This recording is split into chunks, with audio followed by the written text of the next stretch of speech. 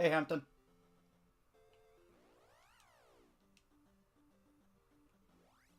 PLA, you mean, Pokemon Legends Arceus?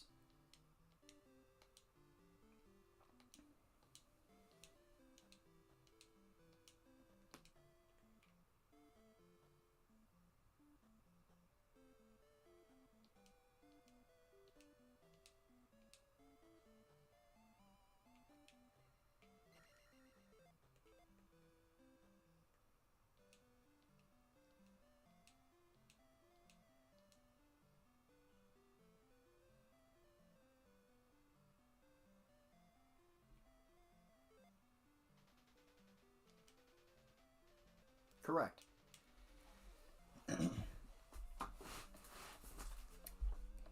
You've played Legends Arceus before, have you? Or is this your first time?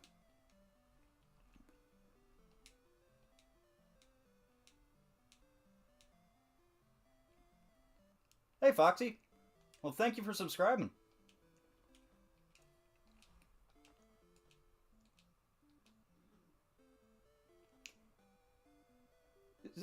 Can you tell me, is the volume alright? Is my voice loud enough? Is the music loud enough?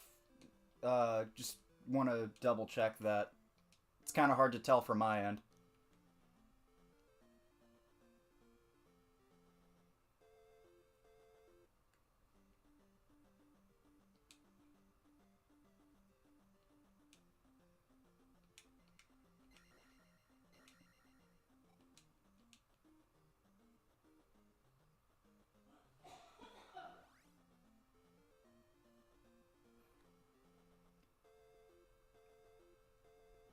That seems like a very interesting reason to replay a game. I didn't know the game well enough. Well, actually, never mind. You can't hear the music? Okay.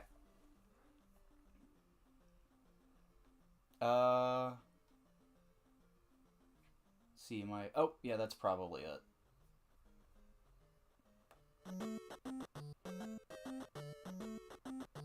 How's that?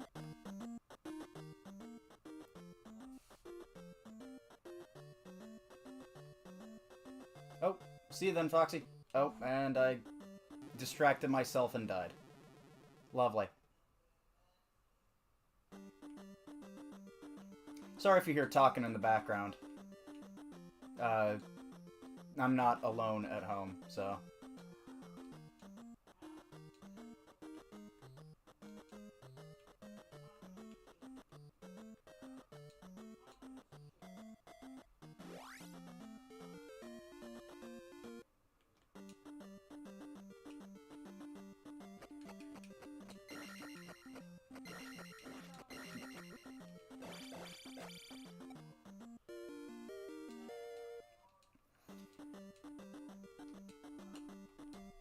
So I know, in addition to the obvious, video essays on Zelda games, I want to eventually make reviews of new games that come out as well. Alright, I'm choking. Hey there, Matthew.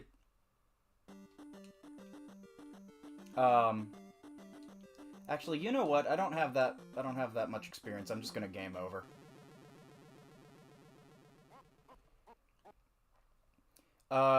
So I know I want to make reviews of new games as well, in addition to the obvious Zelda reviews. In fact, the Echoes of Wisdom review was supposed to be in the... It wasn't supposed to be in the same quote-unquote series as, the why modern Zelda sucks, why, old Zelda was better stuff. But I was thinking, I'm trying to decide which ones I want to do that with.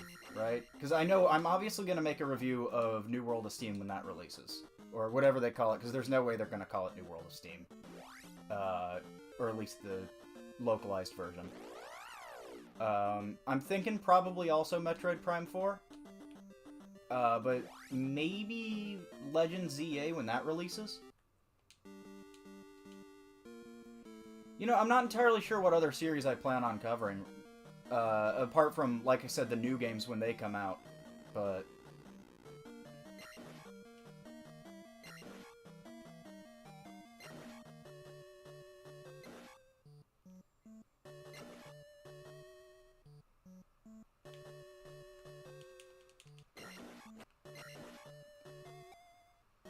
See, because the thing is, as much as I love Professor Layton or Metroid, I don't think I have as much to say about individual games in those series as I do for Zelda, right? Because with Zelda, I have an opinion on, a pretty in-depth opinion on just about every game in the series. The only ones that I really don't have that much to say about are, like, the Oracle games, and maybe Minish Cap. But even then, I could probably say enough about them to fill out a 20-minute video. No, in fact, you were not first, Nebula Dog.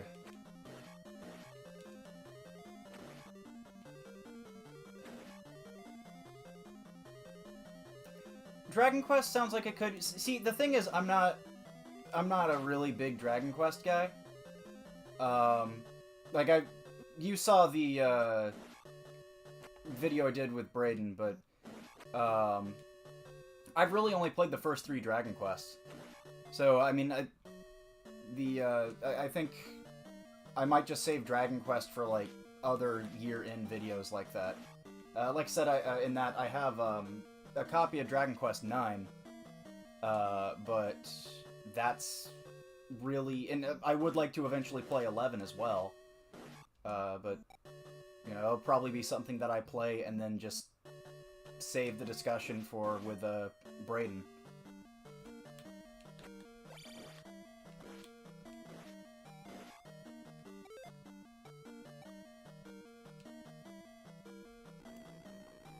Like, I know eventually I will make another Professor Layton video that isn't about New World of Steam. I think once, you know, my channel gets popular enough, I feel like that would be a good, like, milestone video. Like, why Professor Layton is my favorite character ever. Yes, I will mention Woo Magic. Thank you, Mike.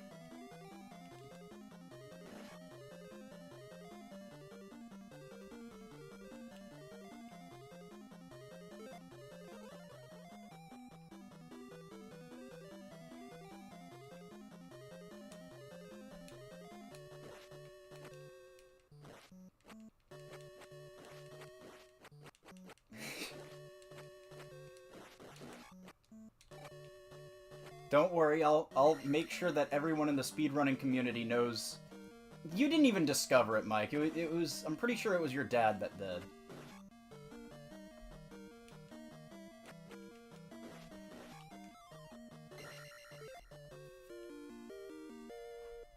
You just want it in the family name, huh?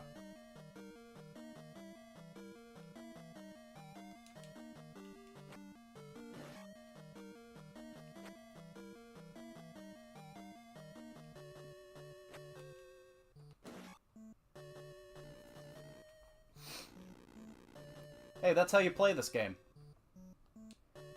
Stand still and just keep stabbing.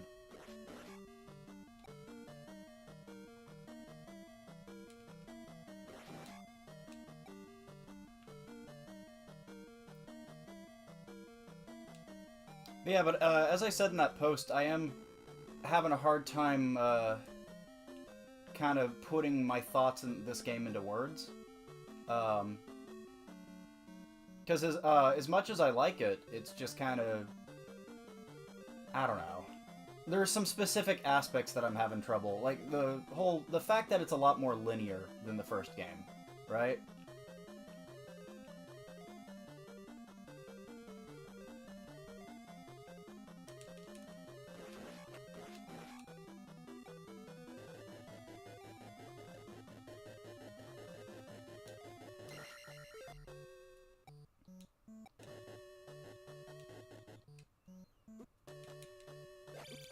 I think those are Goria's? Phoenix?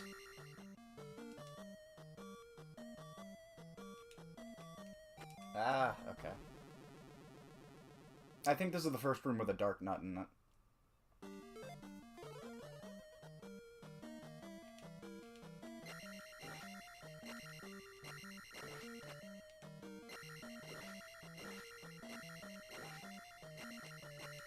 So, unlike the first game, where I'm confident in my ability to beat it in a single sitting, in fact, I did, I'm not 100% sure if I can beat this in one stream.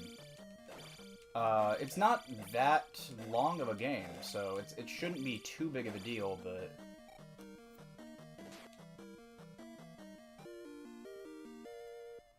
Hey, no, it's not, super fan. This game is great. It's not one of the best Zeldas, but it's great.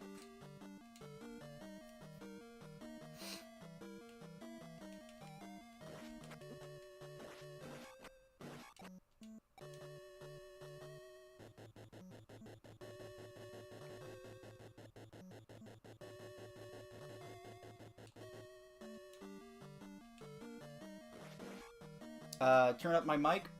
Sure, let's see. How's that?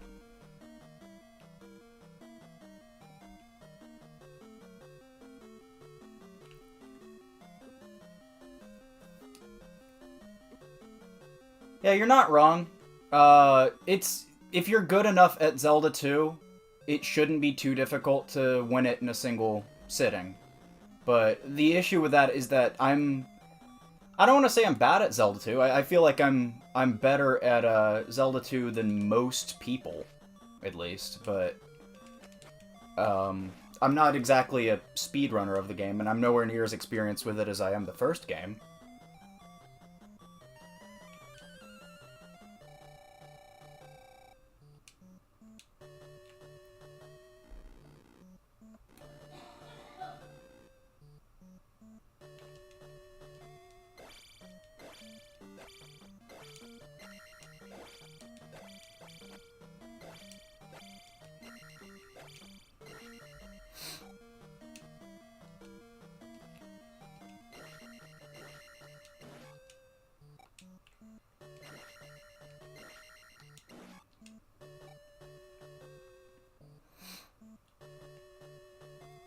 Oh, I don't have magic.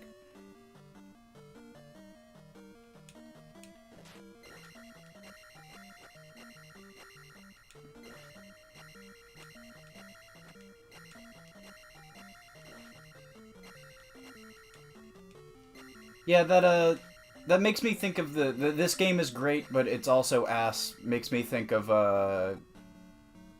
like you're referencing Angry Video Game Nerd or something. I wouldn't know. I never really watched a whole lot of them.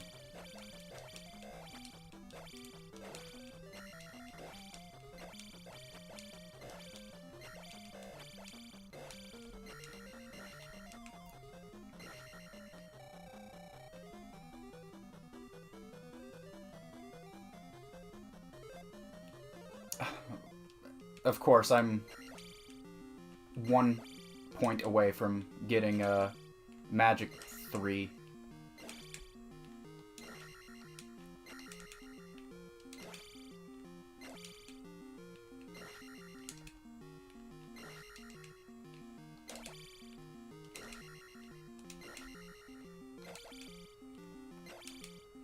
Oh, that should have hit. Horse head!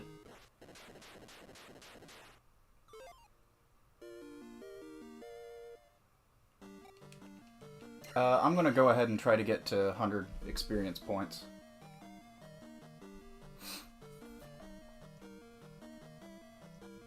I want to cheese my way all the way to Magic 4, or sorry, Attack 4.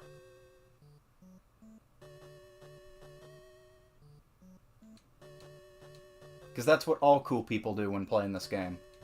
You only go attack. Never go health. Only go attack. You can occasionally go magic too. Magic's fine, but you gotta focus attack.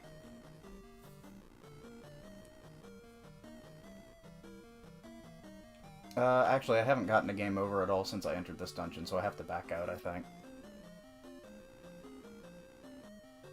Not that big of a deal.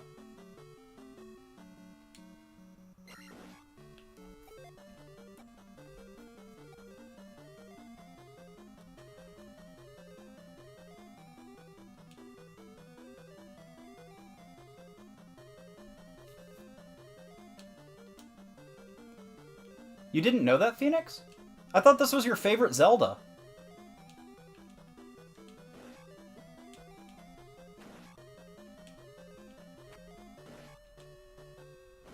Yes, the temple music is fantastic in this game.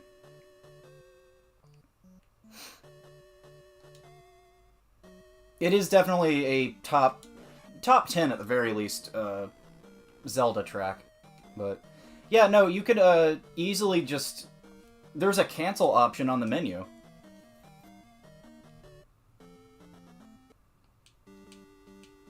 Oh.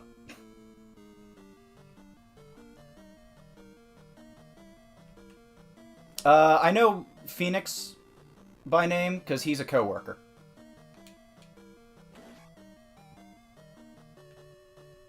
And I know you by name because I know you. And I know Mike by name because he's my best friend in real life.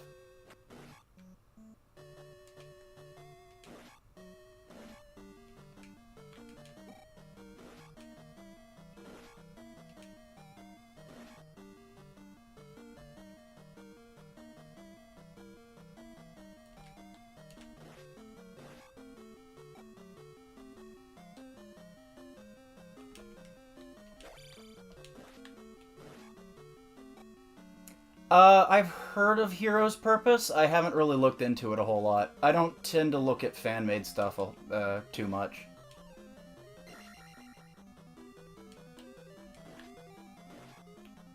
Which I probably should, because most fan-made stuff that has come out of the series recently has been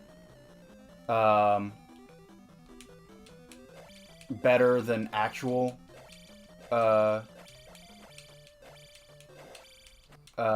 like the official stuff. Also, hey, Henry.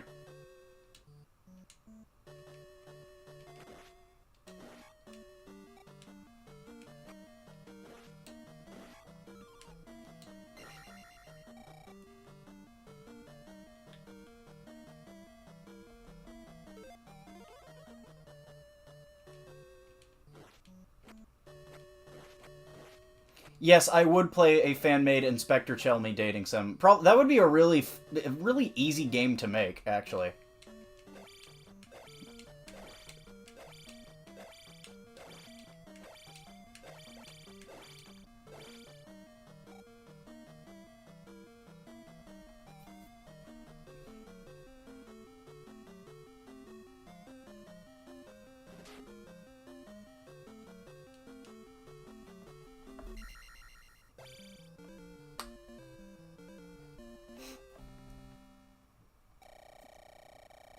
Yeah, I've heard that Hero's Purpose is really good. I just never got into it.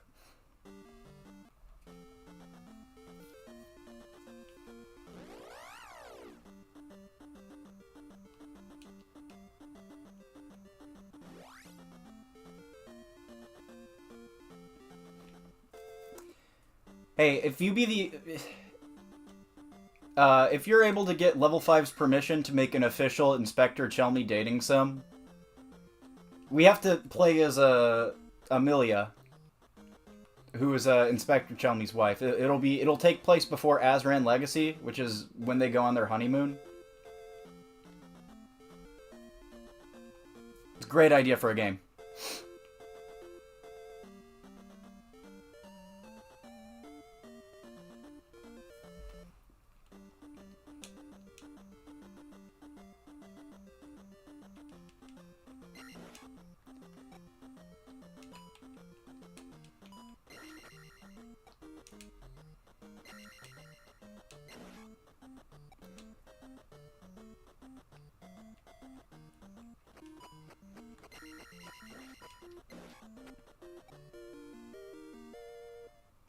Yeah, I've read the manga, because that's an official thing.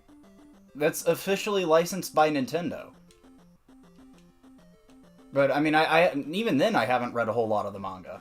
I've only read, the only Zelda manga I've read is, the first half of Ocarina of Time, Link to the Past, and, Majora's Mask. Yes, the Amelia Chelmy Redemption arc. Dating sim game. Get a cameo from Grosky.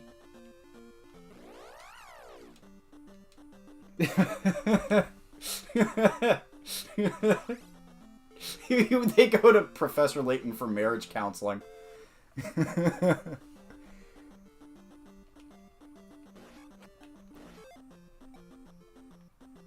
Actually, I probably should have taken magic there. Magic would have been really nice.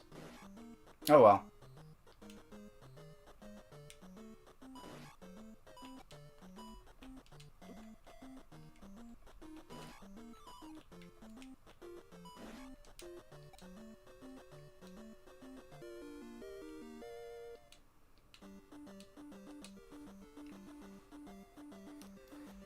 Yeah, I might have to, look into Hero's purpose then, because, you know, like I said, you know, a lot of fan stuff that I've seen recently has just been better than anything Nintendo has pushed out for Zelda recently. Now, the only Zelda manga that I really want to read now, I'd like to really try the Phantom Hourglass one, just because I love Phantom Hourglass. Alright. We're getting out of here. Run away!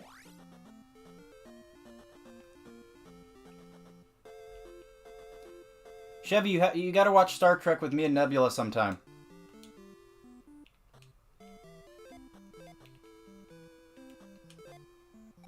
Just a few episodes, so you can know what's going on in Wrath of Khan when we make you watch that, too.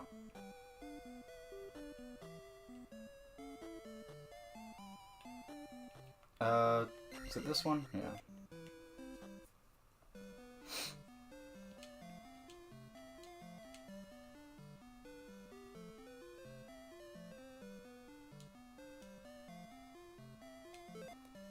You see, I think it was JoJo Jets that's doing a, like a full dub of the manga or something.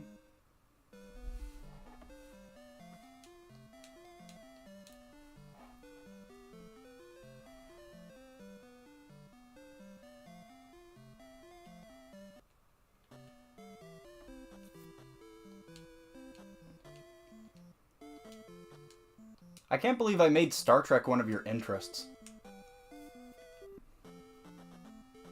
They're doing the Twilight Princess manga. Yeah, that's fair. I just thought it'd be interesting to... Thought you might want to know that.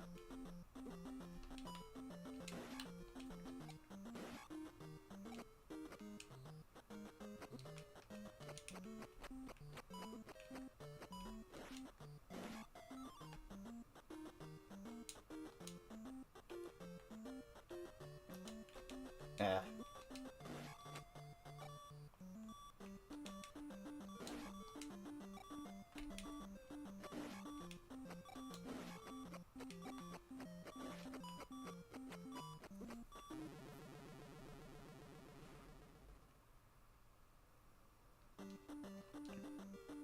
Yeah, I'm definitely not making it through this, through Death Mountain on this attempt.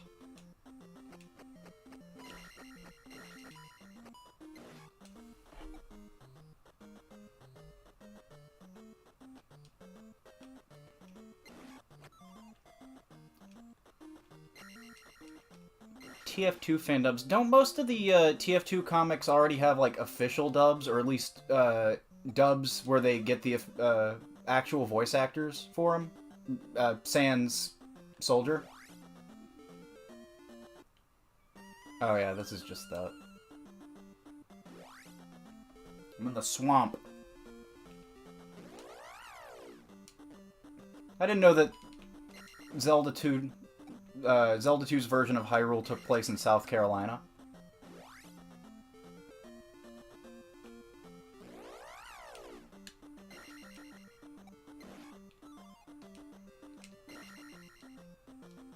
All of Palace 2 takes place in the Congaree.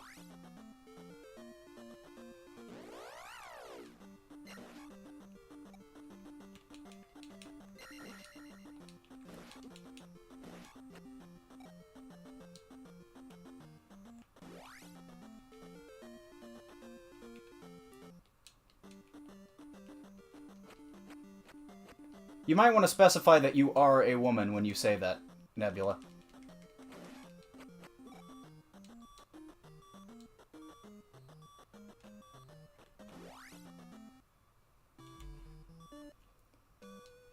Yo, it's everyone's favorite Zelda character. Bagoo.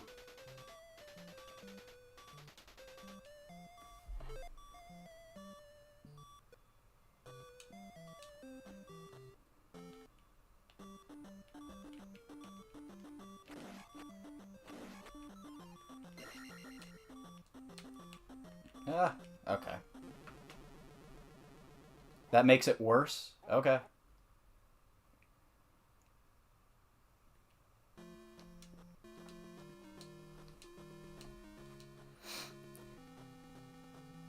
So, here's the thing about Zelda 2. That everyone complains about this, right? Everyone hates the fact that whenever you get a game over in Zelda 2, you're sent back to the starting palace.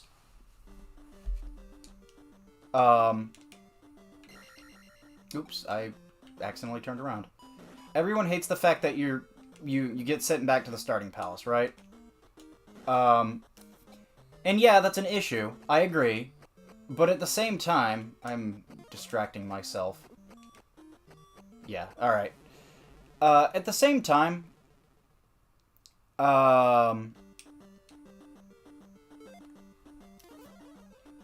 it takes all of 5 minutes to get back to where you're going most of the time, right? So I just kind of find it weird how I've seen so many people say that this aspect of Zelda 2 alone is enough for it to be like the worst Zelda. I'll go magic. Like, guys, yeah, I get it. Dying and being sent back to the beginning sucks. But, you know, it takes you more time to do literally anything in Breath of the Wild. Right? It's just kind of a minor inconvenience in this game. I'd definitely change it. You know, if I were making a game back in 1986, I would, you know, change it so that it didn't send you back to the beginning whenever you got a game over. But, you know, I'm not, you know, I'm not overly upset with it.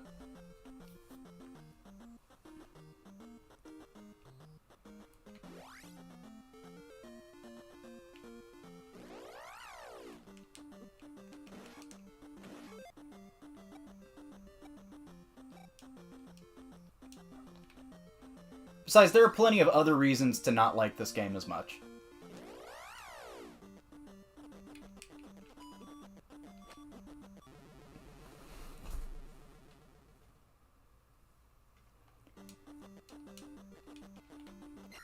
I mean, I guess that's kind of fair. I don't think that point really works too much, Nebula, because it's not like any of the stuff you ever get in Breath of the Wild is good enough to warrant getting upset over when you lose it anyway. And the stuff that is kind of good, the game always saves immediately after anyway. Like, I'm pretty sure the game does save after every shrine you do. So it's kind of a non-issue when you lose stuff in Breath of the Wild, I think.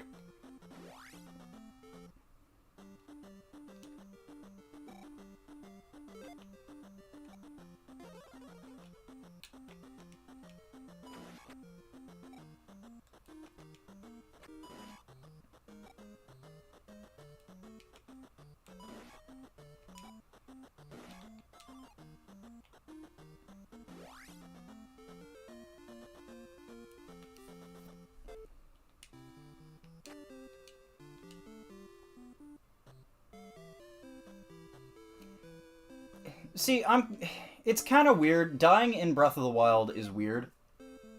Because, you're right, Breath of the Wild is easy, but I still die quite a bit in that game. The problem is that dying in Breath of the Wild just, it just feels more like an inconvenience.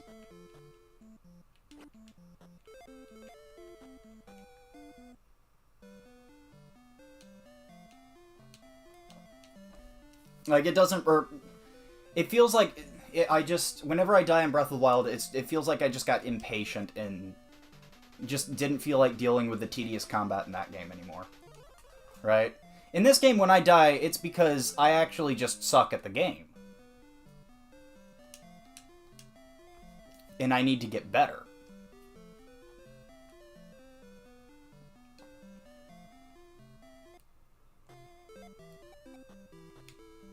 Oh, I don't have enough life. Alright, where are you, Grandma? She's further to the left.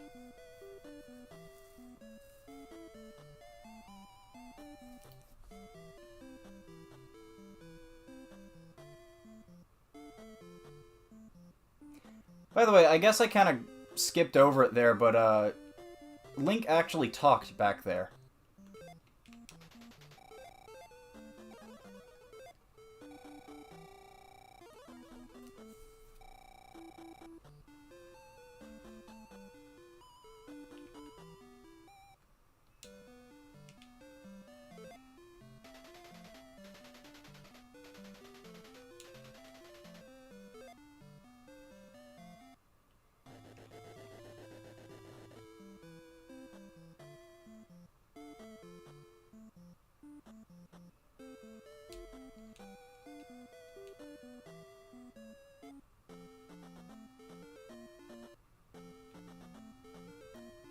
Let's see. Let's see if I can remember how to get through Death Mountain. I remember you go right at the first one. Let's go ahead and start shielding, actually.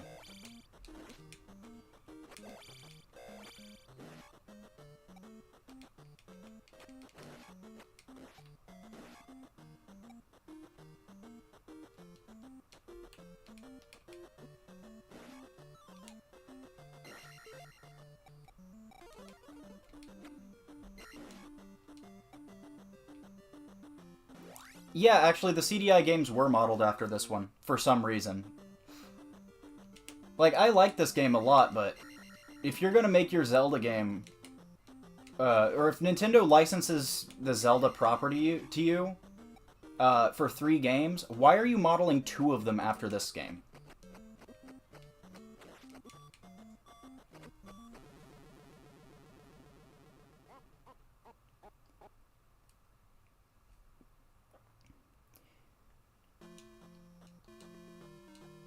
Yeah, I don't know. At this point, I'm not even entirely...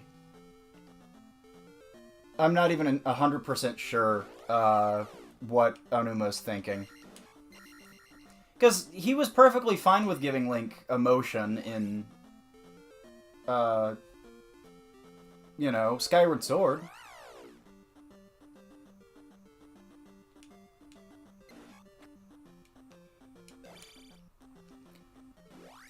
I mean, and also in Wind Waker. Well, really, just about every Zelda, every 3D Zelda, past Majora's Mask, so...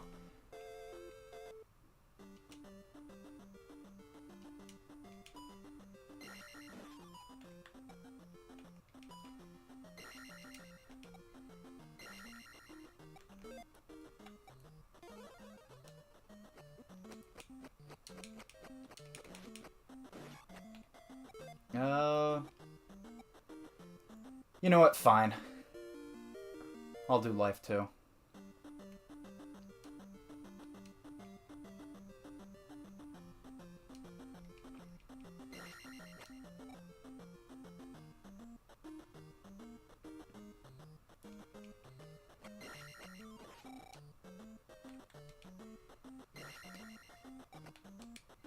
You, still talking about Tears of the Kingdom there, Nebula?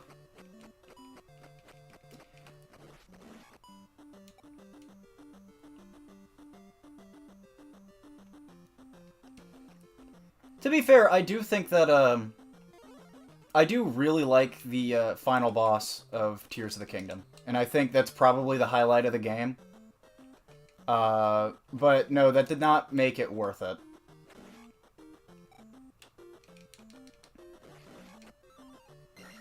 Is this enough for jump?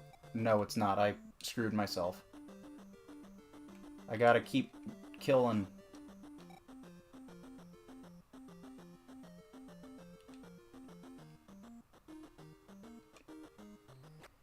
Yeah, listen, I love Ocarina of Time.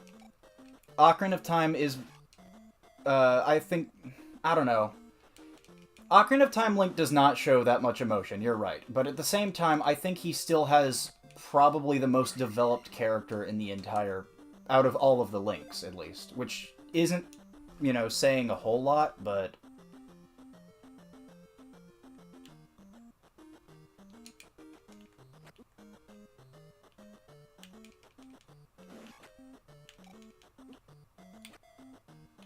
Come on, give me magic. I need magic. I misused my magic.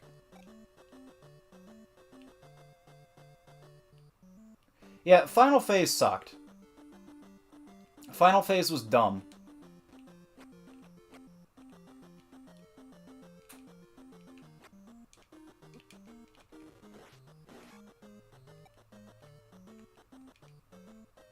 Come on.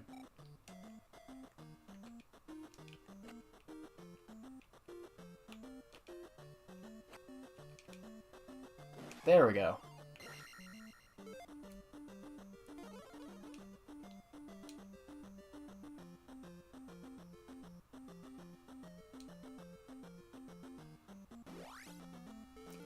I would definitely not say Twilight Princess has the most depth to the character. I'm going to go to the ferry.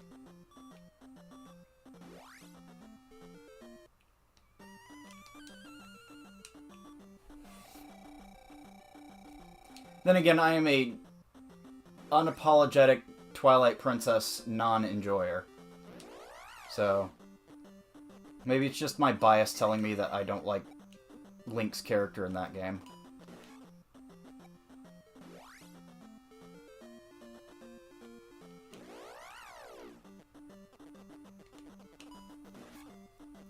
I just like Ocarina of Time Link's character, because that game, the story for Ocarina of Time revolves around Link more than any other game in the series, I want to say.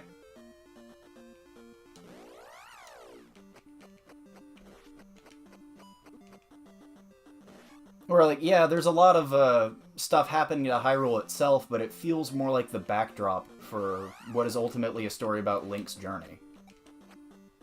And I think you could say the same thing to an extent about Wind Waker, but I don't know, I feel it, I feel like Ocarina of Time makes the stronger case for that.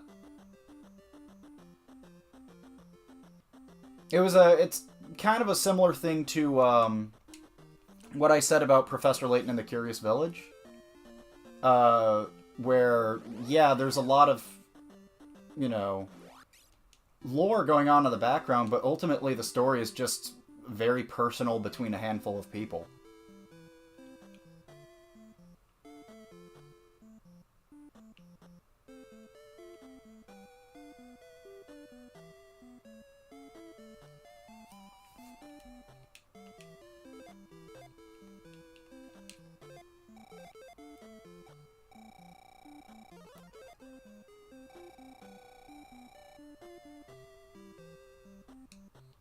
Alright, let's try Death Mountain again. Oof. Honestly, for being so early in the game, this is probably where Zelda 2 is at its most difficult. I find the rest of the game largely manageable.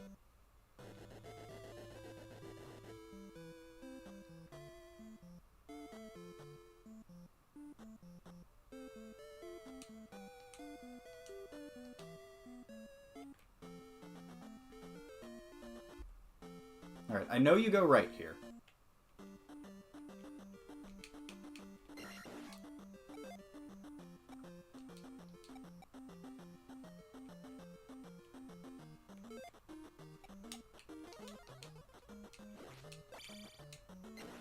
Oh, nice.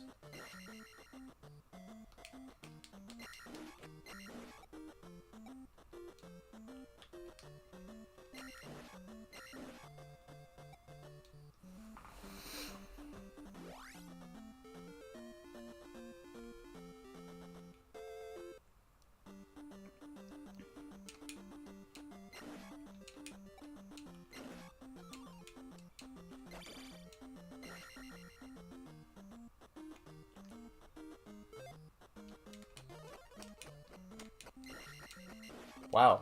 Okay. Didn't need to use shield there.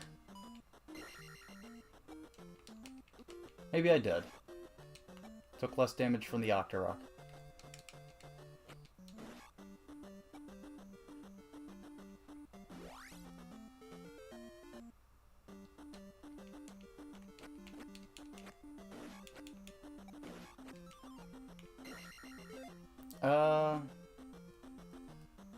I'll go magic.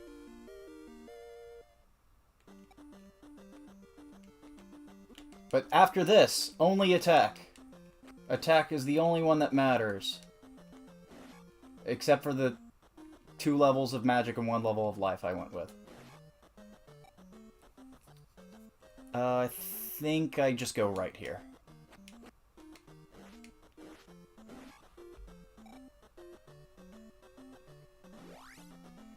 Because I want to kill them all. I like killing.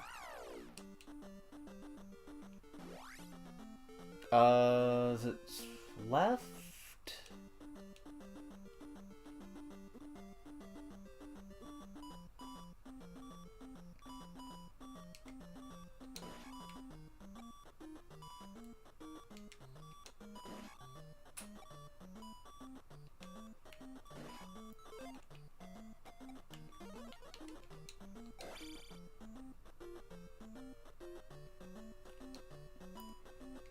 Nebula, you've barely even played other Zelda games. You should probably focus on finishing those before you play Twilight Princess again.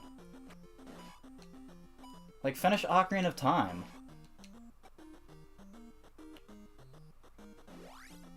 Alright, I don't think that I'm right here.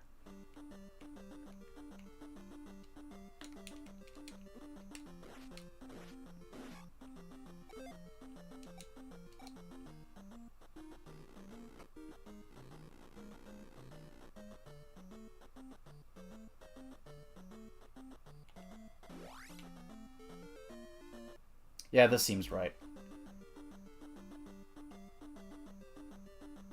Gotta love the bonefish phasing through the wall.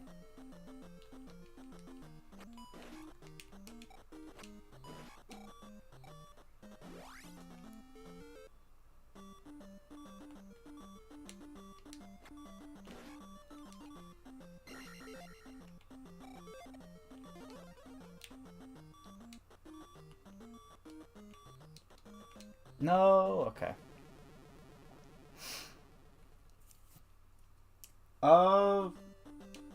When you say Game & Watches, do you mean like actual Game & Watches or the new ones? Like the new Mario and Zelda one that came out fairly recently, in the past few years.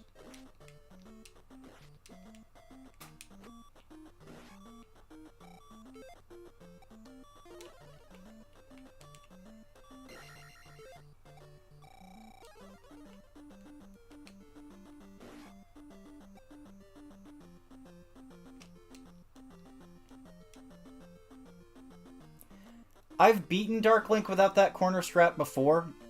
I don't think I'll do it this time. Or, I don't think I'll try to beat him legitimately this time, just for the sake of, you know, time. Because I don't want to be here all night.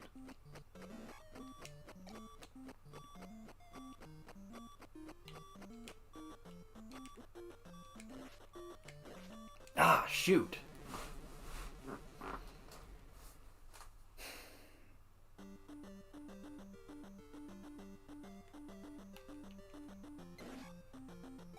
Dairas are difficult. Oh, of course, now I get magic. Thank you. Thank you, game. And I'm gonna need it. I'm gonna need it, because I'm gonna have to heal myself, because I keep getting hit by the bats. Everyone's getting me magic. What on earth?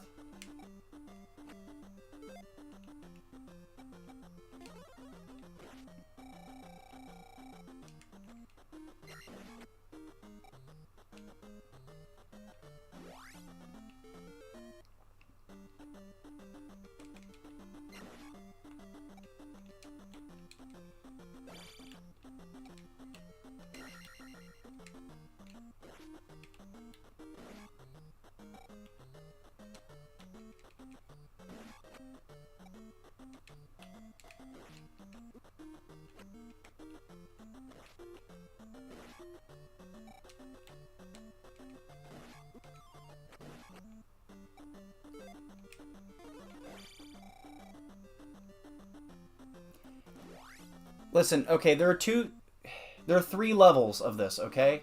You're the fake fan who calls them bats because you don't know they're called geese. You're the true fan who calls them geese because you know that they're called geese.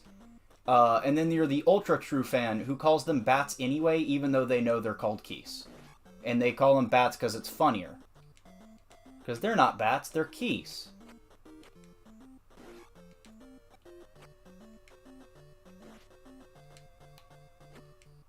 I don't think I'm going to make this attempt. I think I'm going to have to give it another shot after this.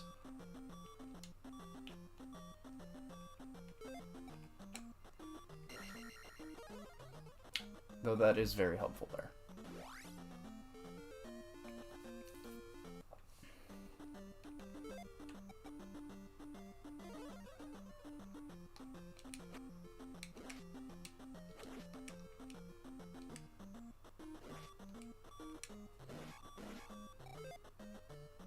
I'm gonna go magic, yeah. I know I said I was gonna go attack, but that's actually gonna be...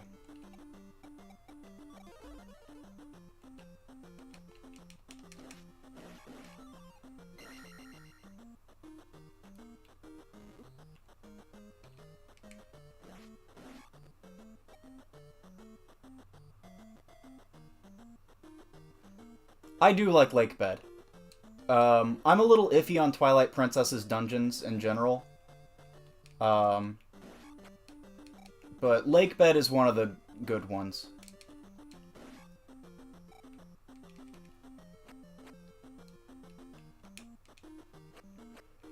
Yes, City in the Sky is bad, and City in the Sky is the reason why I just will always... I will never be able to look anyone who says that Twilight Princess has the best dungeons in the eye with a straight face. City in the Sky is just garbage dungeon design. Honestly, I actually think that it's... Oop, oh, there. I honestly think that City in the Sky might be worse than most of the dungeons in Breath of the Wild and Tears of the Kingdom. It's that bad.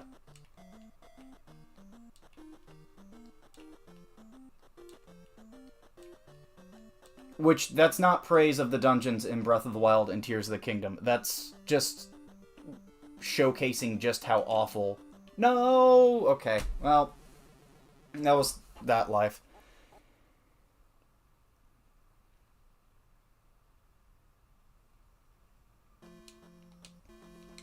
I'll get it on this attempt.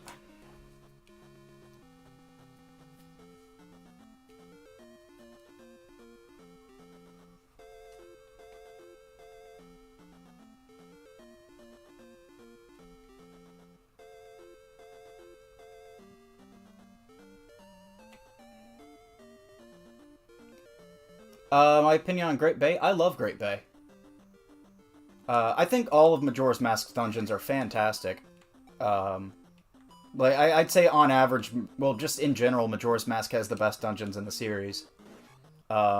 Great Bay, I think I slightly prefer Stone Tower overall. But Great Bay is still an excellent dungeon.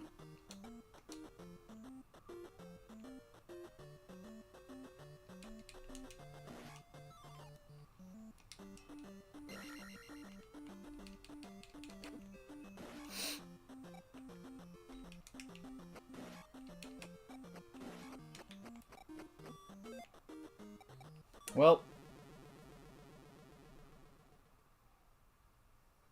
did I call it Old Bay?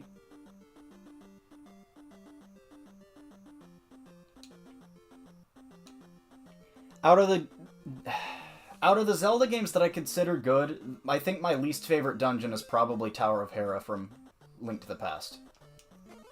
I hate Tower of Hera. Like, the dungeons in general are the biggest reason why Link to the Past is not in my top 5. But Tower of Hera is, in general, yeah.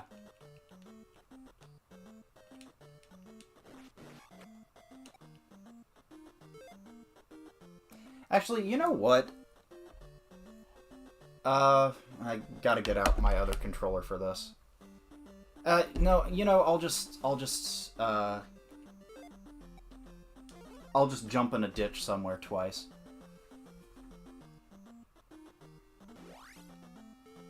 I would not conclude the moon as one of the dungeons.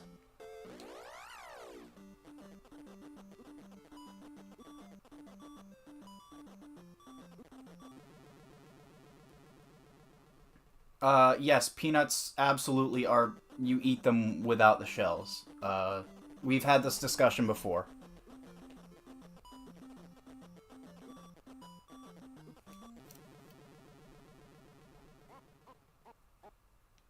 Alright, this is the actual... This is the attempt we'll get it. The last one didn't count.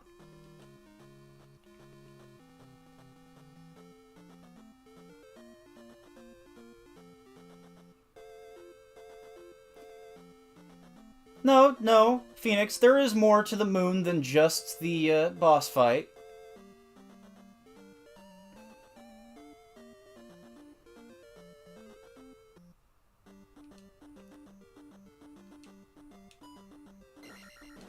Hello, Dylan. Oops. I'm not paying attention to the game. I mean, there's a lot of little mini dungeon challenges in the moon, but I definitely would not consider it a dungeon.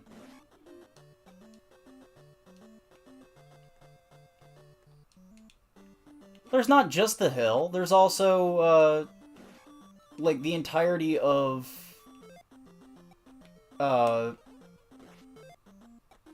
you know... why did I use jump there? The Moon Children stuff. You know, the, esoteric rhetorical questions.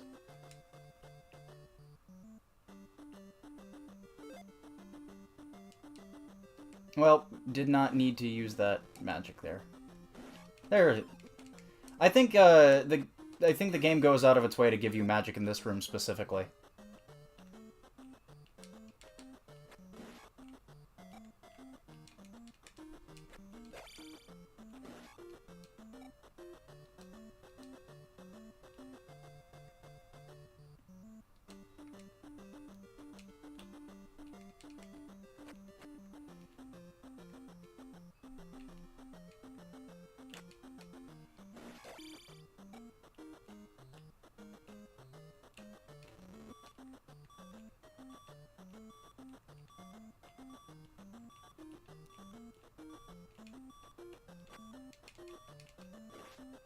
Come on, give me magic.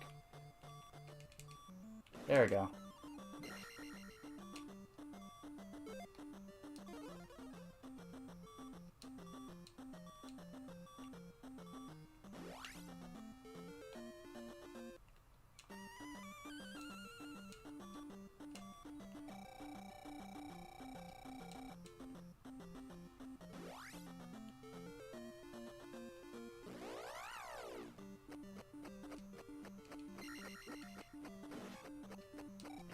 That boomerang went a lot further than I expected it to.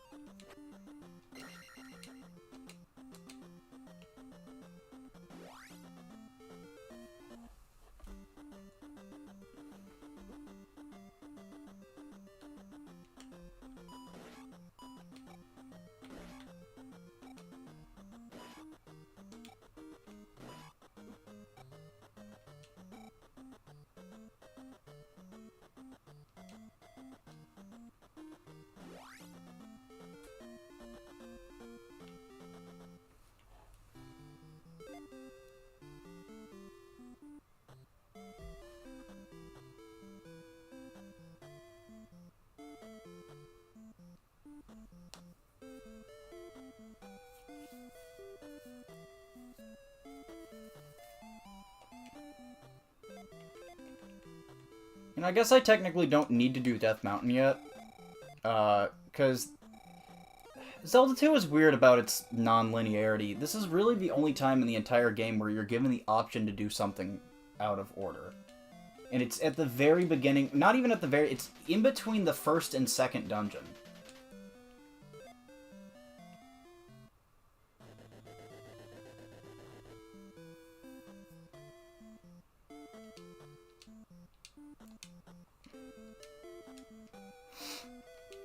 Yeah, Nintendo's emulation is kind of pathetic, but at the same time, I feel like it gets the job done for the people that they're trying to appeal to, right? Not everyone knows or cares enough about emulation to get things exactly perfect.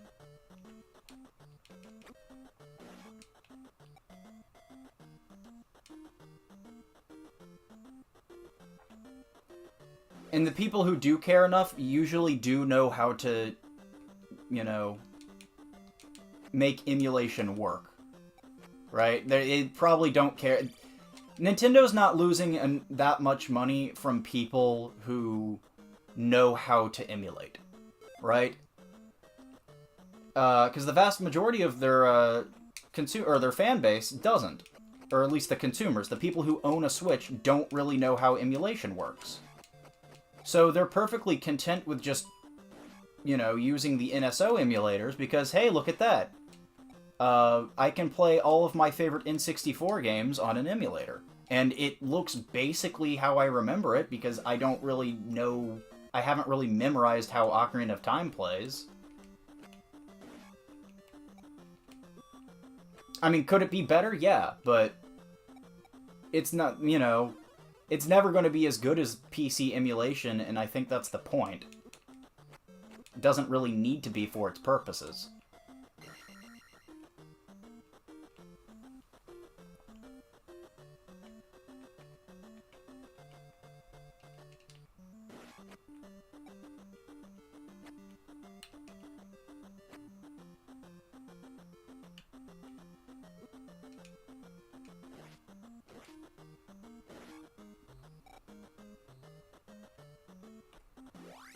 Now, the button mapping for N64 is an issue, and that is definitely something to be heavily criticized, but I'd say as far as emulation, the emulation quality itself goes, it's probably fine enough.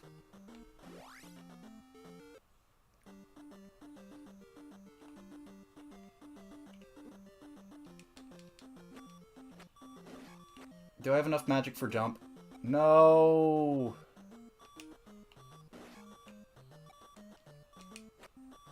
Dang. That sucks.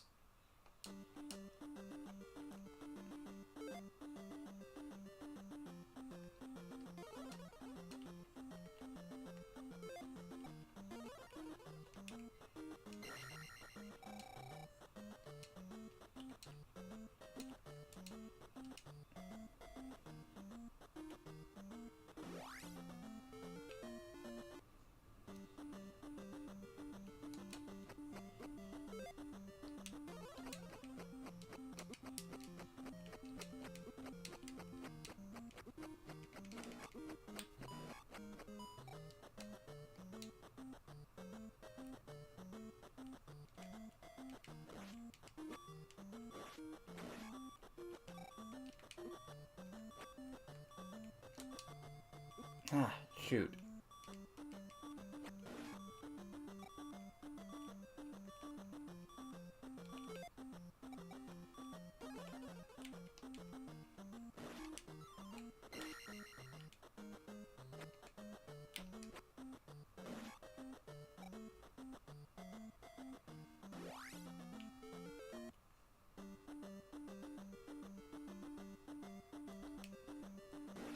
Now, granted, I think the real biggest issue with the NSO emulation is just the price point. I still don't think it's worth $50 a year. Not when the base price is still $20 a year. That's silly.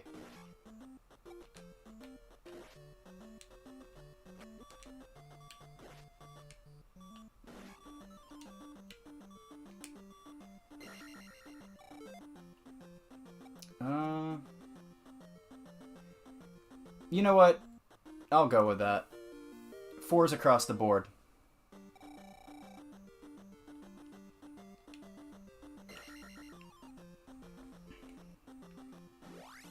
Evolution?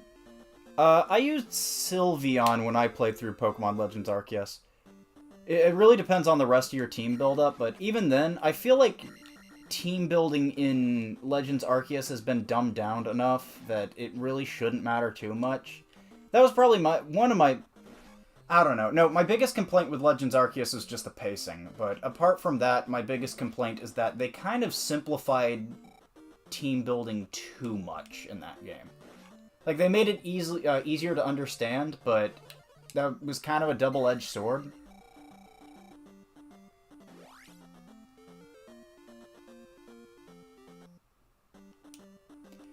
Yeah, I don't think that, I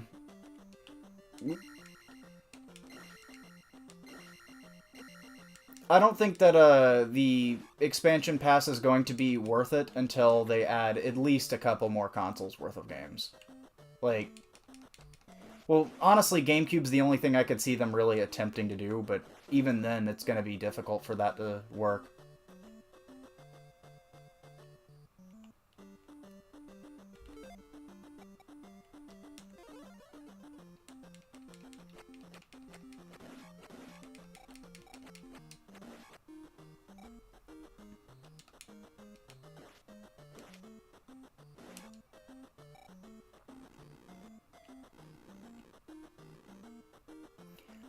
No, there is actually an excuse for no GameCube or Wii Virtual Console. And that is that GameCube games are really, really big. Like, file size-wise. GameCube and Wii games are massive compared to N64, right? So you're basically asking them to put 10 GameCube-sized games in a single app that you have to download all at once. So there's no way that they're going to be able to make GameCube work without basically heavily restructuring the way the NSO libraries work in general. Oh, I meant to press the attack button. Hey, that's nice.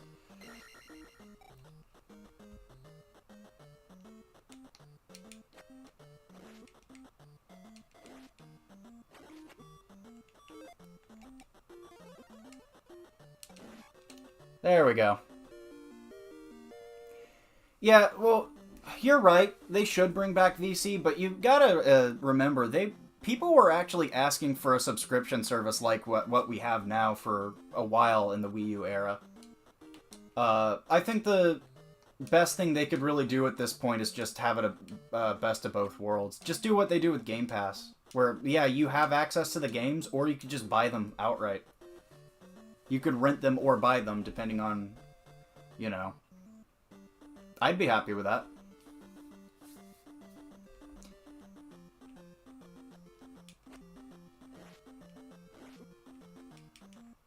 Fun fact, you can't normally crouch stab these little guys right here, but if you do it just while you land, you actually can hit them. So, there's a way to kill them before you get the down stab.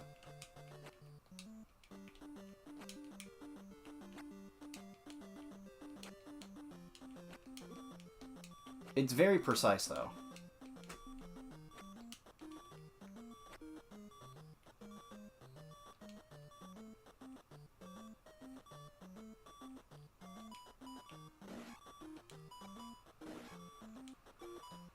Not sure why I even went this way. You're right, we were less tired of subscriptions. But, I mean, I don't think us being tired of subscriptions necessarily is what makes subscriptions bad. I just think that, I just dislike the idea of not being able to own your games. And I think it would be nice if I could actually buy the game outright if I want to play it online.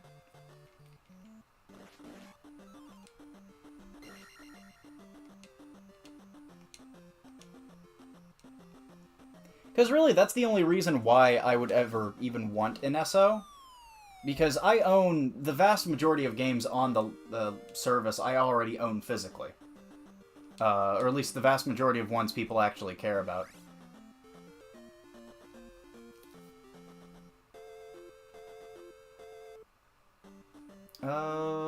I might as well go ahead and get this last level that I can.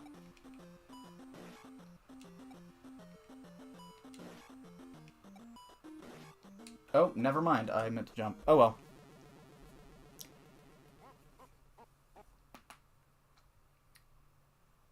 Good news. I don't have to do that anymore. Yeah, I would love an N64 and GameCube Mini, but at this point, I don't think Nintendo really sees a benefit in doing that. It'd be really cool, because I love the NES and SNES Classic. In fact, that's how I'm playing Zelda 2 right now. I've played most of my favorite games on... most of my favorite Super Nintendo games for the first time on my SNES Classic. It's how I first played Super Metroid, and that's now a top 5 game for me.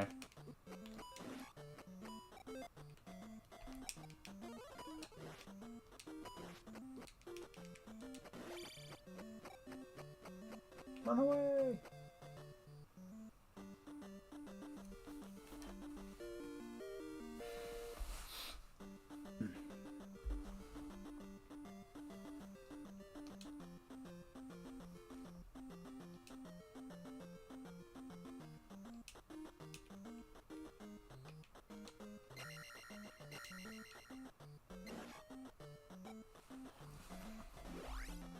Oh yeah, I have an actual SNES too. I almost never use it. Actually, no. Last time I played through Super Metroid, it was on that just because I wanted to play it through. I wanted to play it on original hardware for once.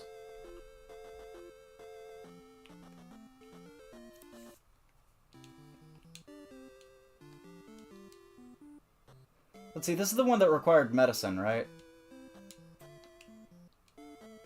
Where was the medicine again?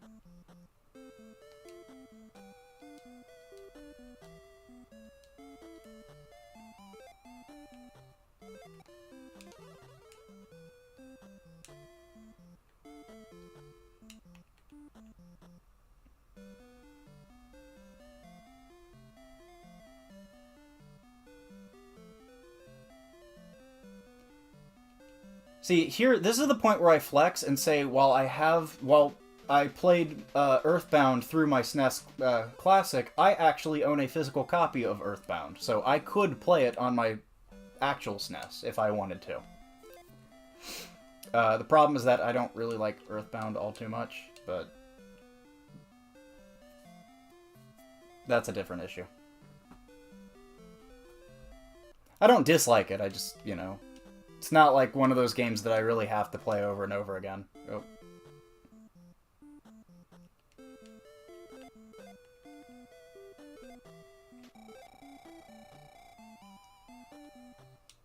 I'm perfectly content with my singular playthrough. Yeah, I think this is...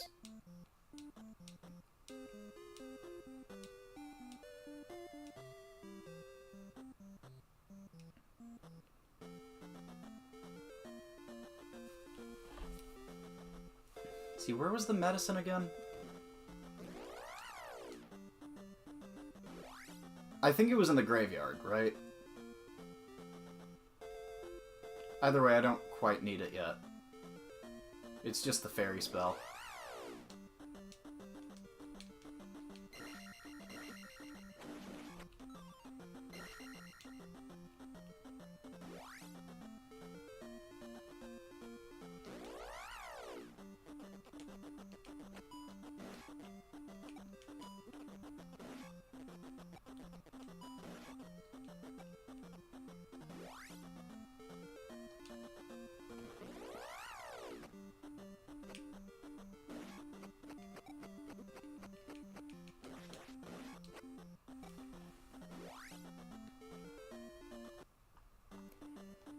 Yeah, the vibe of Earthbound's great. I guess I technically have never beat it. I got to the final boss, and then I died, and then I tried reloading a save state just before the final boss, because I didn't feel like going through the final gauntlet again. and then I accidentally reloaded a save state that was like halfway through the game instead, and I'm like, you know what, I'm just gonna say I beat the game. Because there was no way I wasn't gonna be able to win on the next attempt. Same thing happened with Doom Eternal the other day. My game just froze.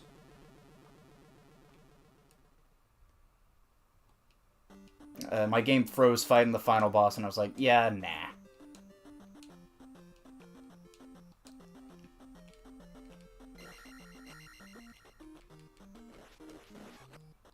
Alright, that was the medicine. Okay.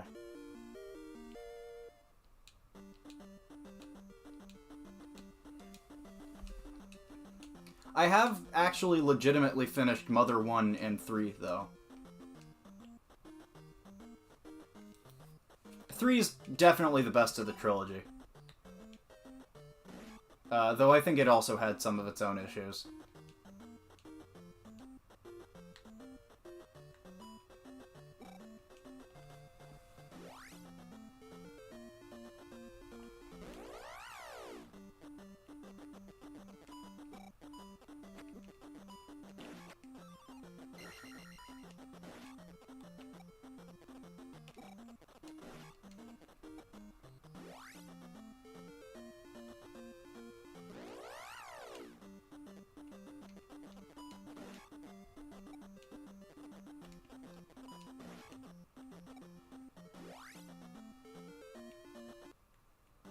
I forgot this is an event square.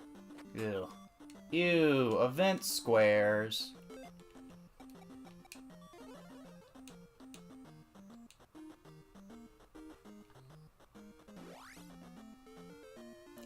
Yeah, I don't know. I'd imagine that it's significantly less rare if you live in Japan, but for someone who lives in good old South Carolina, not entirely sure if that's I'm not sure if that many people could really make that claim.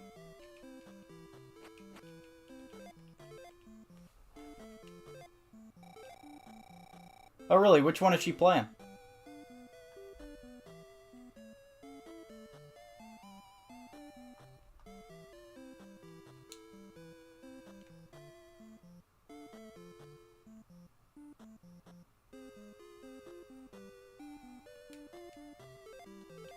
Really? Wind Waker crashed?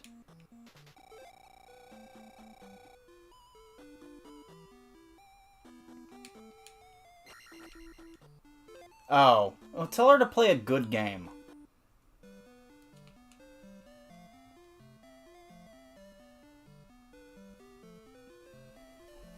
Like Zelda 2, The Adventure of Link.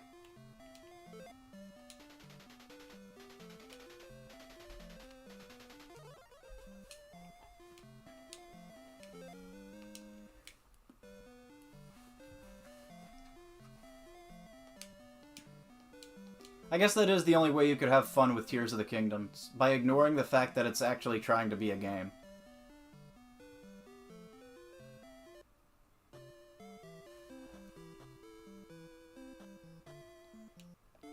Yeah, that sounds like a good idea, Phoenix. I remember I struggled quite a bit against Volo. Volo is his name, I think. And I think... I don't remember what part I struggled against. I just remember struggling against him in general. So I feel like having a good ice attack move against his Garchomp would have been nice. Then again, I went with Samurott, and I think I had Ice Beam.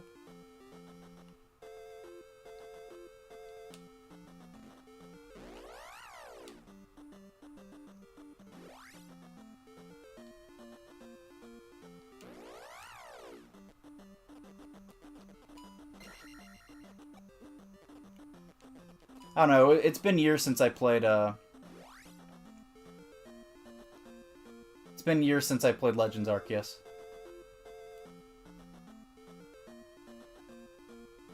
This is a good game, Miguel. I really like Zelda 2. It's definitely hard to get into, though. I completely understand not being able to get into it. It's not... exactly the friendliest Zelda.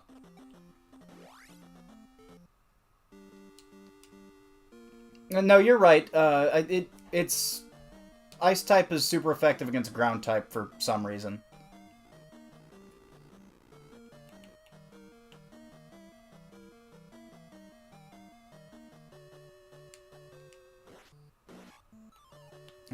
Well, you know, I'm here.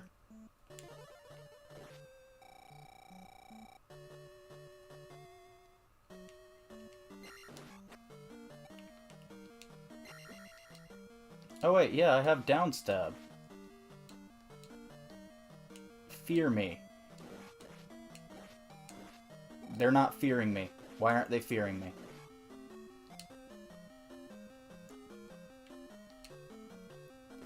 You know what? I'm going to do this just so I can get footage of it for the video.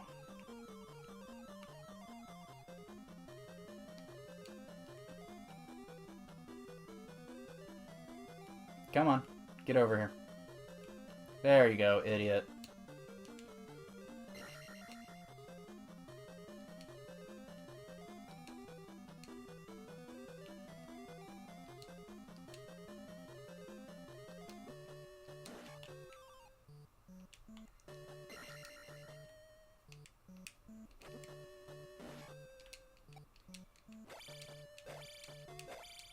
Come on.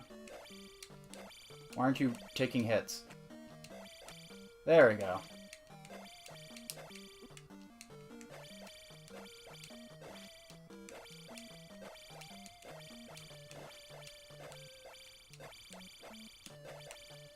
That was awkward.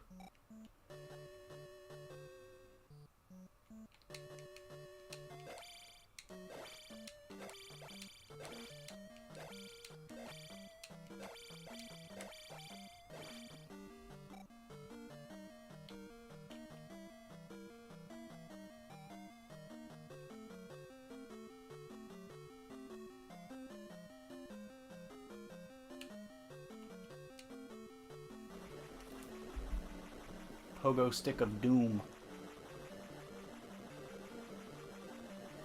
Yeah, I remember, I don't think he said he regretted making Zelda 2. I remember him saying that he doesn't think Zelda 2 came out as well as it should have. I could be misquoting. Yeah. Don't quote me on that. I don't quite remember. Either way, I still think it's a great game. I generally prefer it to most other Zeldas. Well, I guess you're gonna survive.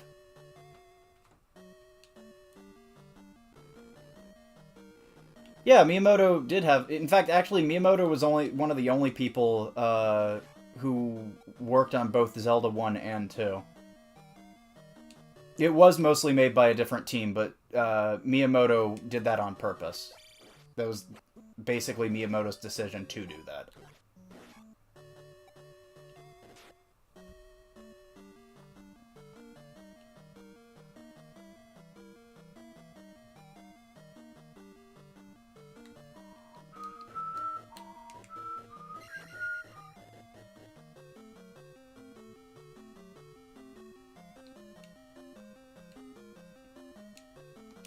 Let's see, can I... Is this one of the ones that gives me magic?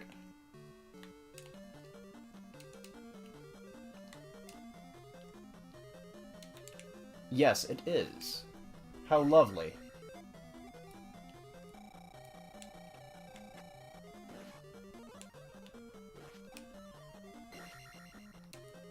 Yo, red Dark Nuts. Dark Nuts, sorry, Iron Knuckles. They're Iron Knuckles in this game. I always found it interesting how they basically made an entirely different enemy to do the same thing in this game. They could have easily just called these guys Dark Nuts, right? No one would have batted an eye, right? But they didn't. They called them Iron Knuckles.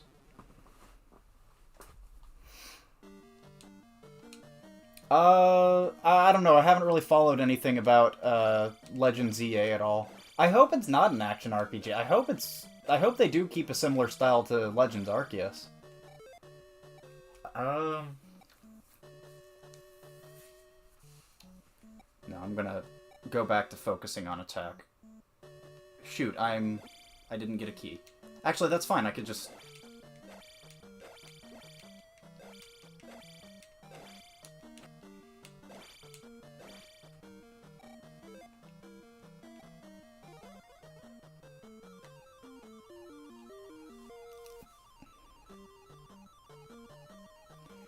Yeah, Iron Knuckle is probably a better... Yeah, I think it's definitely a better name than Darknut, but it's still weird how they decided to basically make them two different enemies entirely. Especially since I don't think Darknuts even ever came back until Wind Waker. Unless they were in the Oracle games, I don't remember.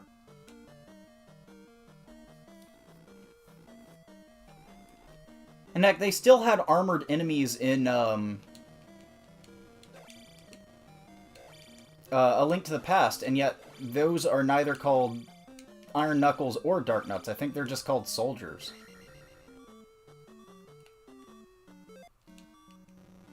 Oops.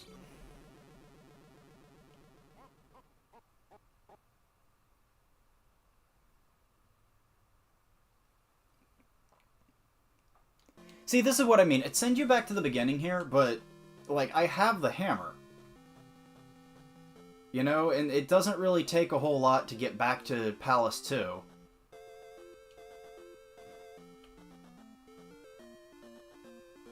Did I ever actually explore this? No, I don't think I did. Might as well.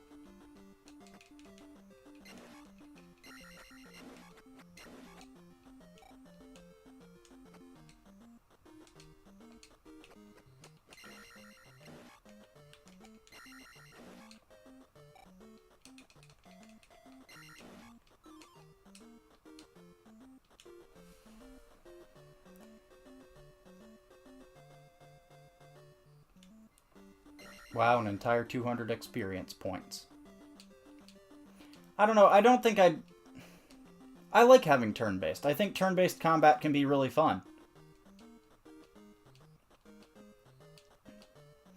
I guess I wouldn't say no to it if it were an action RPG. It's just, I feel like if you're going to make an entirely new series of games and then have the biggest distinction of that game being having a slightly new battle style, why not, like, make the series actually revolve around that new battle style?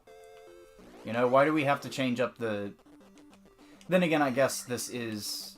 I am playing Zelda 2, as I say that.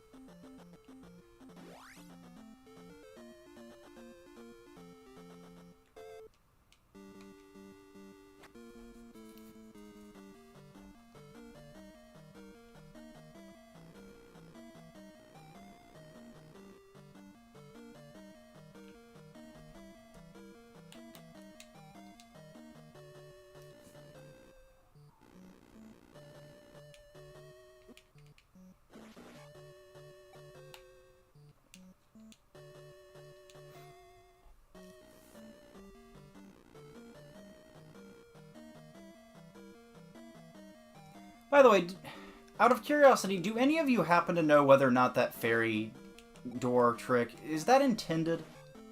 Like, I've tried looking it up, but I can't find any, you know, proof saying one way or another.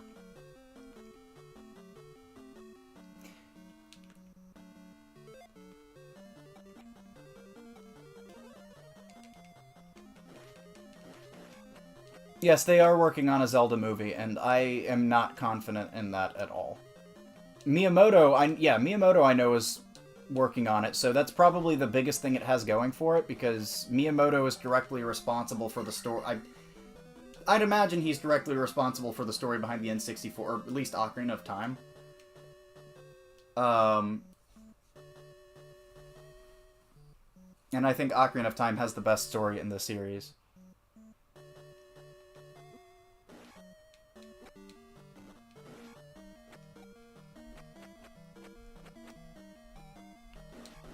I don't know. I don't really think that's...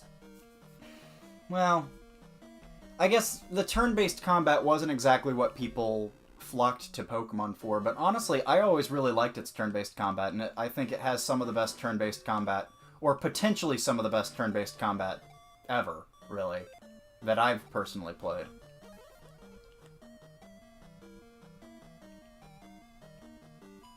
I think, really, Pokemon's biggest issue is that it almost never incentivizes you to use that turn-based combat in an effective and creative way.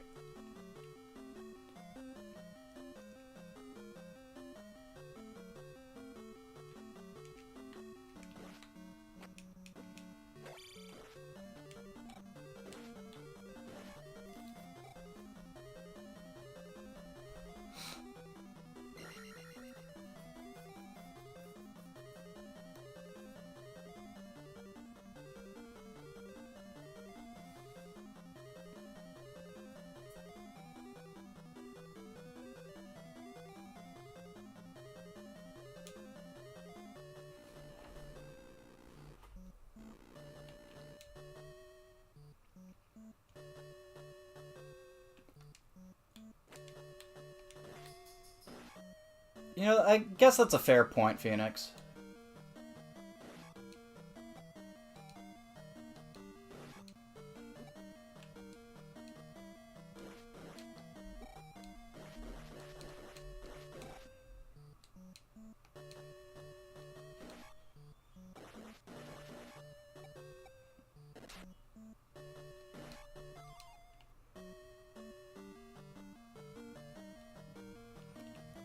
I mean, yeah, the Zelda movie could be good. I'm not saying definitively that it's gonna suck, but, you know, just based on the fact that... Oh, okay. Just based off the fact that I don't think that they've even been handling the Zelda video game series particularly well this past decade, I don't really think that I have a whole lot of high hopes for a Zelda movie.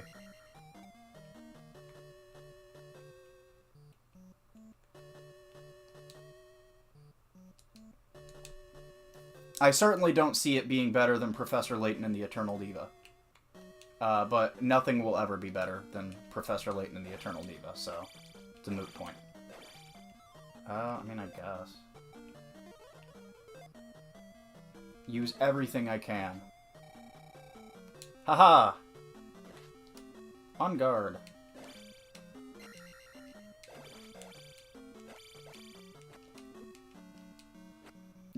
Honestly, jump spell probably hurt me more than it helped me there.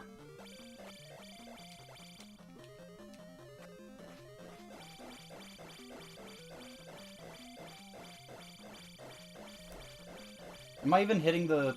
I gotta be hitting the bubble, right?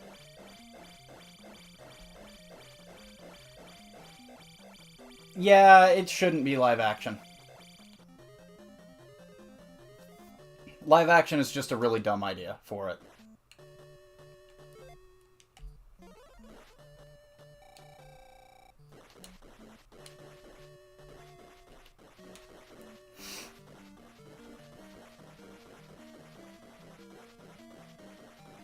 I love that Pro Jared video. In fact, I actually just rewatched it so I could, you know, probably maybe clear my mind about writing the script for my video, but...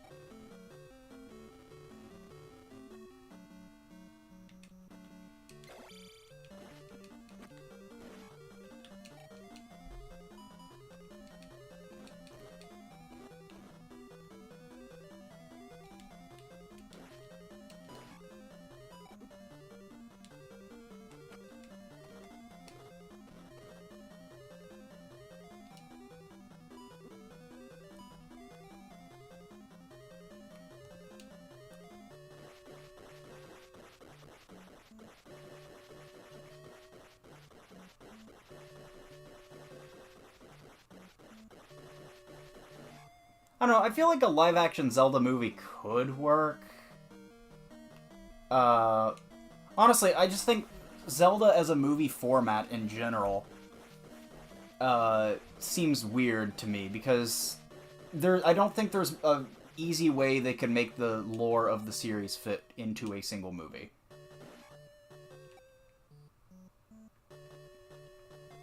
And I don't think there's an easy way they could even adapt any one particular game into being a movie, right?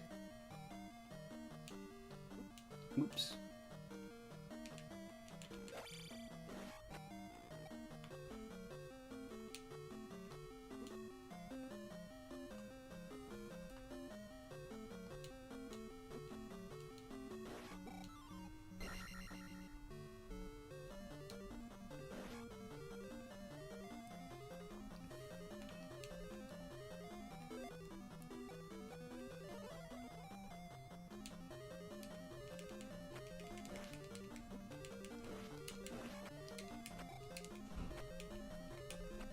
Hello? Okay. Didn't know why you weren't picking that up. I don't know. I remember reading the Ocarina of Time manga and thinking, yeah, this doesn't really feel like it covers the parts of Ocarina of Time's story that I really like. I don't know, it feels like it's trying to flesh out a very cursory understanding of Ocarina of Time's story.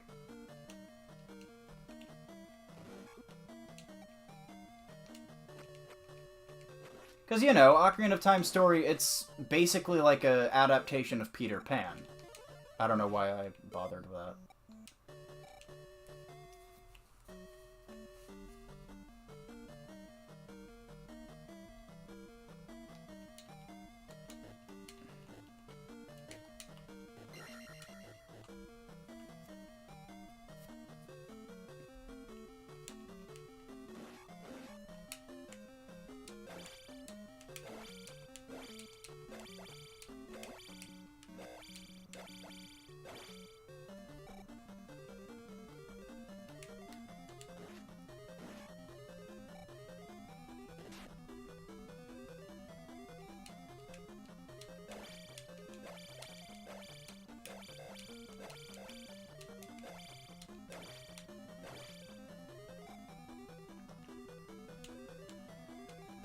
I mean, I think the manga's fine if you, like, really want to, Yeah, I'm sure it's fine for a lot of people. I don't know, I never personally... I thought the Majora's Mask one in particular was really disappointing, but... It's been a few years since I've actually touched it, so I couldn't really give you a full recommendation on any of them.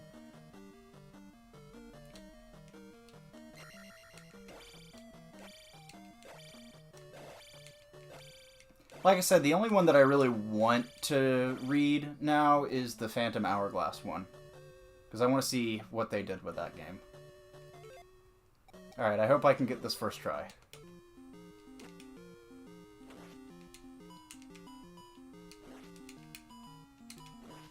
Alright, helmet head.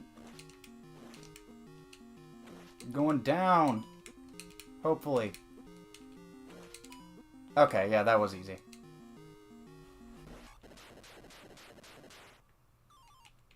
I'm going to go ahead and... I'm going to do the same thing I did with the Palace one. I want to get myself to attack level 6.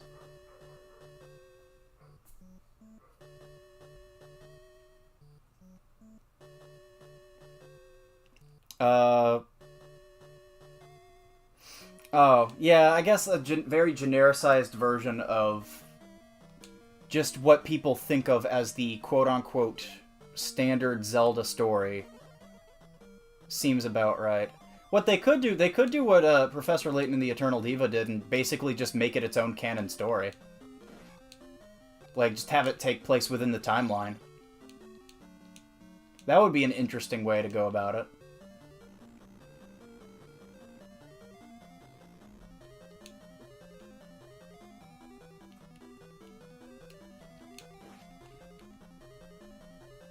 Oh. Going all the way that way, huh? There we go. They make Zelda the main character and a girl boss. What? So you're saying they should make an adaptation of Echoes of Wisdom? That was a joke. That's not why I hate Echoes of Wisdom. I hate...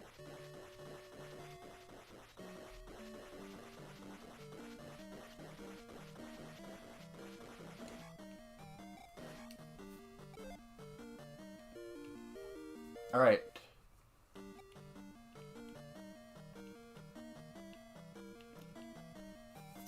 Yeah, I think... Now that I think about it, yeah, I think an original story that happens to be canon is probably the best case scenario for the Zelda movie.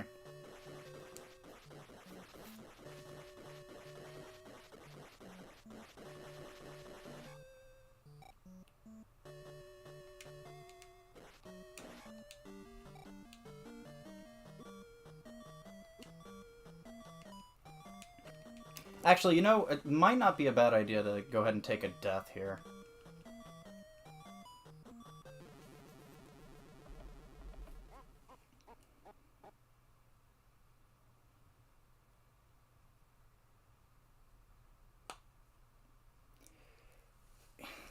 Yeah, you're right. Making it actually canon, a canon entry would absolutely cause it to lose mainstream appeal.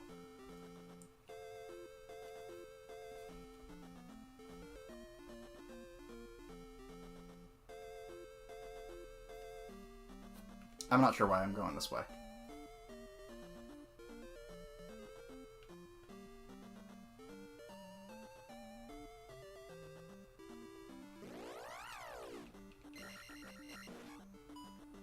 Or, hear me out, what if the Zelda movie was a fleshed out adaptation of the original Zelda game?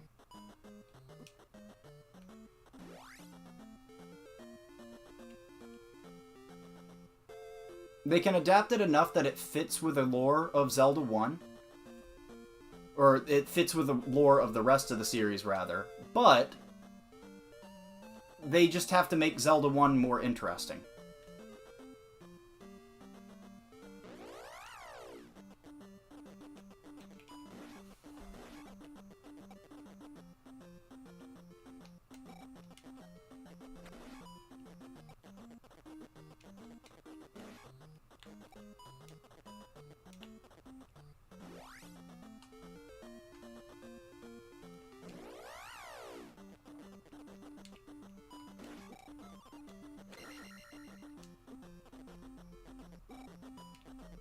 I don't know why I keep forgetting to attack the birds.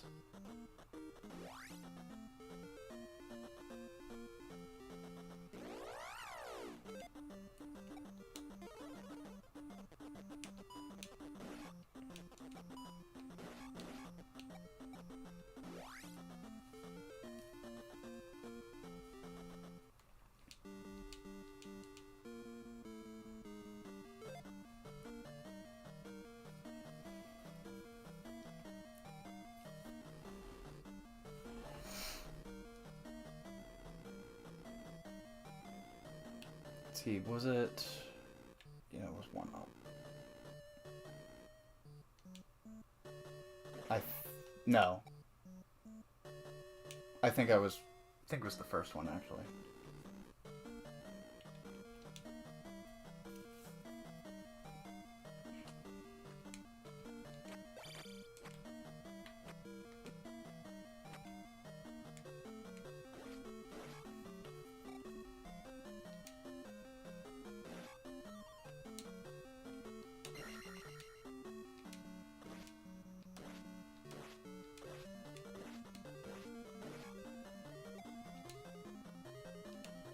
You know, for how many hits these guys take to kill, I don't think it's worth the 20 experience. And the fact that they always spawn in pairs.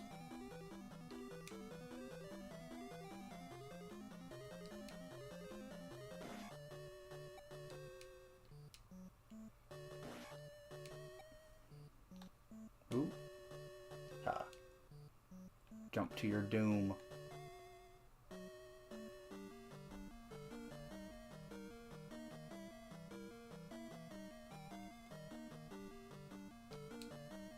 You know, a spiritual successor to the Princess Bride in a Zelda game. That would be kind of funny.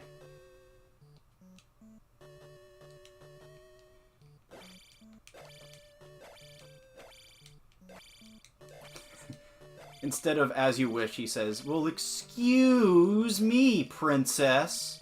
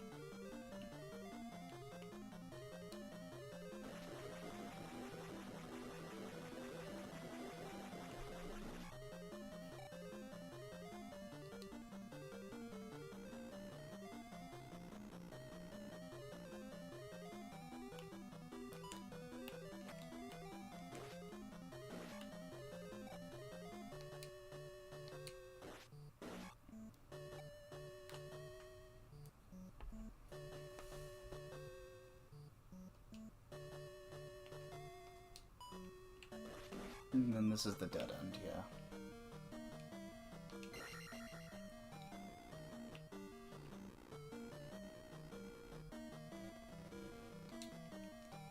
By the way, sorry if you can hear like some wind chimes outside or anything. It's kind of windy out today.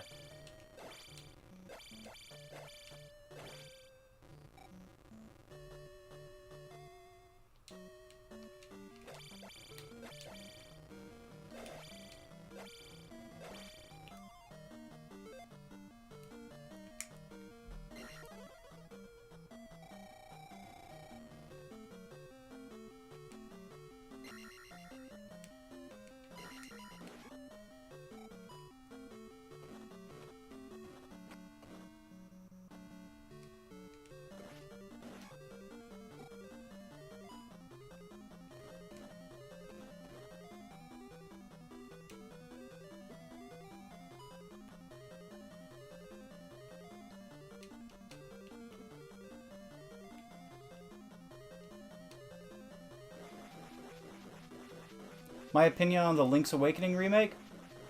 I really like the Link's Awakening remake. Before the remake, Link's Awakening was probably hovering around 9th or 10th favorite Zelda for me. I didn't dislike it, but I just think that the original... It's held back by the hardware too much for me to really call it my favorite, but the remake fixed basically all of my problems with the original and DX, for that matter. So yeah, Link's Awakening, it's now a top 5 Zelda for me. I also really do love the art style. At least, I love it in Link's Awakening. It's stupid in Echoes of Wisdom.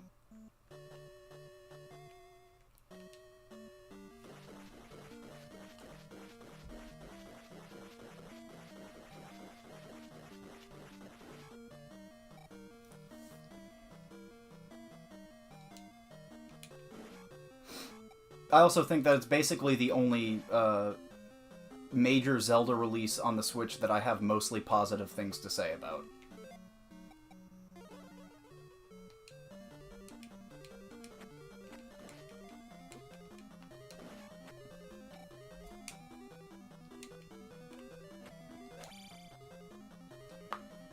I wouldn't say no to a remake of Zelda 2. I think if they want to try for the side-scrolling aspect again, that's pretty neat, but I think Zelda 2 is fine enough as is that I don't think it's really, you know, that desperate for a remake. The only Zeldas that I really think need to be remade are the Oracle games. Or rather, the only ones that I would really like a remake of are the Oracle games. Maybe the DS ones as well, but only to find an easier way to put them on modern consoles.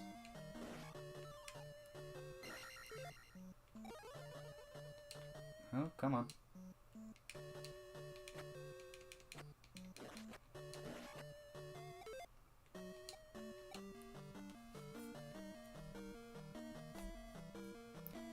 Well, I don't think that the art style is going to ever become the new norm for Zelda, for 2D Zelda. They're going to change the art style. It's just I think they just didn't really feel like making a new art style for, or rather, I think just the way that Echoes of Wisdom was made, they decided they were going to make the Dungeon Maker, and it would happen to use the Link's Awakening art style. And just the way things worked out, they ended up just happening to use the Link's Awakening art style for Echoes of Wisdom, which I think ultimately made it worse. Which, you know, I love the Link's Awakening. Yeah, I love the Link's Awakening art style in general. I would have been perfectly fine having it in, you know, an Oracle's remake, or like I said, The Frog for Whom the Bell Tolls, but in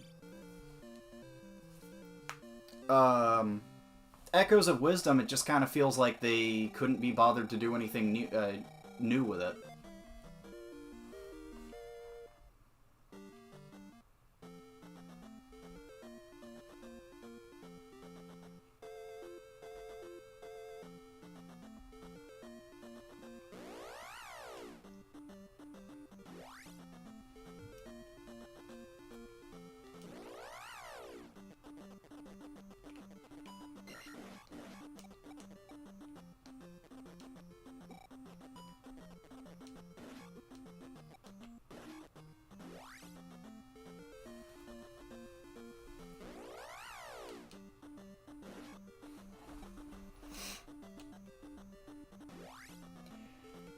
No, they definitely weren't working on something new. I think Tears of the Kingdom and Echoes of Wisdom were always meant to be the next evolution of Zelda. For better or for worse.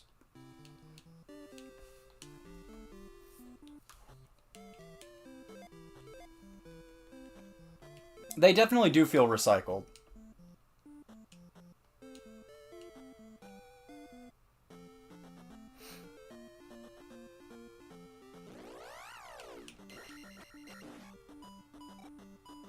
But it just, the fact that they're recycled just kind of feels like, I don't want to say laziness, more so just being resourceful. Because at the same time, Majora's Mask also, well, I guess it's not, it was never supposed to be the next evolution of Zelda either, but Majora's Mask also feels very, I don't know.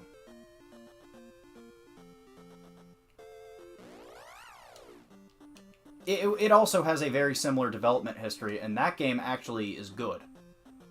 And feels like a distinct entry, and doesn't feel like it's using, you know, reusing assets out of laziness. What is the tile? I think there are 2 tiles here that I have to walk on. I forget which ones, though.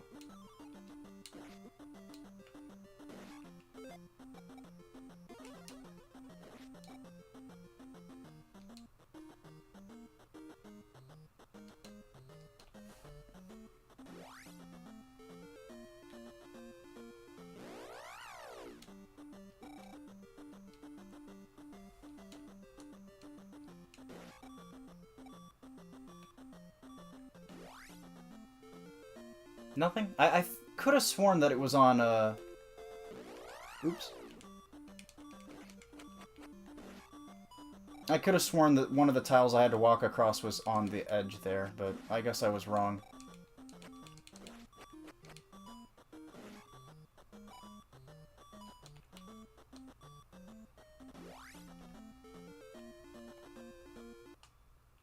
What do you think of your hot take, Tears of the Kingdom is mid? That seems like a very cold hot take. You might want to put it in the microwave a bit there. Oh, I need more magic. Is it directly south of King's Tomb? I can't remember. Weren't there 2 things in the graveyard that I needed to get? It was like, well, obviously the entrance to, Palace 3, but, wasn't there like a heart container or a magic jar or something? I can't remember.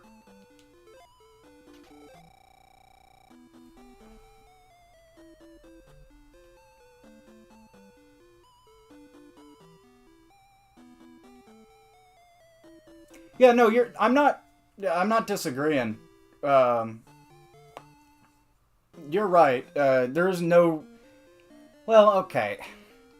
I dislike the fact that Tears of the Kingdom took 6 years to release as much as the next guy, but you gotta understand, at the same time, I'm a little forgiving of that aspect, if only because, one, first off, they spent like a year of that working on Breath of the Wild DLC. So it wasn't like it was a full year, you know, it wasn't like all 6 of the years between Breath of the Wild and Tears of the Kingdom were spent on Tears of the Kingdom.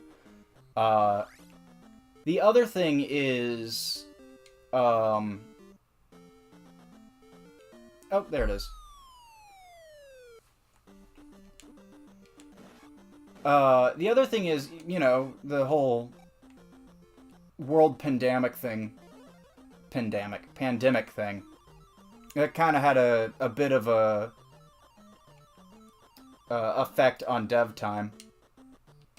So, I mean, I'm not 100% critical of the 6 years it took. I do think that it took them way too long than it really should have for a simple asset flip sequel, but, you know, I'm not, like, up in arms over it like a lot of other Tears of the Kingdom haters are.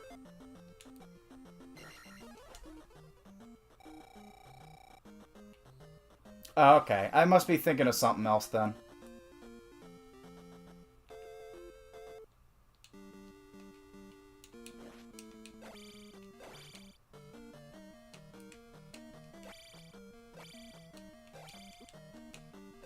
Let's try that again.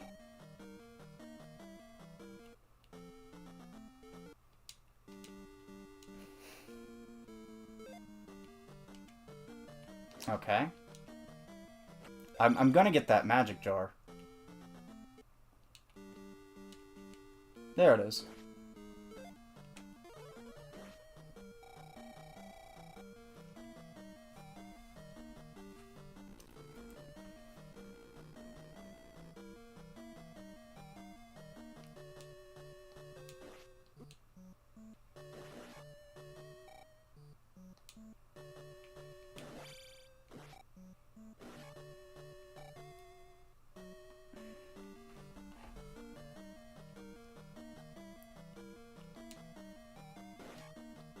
Yeah, I wouldn't imagine that the red potion there is worth getting, considering Mido Town is, like, right there.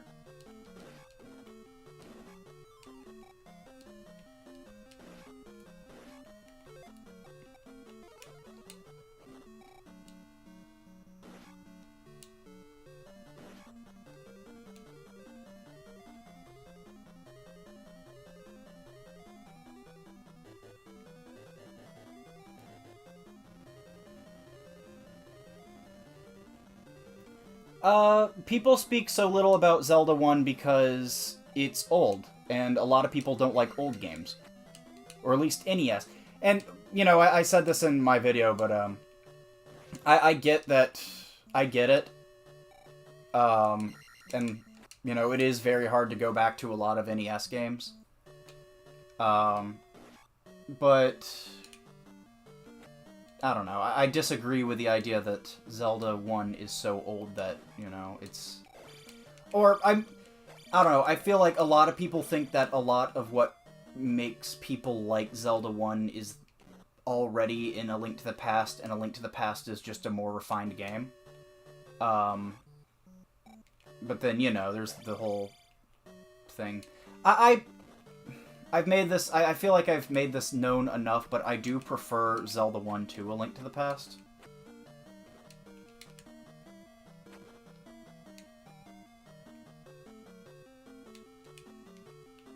Ha. I'm gonna kill you now. Fell down a hole. That was your mistake. Oh. Actually, that was... I can no longer cheese him. Okay. There we go.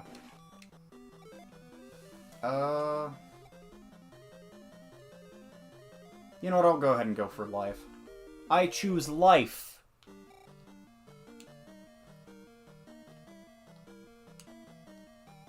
Yeah, I mean, I feel like Zelda 1, especially without the manual, can be kind of rough. Zelda 2, not so much. I mean, it's not necessary. It's not quite intuitive, or at least the way the level up system works, level up and magic system works, isn't as intuitive as it really should be. But once you get past that, or figure out how those two systems work, I think that Zelda 2 is perfectly playable without the manual.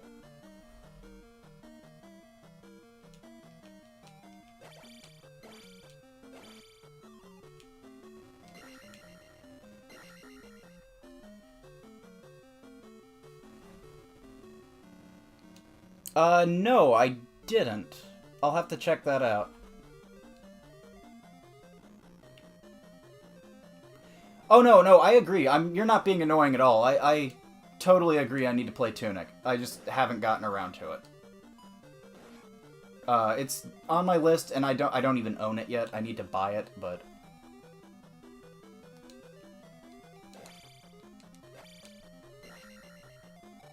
I probably should have gone with the right first. Oh well.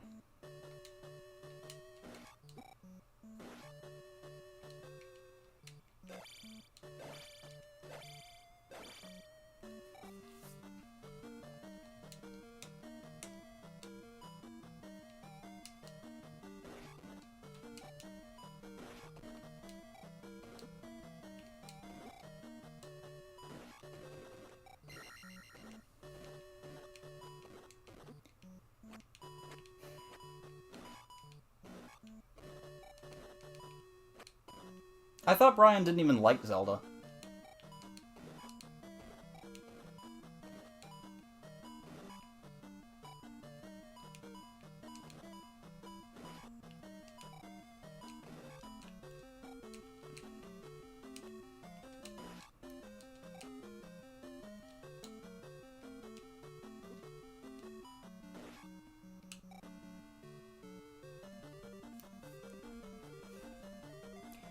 Tips on...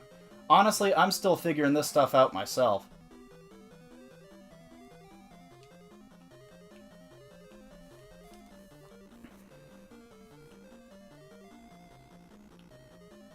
I feel like I should be going to the right first. I mean, honestly, the only tip I could really give you on content creation is that you probably, if you're going to do something, you should probably... don't do things halfway, right?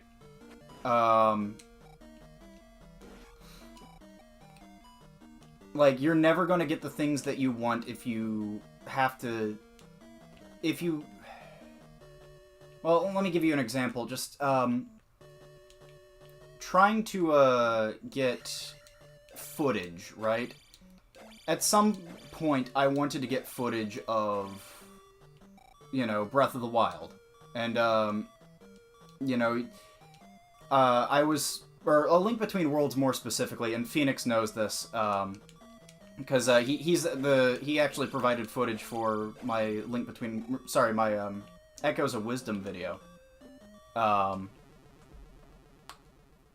But, a lot of the time, it's very hard to get footage that you really need. Unless you're the one doing it yourself, right? Which is why I'm kind of dreading whenever I eventually make my, you know, Breath of the Wild video. Especially Tears of the Kingdom, but Breath of the Wild too. I'm dreading the fact that I have to. Or dreading the fact that I'm going to be making videos. As much as I really want to make the videos on them just to get the message out there, of course, but there's a... when I do that, I am going to have to stream Breath of the Wild. And I don't like Breath of the Wild, and I don't like playing it, but it's just going to be something that I have to do. Because if you rely on other people's footage of it too much, then you're just never going to make the quality content that quality of content that you really want out of it, right?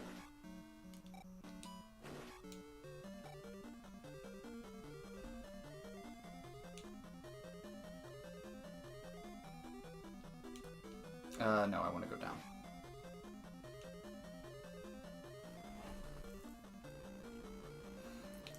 No, getting footage is probably the easiest part, really. It's just, well, it depends. For something like this, it's not too difficult to just get, you know, Zelda 2 footage because I like playing Zelda 2. For me, this is just basically playing Zelda 2 casually. For, you know, a lot of other stuff, though, individual clips of games that I don't have, like, full playthroughs of, or recordings of full playthroughs of, that can be kind of a pain. No, I want to go this way. But it's nowhere near the hard. In fact, it's honestly probably one of the easiest parts of making a video.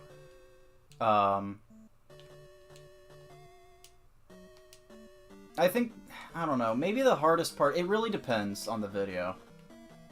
Like, for me right now, the hardest part of making a Zelda 2 video is just figuring out what to say about it.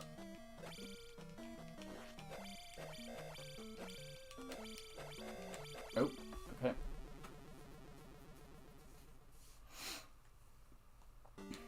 I so pity you for that, rotten cabbage. I'm so sorry for your loss. Okay, no, I gotta go. This is not working out.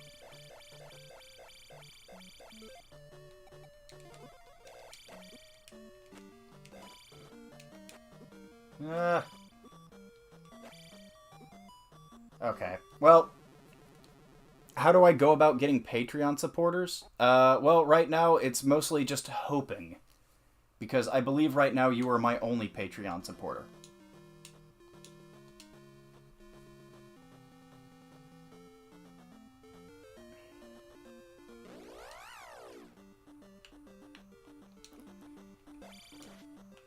Yeah, no, I agree. It's, you know, getting...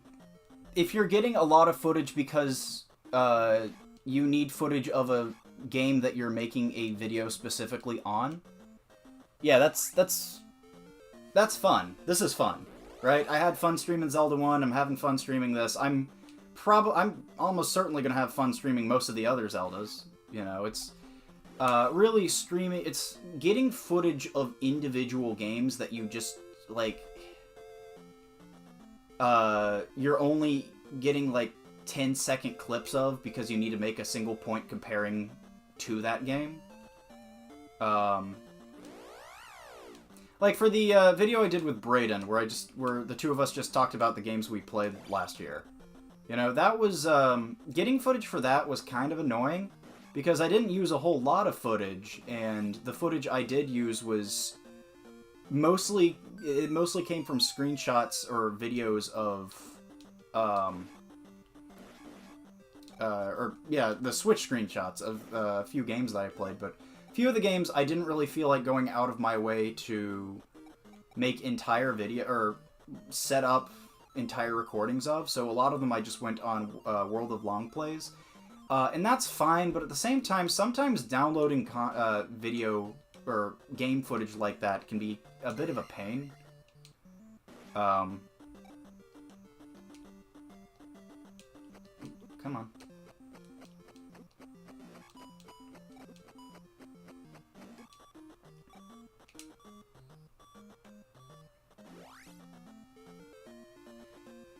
Yeah, I don't think I'll ever 100% every Zelda, especially not since I, you know, just hate the last 3 Zeldas, but even disregarding that, there are Zeldas that I do enjoy, kind of, that just sound like a huge pain to 100%. Oracle's definitely being one of them. Oracle's, Minish Cap, and then, depending on what your definition of 100% is, like Wind Waker, you know. No, I completely understand, Miguel. I'm not, like... That's the thing, I don't really want to push people to join my Patreon, right? But, I mean, I might as well have it, because I know that there are people who are willing to, you know, give me money for this. So... I'm also getting really close to being able to get, like, Super Thanks or whatever it's called on YouTube. It's a really dumb name. But soon enough, people will be able to give me money directly through YouTube as opposed to using Patreon. Which that's going to be fun, and once that happens, I might think about streaming more. I think I'm like 30 subscribers off from that, and then I might already have the watch hours necessary.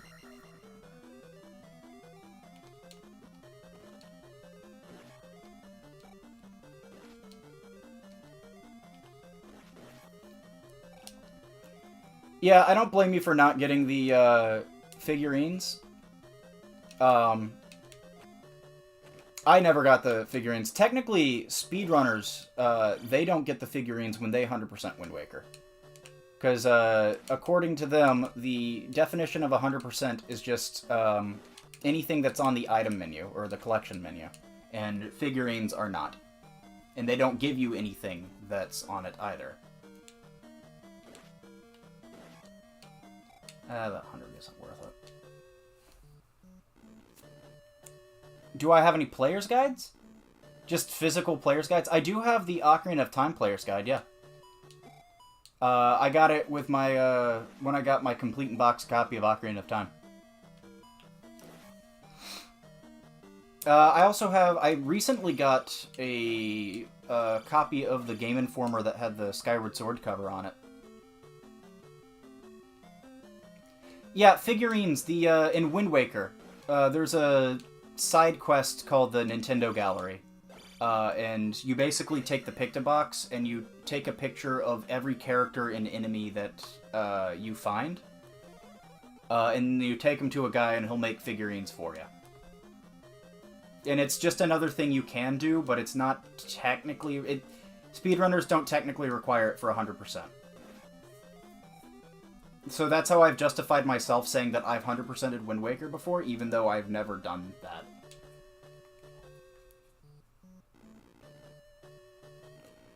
Yeah, so I wouldn't ignore the train parts, because the train parts are... the ship parts are completely random, so I don't blame you for ignoring that, but when I 100%ed Spirit Tracks, I didn't ignore that. I actually did go out of my way to get the train parts. The thing that I did ignore in Spirit Tracks was the swordsman training minigame, where you can, I'm gonna just ignore the blue. No, I'm not. Come on! Push him back. There we go. That's much better.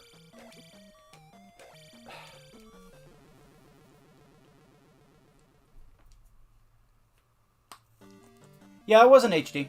It's in both versions of Wind Waker. But the way you don't...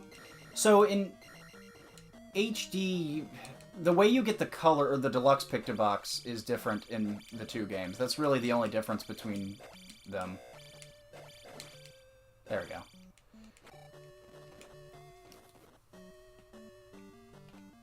Do I risk it? No, I shouldn't. They're not worth it. I like Spirit Tracks, I really do, but I'm not going to sit here and pretend like the...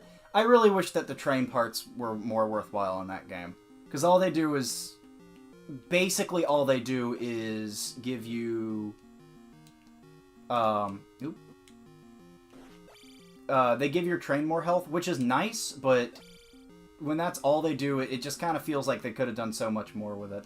Technically, there is one other thing they do. The Golden Cannon also has, like, a homing attack when you're underwater, which is such a bizarrely specific thing. And it's a bizarrely specific thing that you would expect to be in, like, an old N64 game, not in a DS game. Nah, I was hoping to...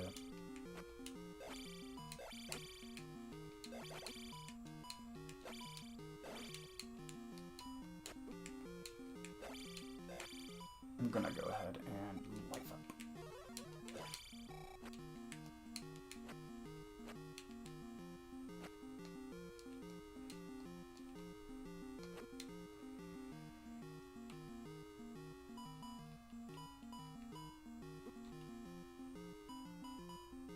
I'm gonna wait for him to get a little closer.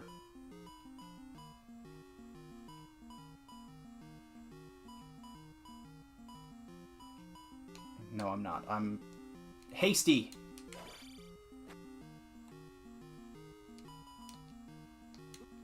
There we go. Playing too much Skyrim. Yeah, you're right. You are playing too much Skyrim. You need to go back to playing Professor Layton in the Curious Village. Foxy, I think Ocarina of Time's the better game. Ocarina of Time is hands down the better game. Link to the Past is great, don't get me wrong, but it's got a lot of issues that just aren't... Ocarina of Time is just a lot more consistent, I think.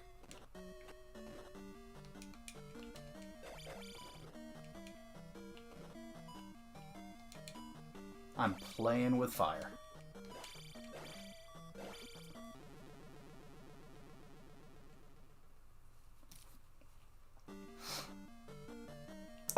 Which DS Zelda? I much prefer Phantom Hourglass. In fact, Phantom Hourglass is one of my top 5 Zeldas.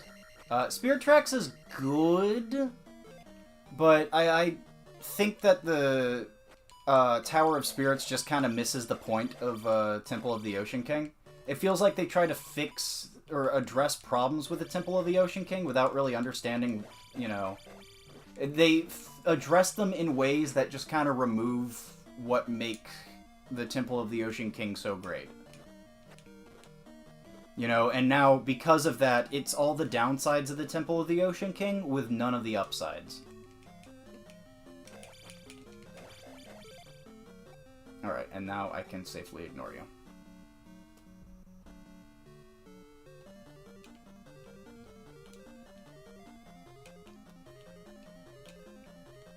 Yep, come on. There we go. But no, I still love Spirit Tracks. In fact, at some point, I probably would have called it my favorite 2D Zelda, but my opinions have shifted a bit over the years.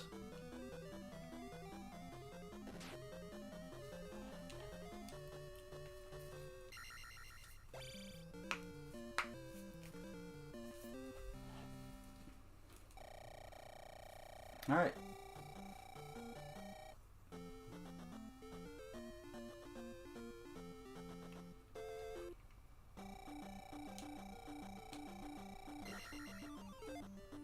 Attack 7 after Dungeon 3. It's pretty good, I think.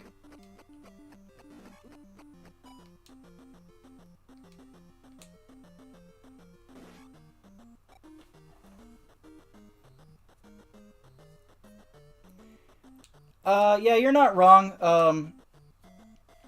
Ocarina of Time is definitely not as good in the first half. It's better in the second half, but at the same time, I feel like saying that is a little disingenuous.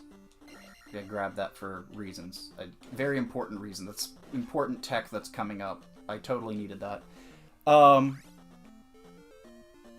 Yeah, a lot of people dislike the Temple of the Ocean King, you're right. But I really love the Temple of the Ocean King, and I think that it's actually just straight up one of the best gimmicks in the entire franchise. It's up there with like the 3-day system and Majora's Mask. It's so good. And the people who dislike it they're just too bad to understand. They need to get good.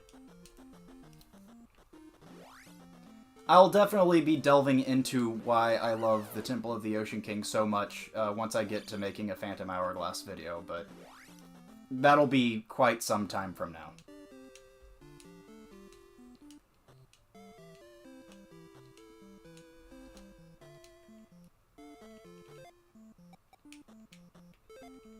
Oh, no, meant to talk to you.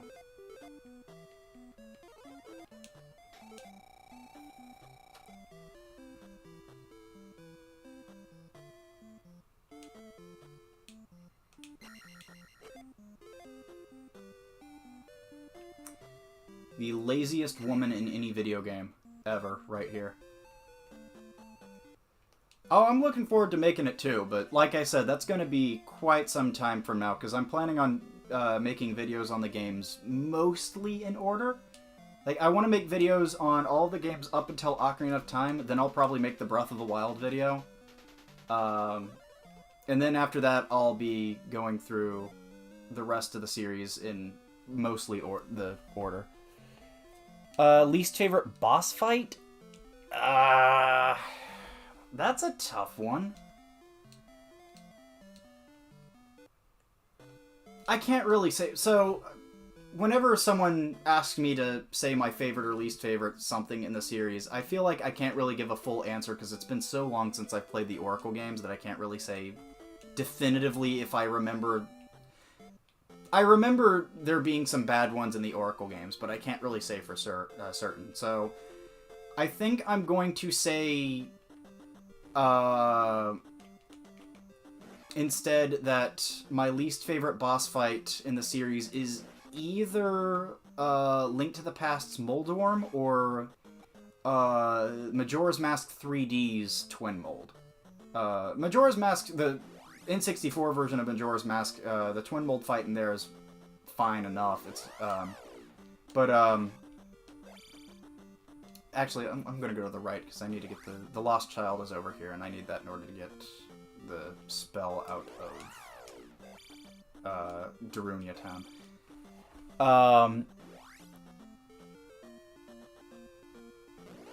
Least favorite boss in the entire series is either... Yeah, it's either Twin Mold or Majora's Mask, or either Majora's Mask 3D Twin Mold or Link to the Past Moldorm. Both of those are just awful.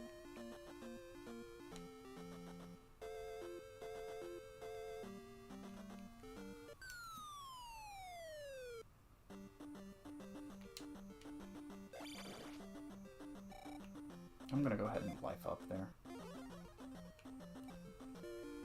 There's the child. Wait a second, this was... I think I need to leave Maze Island, don't I? Because I need the Reflect spell. And doesn't... I think Palace 4 is the one with... whatever, I'll go ahead and go back. It's not too big of a deal. Yeah, so the fight is different in Majora's Mask 3D. So the way that they change all of the boss fights in Majora's Mask 3D are different, apart from, I think, Majora itself, but I think all of the boss fights are... It's actually quite a point of contention over the 3DS version, because all the boss fights are notably worse in that version. In that they kind of devolve them to just being hit this eye, or stun the boss, hit their eye. So it's interesting because the first Twin Mold is almost better in Majora's Mask 3D. It's almost better. And it's so close to being better because, you know, in the original Majora's Mask, Twin Mold's kind of a pushover. Because you can technically kill it just by shooting it with fire and ice arrows, or just arrows in general, and fire and ice arrows actually do more damage to the opposite Twin Mold. The fire arrows will do more damage to the blue Twin Mold, and the ice arrows will do more damage to the red Twin Mold. And that's really neat. That's a really cool way to do it. But the issue is that in Majora's or in Stone Tower Temple, you are literally just given the Giant's Mask, and the Giant's Mask is basically the intended way to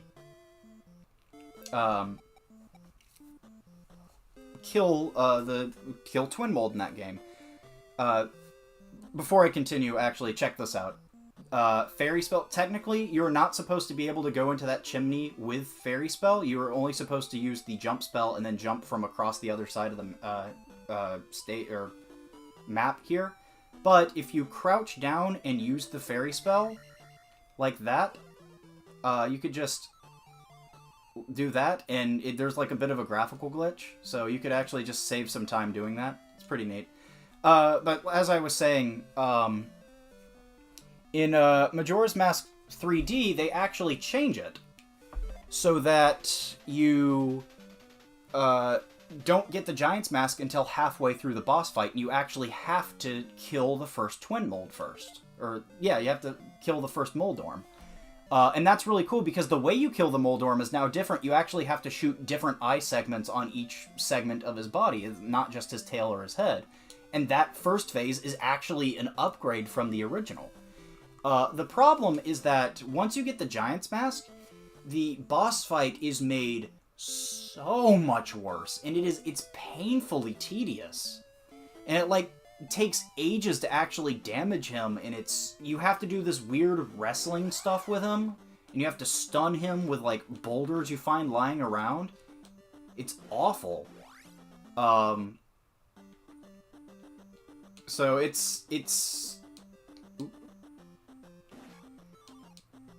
kind of a mixed bag, because otherwise, Twin Mold was almost one of the, few good parts of Majora's Mask 3D.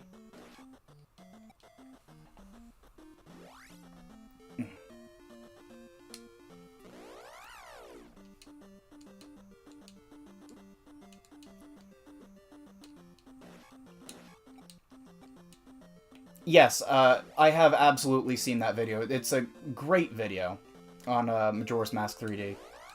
He's right about just about everything about Majora's Mask. I do think that there is one thing about Majora's Mask 3D that he doesn't really go into enough detail on, though. Oh, I forgot to get the reflect spell. Oops.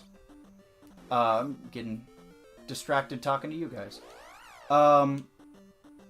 There's one thing that he doesn't quite go over in that Majora's Mask 3D video, and that is the changes to the Song of Double Time.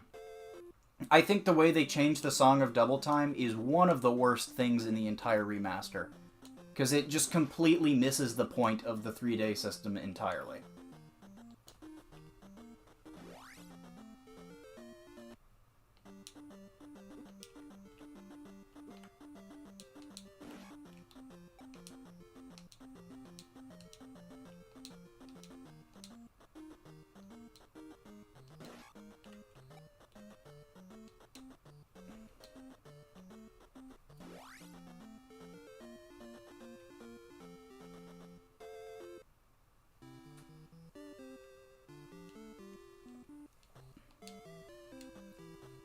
See, where was this old woman? I don't need to talk to you.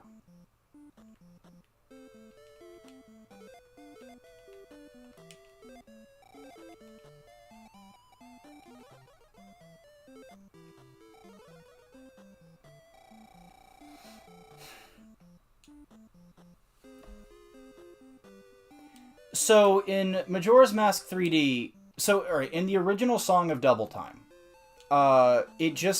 it warps you to the next segment of the 3-day cycle, right?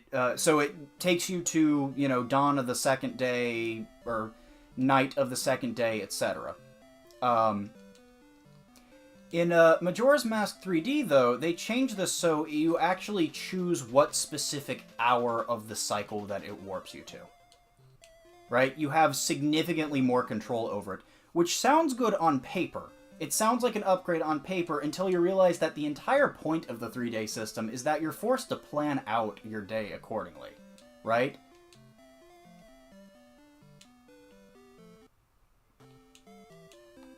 It's really dumb, I think, because the entire point is that you're not able to warp to any one particular day. You have to figure out how to spend your time wisely while balancing multiple things at once, and plan out your day so that you're, maximizing your time.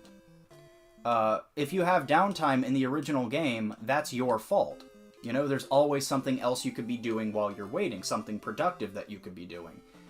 In Majora's Mask 3D, that's just no longer the case. There's really no reason to ever go out of your way to plan out your day in that game, because you could just warp to whatever the next hour you need it to be, right?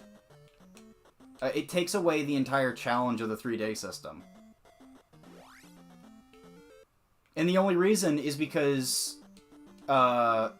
the only reason why it's like that is because people complain. They were trying to cater to people who didn't like Majora's Mask to begin with.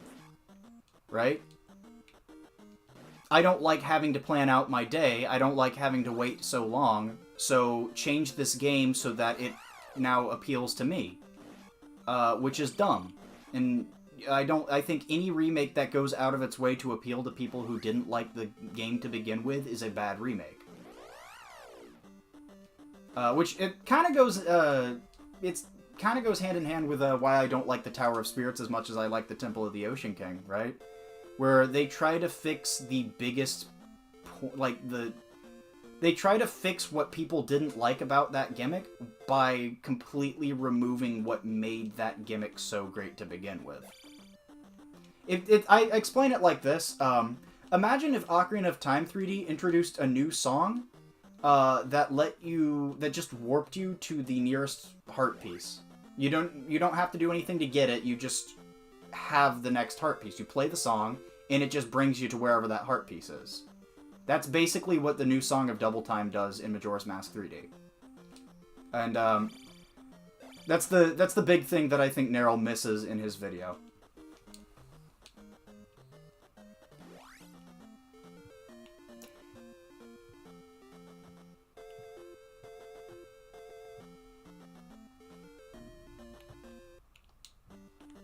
Honestly, this area, I don't think this area is too bad, Mike.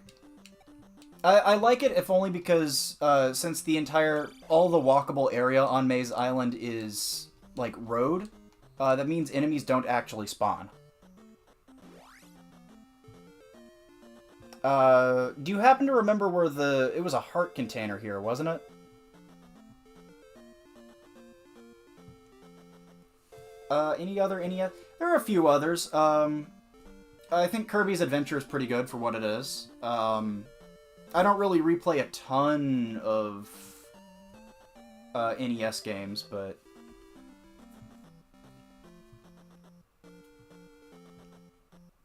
I mean, Contra is a lot of fun if you know the Konami code.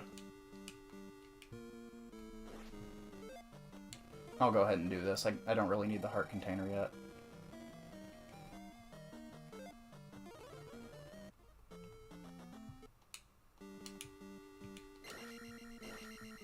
I think it was a heart container. It was either a heart container or a magic jar.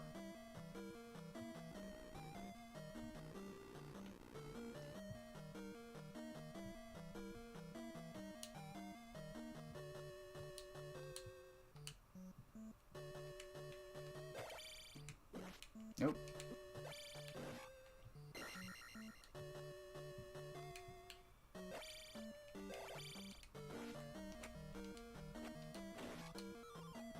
I don't...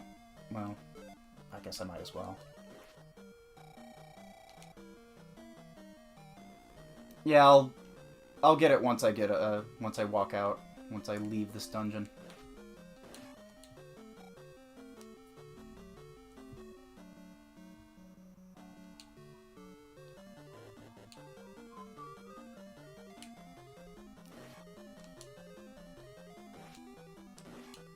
Oh,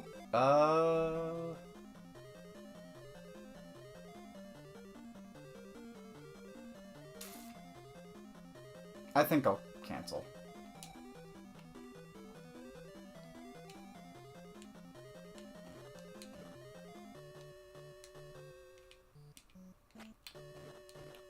Oh, okay. Have fun. Falling down there.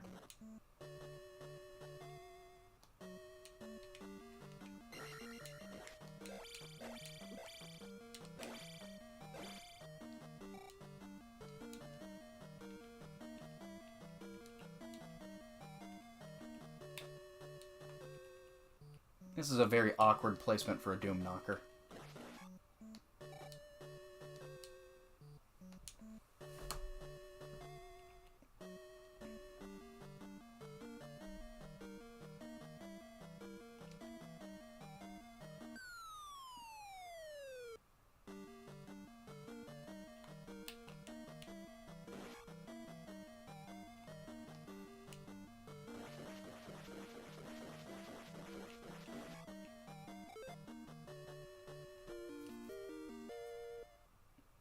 I don't know why I did that.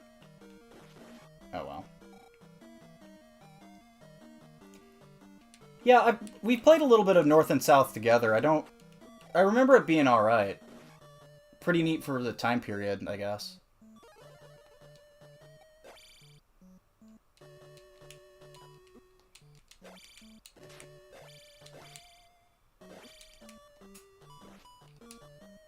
Oh.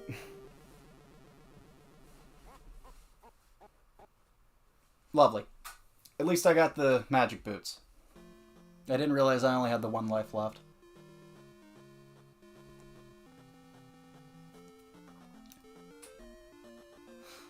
Rygar was a pretty fun NES game. I forgot about that one.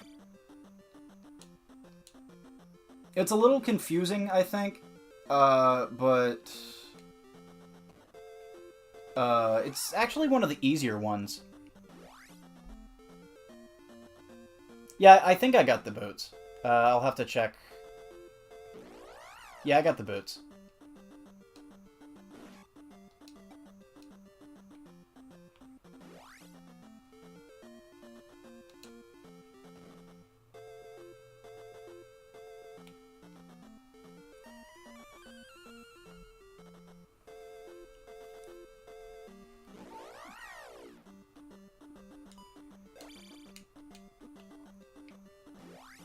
By the way, I got it for the sake of 100%, but, the fire spell in this game is completely worthless. There is no reason to ever use it. You know what I think they should have done instead of making the fire spell, or at least making it the way it was? They should have just had an attack spell. Like, it basically acts like the shield spell, but instead of doubling your, health, or your life, or temporarily doubling your life stat, it temporarily doubles your attack stat. That would be really cool. Here I am, you know, my heavy critiques of what I would have done when designing a game that released, you know, 14 years before I was born.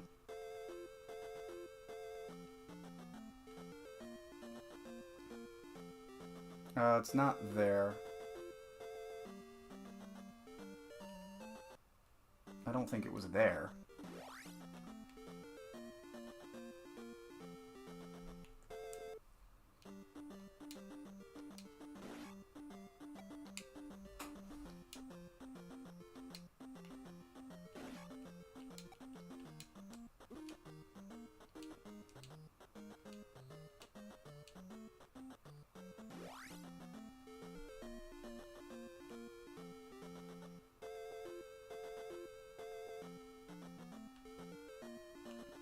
There it is. This is the one, right?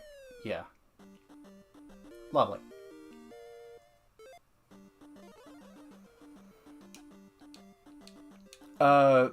Yeah, I'll probably talk about I'll at least talk about how the fire spell doesn't really need to exist in this game, but I might bring up the idea of an attack spell as well.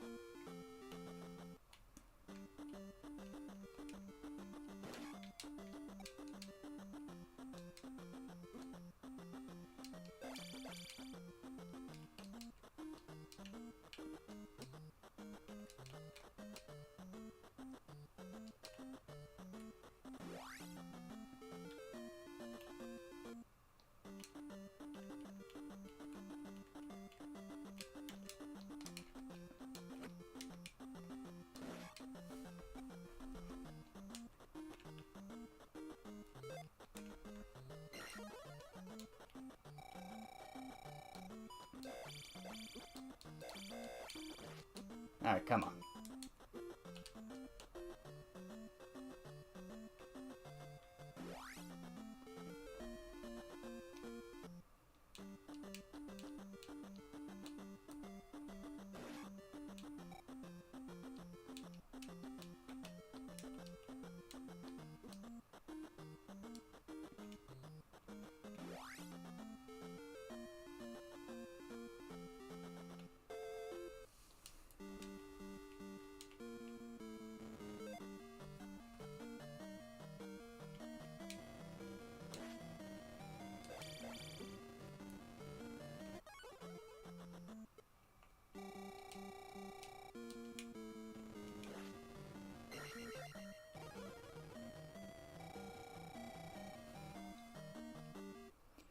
Yeah, you're right. Honestly, I think just about all the spells in the second half of the game are useless. I don't know why I stabbed this guy. I didn't need the magic.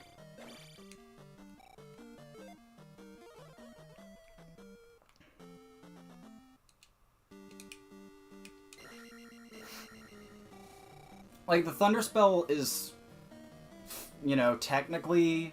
Thunder and Reflect are required for a few things, but I don't think I've ever really needed to use Thunder outside of...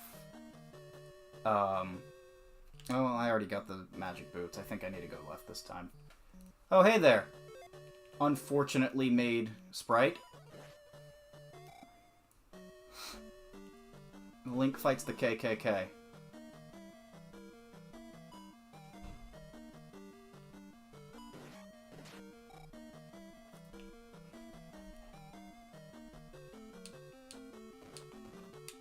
I will not have racists in Hyrule.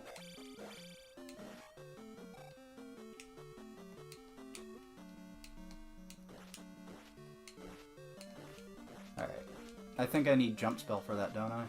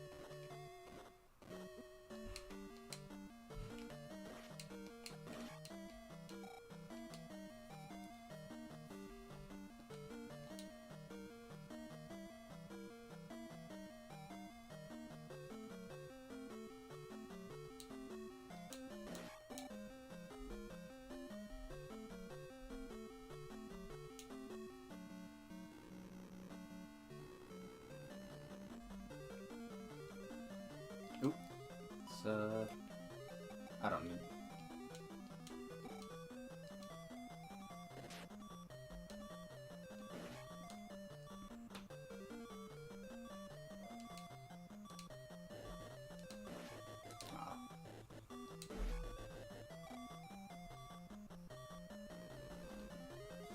Do I even have the key for this? No, I don't. Okay.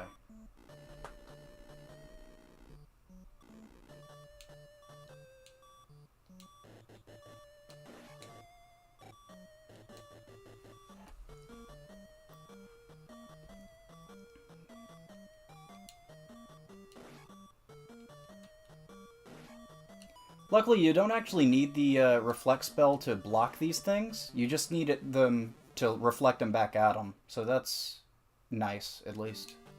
I am still going to use the reflect spell, though. Because I want the experience. Well, okay.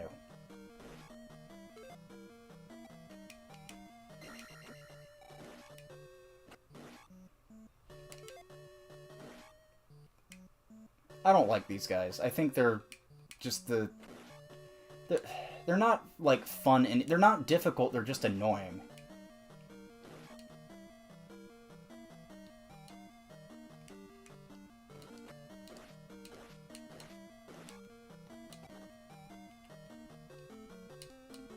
Shoot.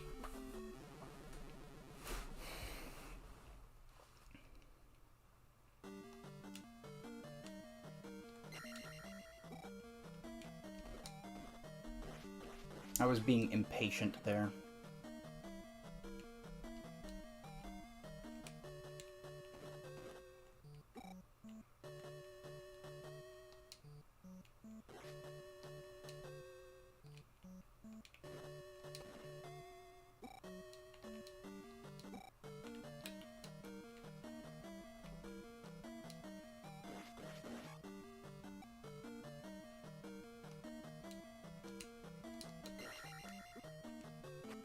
Dang. Why can't these guys ever drop what I need?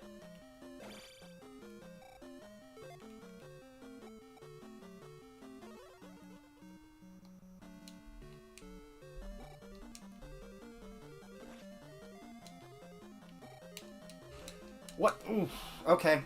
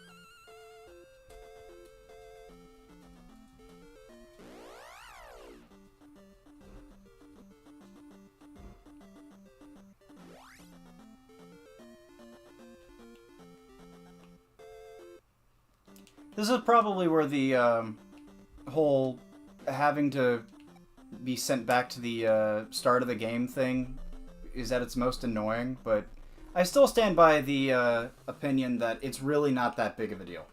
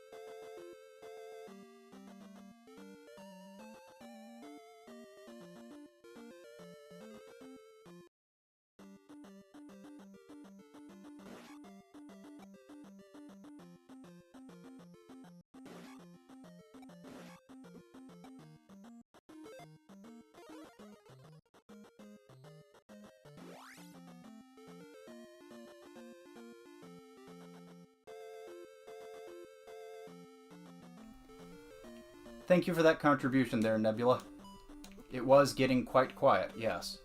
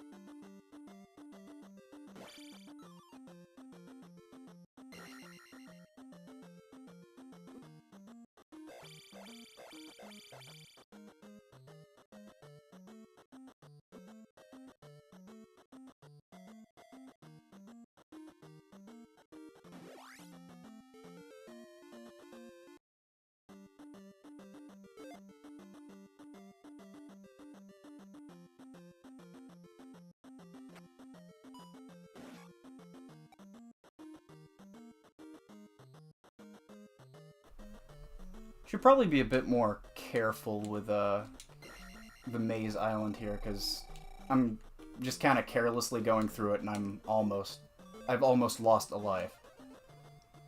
I don't want to do.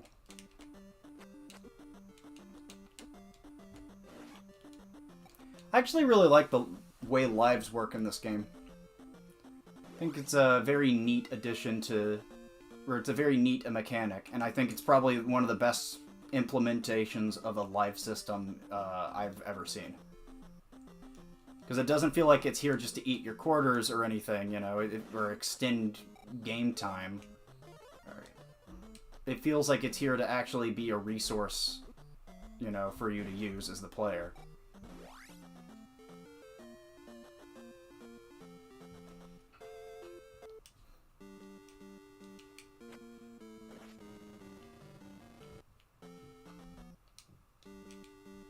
Alright, come on, give me the potion.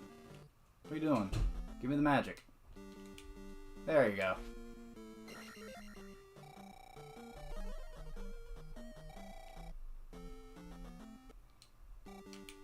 Okay.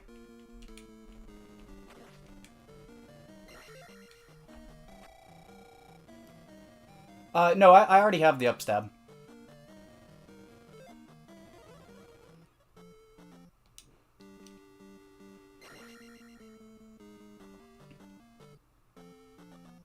I just haven't been using it at all. Okay, you know what? I wanted to go into this palace with full health, but apparently the game just doesn't want me to do that. So I won't.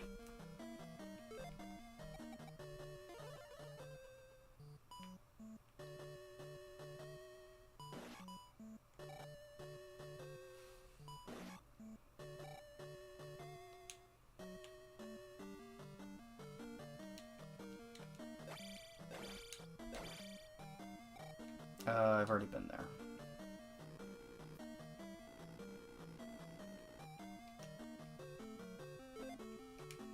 I think I have everything I need in this palace anyway. I died just before I got to the boss. I think this was just a key room, wasn't it?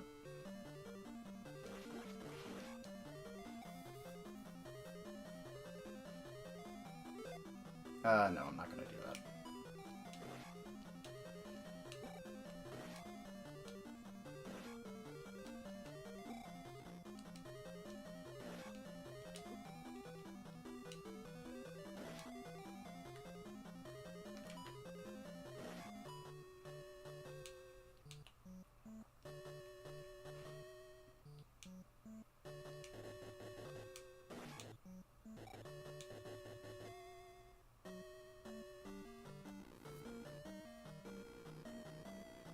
There we go.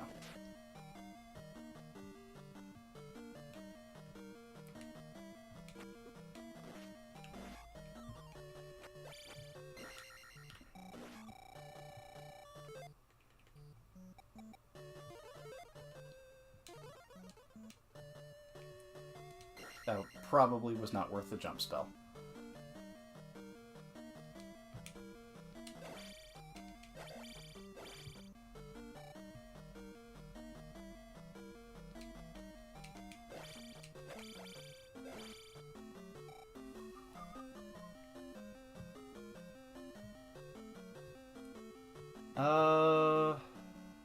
I mean, I guess. I don't really have much of a choice here. Oops.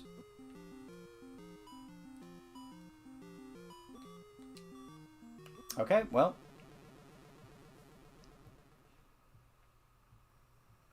I was hoping I could get to the next level before I had to fight this guy, because I want to yeah. Say hello to the easiest boss fight in Zelda history, everyone. No, there was a fan remake of this game that actually made this boss fight kind of hard. But, you know. Alright. Now to see if I can't squeak out a level 8 attack on a Dungeon 4.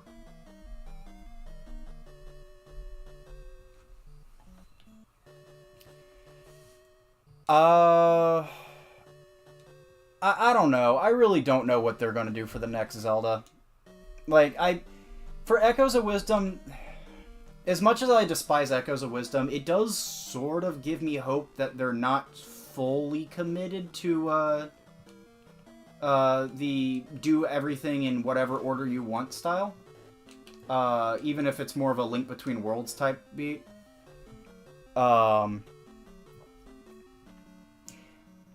Yeah, it's not... I don't know. I really don't know where Zelda goes from here. Because where do they go from here? They've already pretty much made it, like, as open as they can, which has been their goal, so... I really don't know. Yeah, that boss is not good. I don't dislike him because it's just kind of funny how pathetic he is. And yeah, he does sometimes spawn on top of you, which is a problem, but... You know, for a game that is... Or for a boss that's that easy, you know, it's probably not that big of a deal.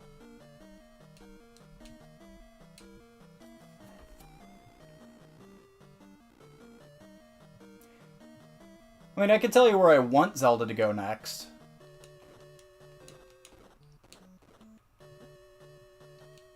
Okay, I thought I was going to be able to hit you. That's why I freed you.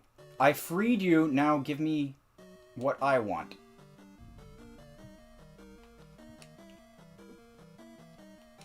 There we go. I want your experience. Give me your delicious experience.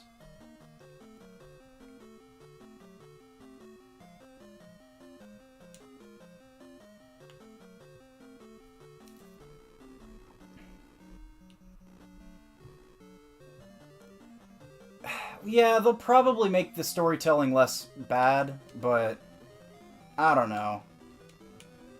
Because you're right, that was definitely the biggest, the most common criticism of Tears of the Kingdom, that the story sucked. But at the same time, you know, it's...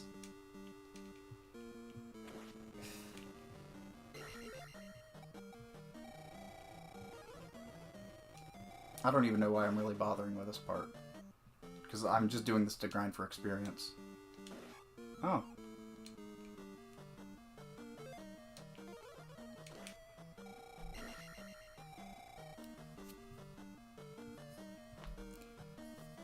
No, you're right. You're right. It did bring... Echoes of Wisdom does bring back elements from previous games. But like I said in my Echoes of Wisdom video, it's... They're all very... They're brought back in such poor ways that, you know... It feels like they're just kind of doing it to appease people, right? Oh, wow, that's a little more experience than I thought I'd need. No, you can't do that in Echoes of Wisdom.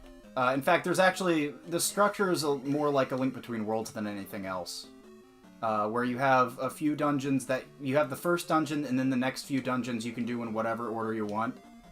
And then you have, like, a midpoint dungeon, and then the next few dungeons after that you can do in whatever order you want.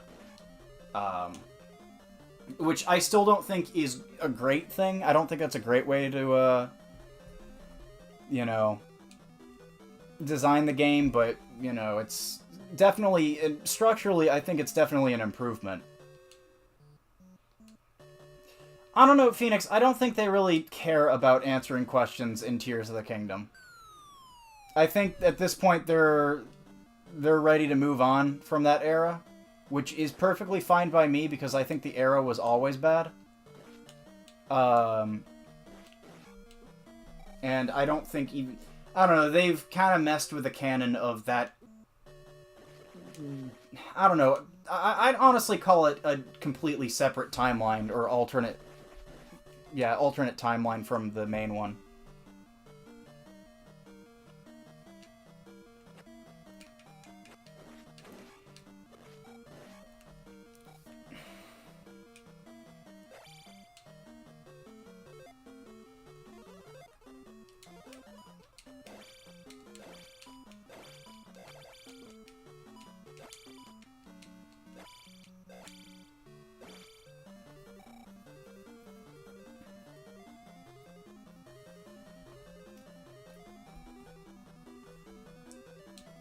I really, honestly, I just hope we don't get any more of that Breath of the Wild. I hope I'm right. Oh, hold on, I need to... My TV has a weird thing on it where, There we go. I don't know how to turn this off, but my TV has a weird thing on it where if I, like, just leave it on for long enough, it'll say, hey, you've been on it for so long, you want me to just turn it off? Or it'll just be like, I'm turning it off after 60 seconds if you don't do something about it. And it's annoying because it means I have to do something about it.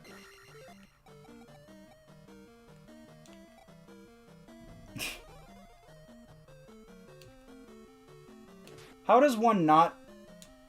Like, okay, yeah, I get that, you know, Tears of the Kingdom is a really bad sequel, and, like, it doesn't really acknowledge Breath of the Wild at all. I feel like that's still kind of, like, a weird... I still feel like it's kind of weird to not be able to recognize that it's at least trying to be a continuation of Breath of the Wild, though, right?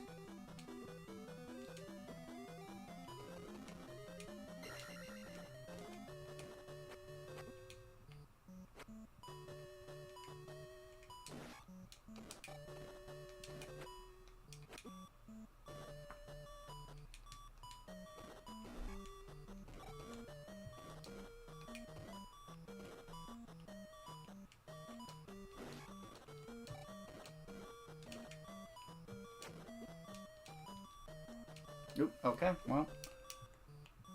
How am I not dead yet? Oops. Alright, there I am. Okay.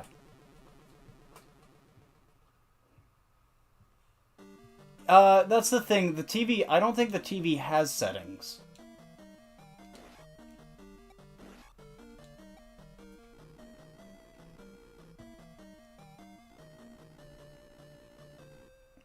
Yeah, I know. It's really baffling how, not only just how, you know, little they cared about making things make sense in Tears of the Kingdom, but it's extra baffling how much I've seen people try to defend it.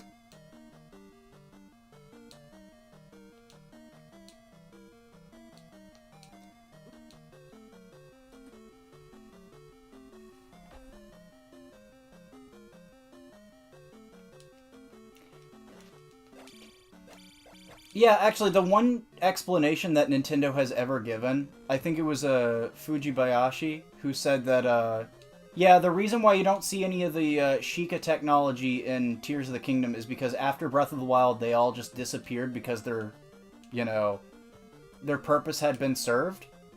Which makes no sense because why didn't not everything disappeared?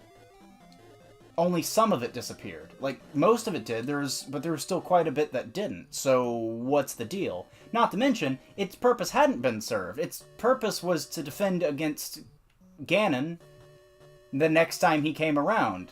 And they did. So why... And then the next time they didn't, though. So why are they only disappearing after the second time they've been used? Furthermore, if they're going to be disappearing after any of the, you know, the second time, why wouldn't they disappear, you know, why would they disappear the third time? Oh. Yikes. Life. Ah. I got distracted by ranting about Tears of the Kingdom. That was almost really bad.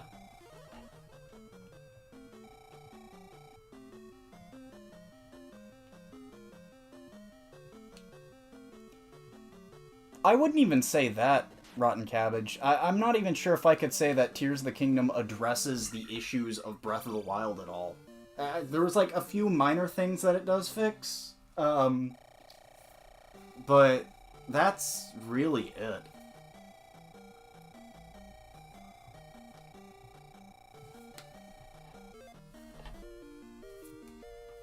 Alright, let's... Oop. I really hope... Okay. I knocked my classic NES off of my table. Here. I did that a lot in my Zelda 1 stream. There we go. The best thing about the boots in this game is just the fact that it lets you get out of Maze Island early.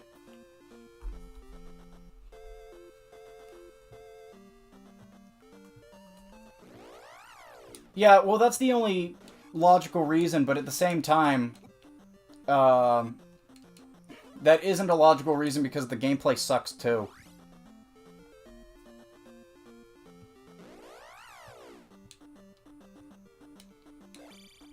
Like, I don't know, I wasn't nearly as annoyed with the logical, or the story consistency with Tears of the Kingdom for two reasons. One, I already didn't like Breath of the Wild story, or I didn't really care about its world or characters in the slightest, so it didn't really bother me that its continuation was bad. And two, both Breath of the Wild and Tears of the Kingdom are so disconnected from the rest of the series, especially Tears of the Kingdom, that it doesn't really feel like it's making the rest of the game worse, or the rest of the series feel less consistent. It just feels like it's this weird spin-off that doesn't really matter at all, right?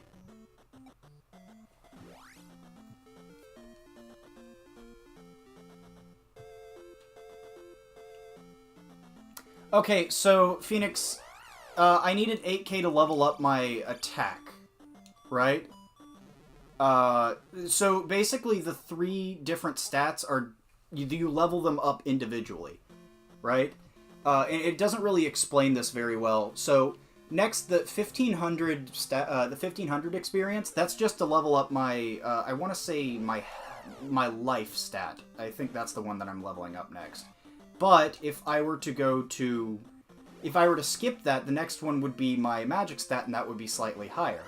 But if I were to level that up next, it would go back to saying that the bare minimum amount of experience I need to level up again will be this 1500 because I still haven't leveled up my life stat. I'm not sure how well I described that, but that 1500 is just to level up the life stat. If I wanted to level up my magic stat, it would be like 20 or 30,000. That being said, I've maxed out my attack stat, so...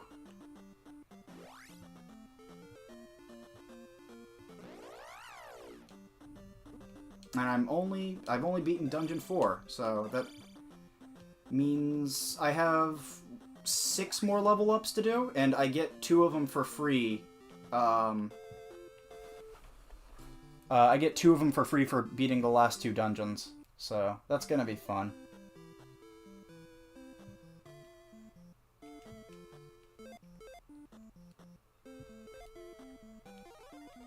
Okay, well, I meant to get my magic back.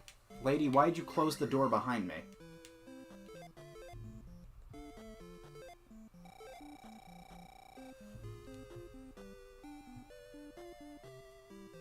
Let's see. Alright, I only have the 2 more spells left to get.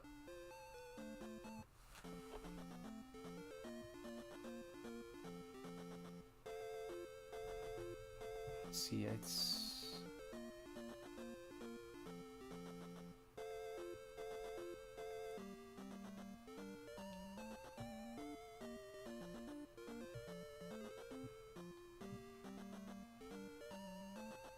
trying to remember where the...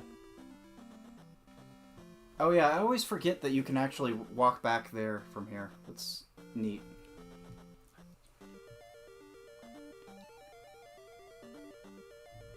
Wasn't there a thing here? I don't remember.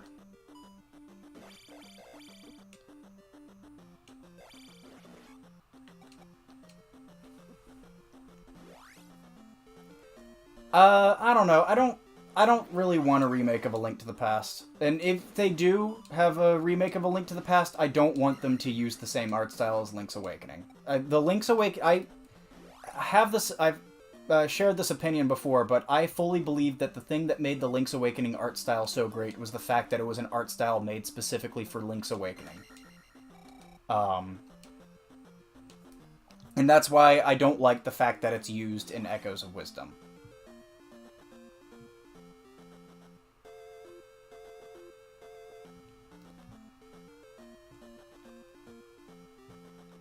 There we go.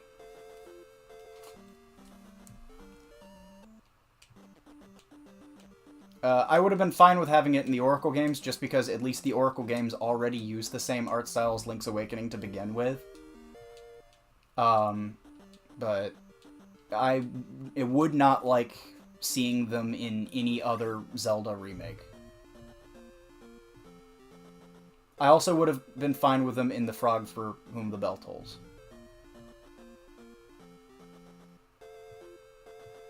Well, I mean, I guess adjacent to that, I don't know. Link to the Past already kind of had its own distinct art style, though, right?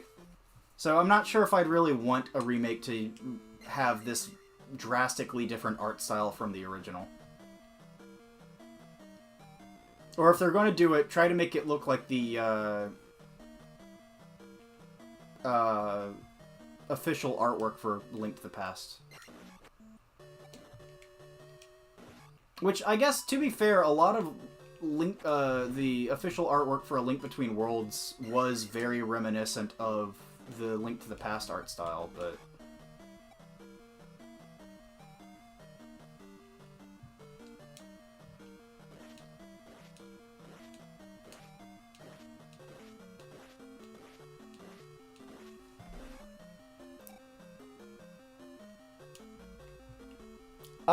I mean, I don't know. See, art style isn't really the thing that makes me dislike the idea of a Link to the Past remake, or any Zelda remake, as much as I don't know. I don't think there are very many Zeldas that need a remake. I don't want a Link to the Past remake because I think Link to the Past is perfectly fine as is. Right? If you're gonna remake a game, you should remake a game that has not aged well or just, like, did not do a good job of exploring the ideas behind it. Right? I'd love a remake of the Oracle games, and the reason why I want a remake of the Oracle games is because I think the Oracle games are some of the weaker games in the series. I think they have a lot of really cool stuff that they try to do, but they have so much cool stuff that nothing is really fleshed out as much as it should be.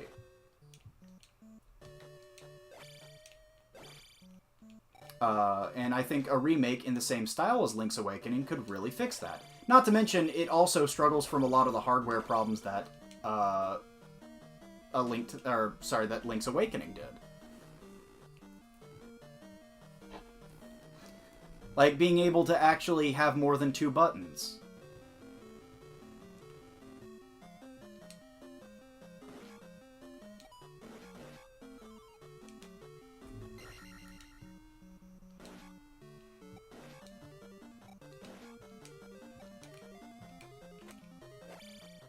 Really? Okay. I guess this was just a complete dead end. No, because the key difference between remaking the Oracle games and remaking Breath of the Wild and Tears of the Kingdom is that the Oracle games actually are conceptually good games. Like, the stuff that they try to do in the Oracle games is actually good in theory. Meanwhile, the stuff that they try to do in Breath of the Wild and Tears of the Kingdom is just fundamentally poorly designed. And will never be good no matter how much you remake them. The things that you would have to change... You would have to change so many things in a potential Breath of the Wild remake to make Breath of the Wild good, that... by the time you were done, it would no longer be Breath of the Wild. And that goes doubly for Tears of the Kingdom. Like, the core identity of both games is just bad.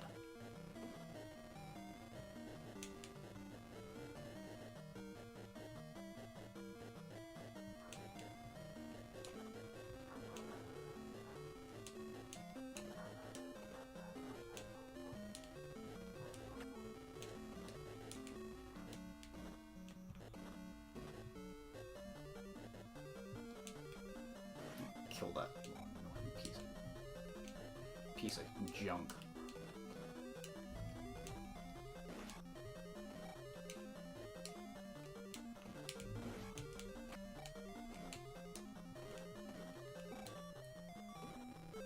Ah, no, okay.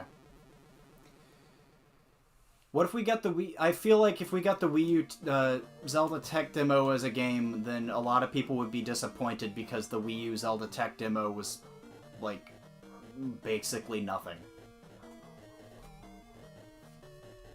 I want that key. Give me that key.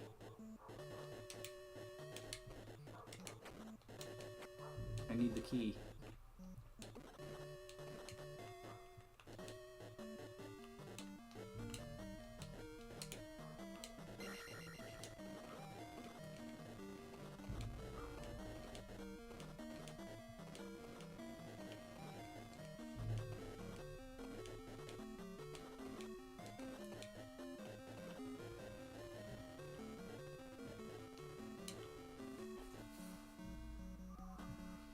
I mean, well, I kind of know what you mean. I do, but at the same time, I feel like my point still stands because, like, what is there to be excited for if they were to just make the Wii U tech demo into its full game, right?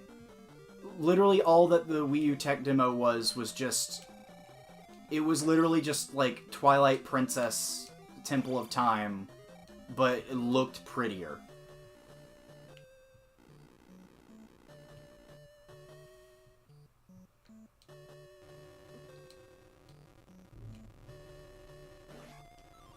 Like, there's really nothing to get excited for in a remake of, or a full game based on that. Because, I mean, the entire point of the Wii U Zelda tech demo was just, hey, look, here's a Zelda, but it's in HD. You know, it's... Like, why should I care?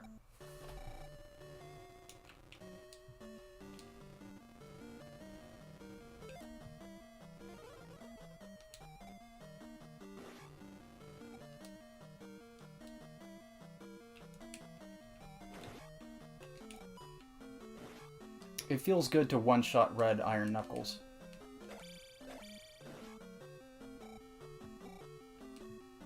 No! Okay. Got a little ahead of myself again there.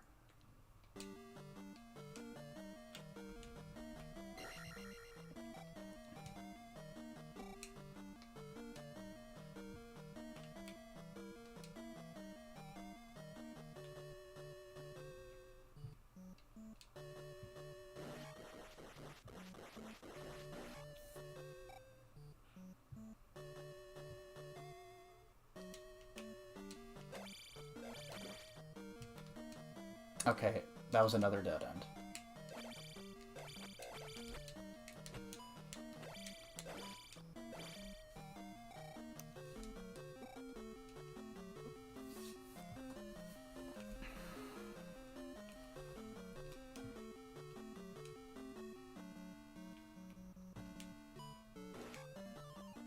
Yeah, honestly, at this point, all I really want to see in the Zelda series is just give me a normal Zelda. Like, make a little stupid gimmick if you really want to, but, like, just give me a Zelda game. You know? No more sandbox mechanics, no more open world crap, you know, no more protagonists that aren't Link. Just give me a normal Zelda game. Let me play as Link, let me explore dungeons, and then every time in each of the dungeons give me, like, an item that's required to progress, and the dungeon is built around it like it's kind of like a tech demo, or, you know. This is the only mainline Zelda with lives, yeah. I think the Game & Watch actually had lives, but apart from that...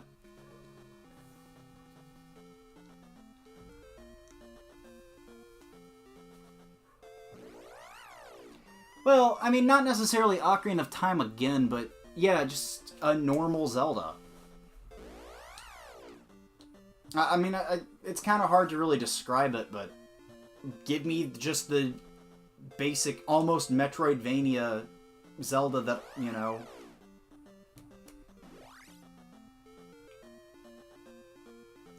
it's kind of like, you know... how everyone's feeling about Star Fox right now, where they're like, okay, we really don't want any more gimmicks like this, just give us a normal Star Fox game. And, like, don't make it a remake of, you know, Star Fox 64 again. Just give us a normal Star Fox game. You know? Alright, dang beetle.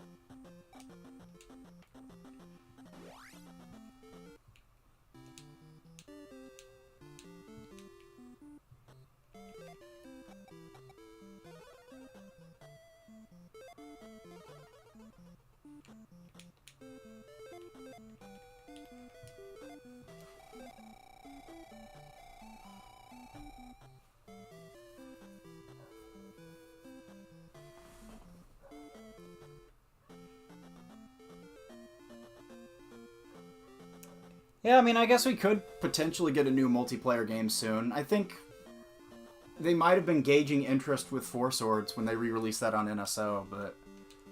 Um, I'm not sure if I'd even really bother with... Well, I don't know.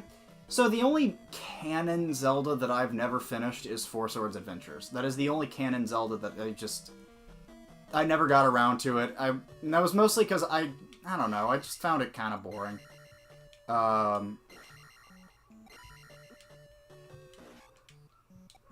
And, like, I finished, you know, the original Four Swords because that game is, like, an hour long. And then, Triforce Heroes I finished, like, years ago and then don't remember anything about it. And it just kind of went in one ear and out the other, but in game form.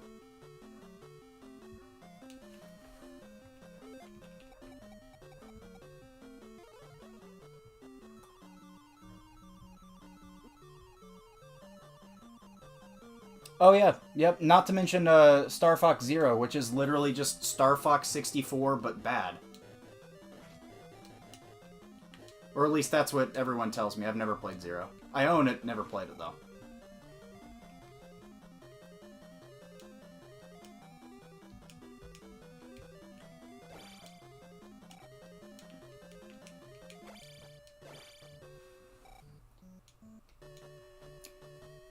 That's not necessarily true, Rotten Cabbage. What if you did what I did and then buy a used DSi off of eBay that happened to have Four Swords Anniversary Edition downloaded on it?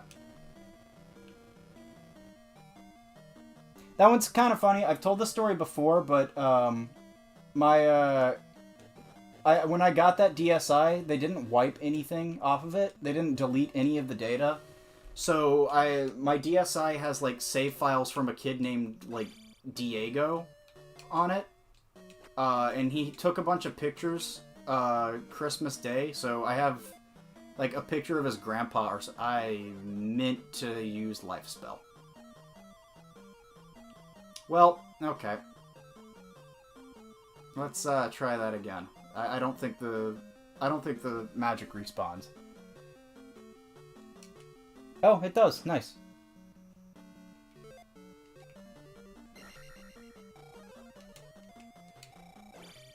Yeah, I have a DSi that has some kid named Diego's grandpa on it. He also named his save file in Four Swords Anniversary Edition Poop.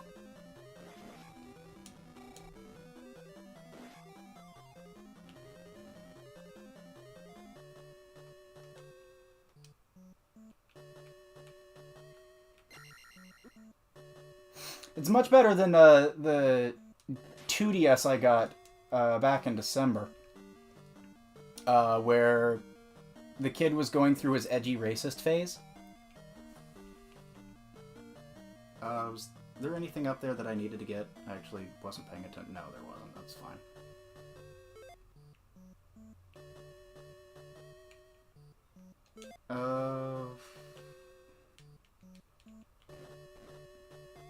Oh, my game's glitching a bit. I don't know why, because this is an NES classic.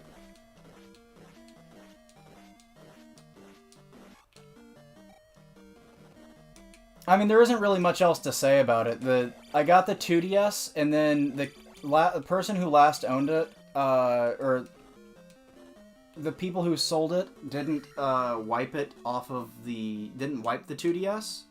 So the kid had a bunch of stuff on it, and it was like he had a bunch of Miis on it, and a few of them were like evil versions of himself and his friends. But then he also had, like, one of his Miis was just named KKK Guy. And then he had Ocarina of Time 3D downloaded on his 2DS, and then the one save file he had on it didn't even get past the Great Deku Tree. He just had a single save file, basically unused save file on it called KKK Leader.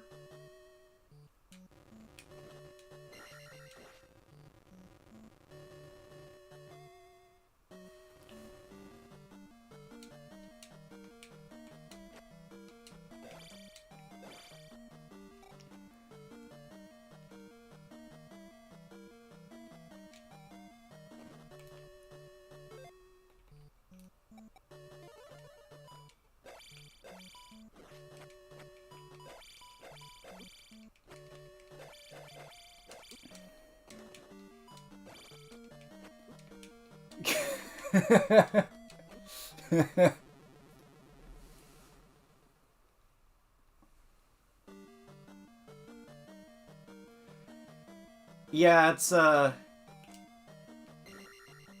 wonder what that kid's doing right now. I'm sure he's going places. Better places. Hopefully.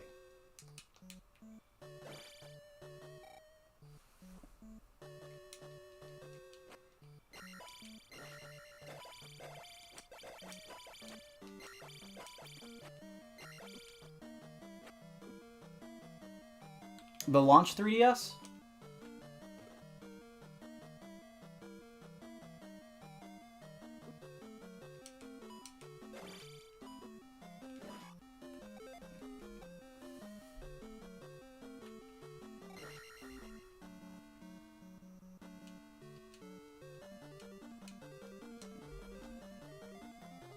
I'm disappointed we had to wipe the Samus 3DS we got in the store. That would have been... Because you could have gotten the firmware for... or you could have, I don't know, done something with it maybe and downloaded Professor Layton versus Phoenix Wright. Well, I mean, I guess you could always just emulate that anyway, but...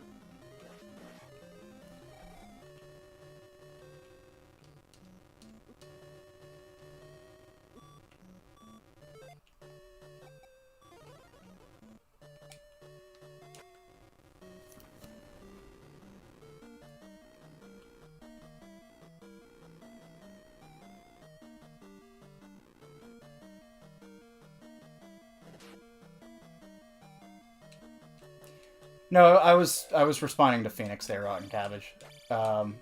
We both, he's my coworker. We both work at a video game store, a retro video game store. So apparently we got a 1.0 3DS, according to him. I don't remember that though.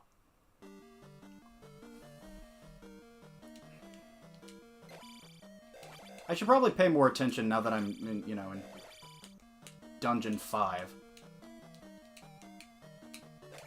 This is actually the first palace in the game that's kind of sort of difficult, I think. Oh. Never mind. Here's... Oh, okay. Yeah, I know what this is. I forgot. I haven't gotten the item yet. I might as well just try to go for him, I guess. Ooh.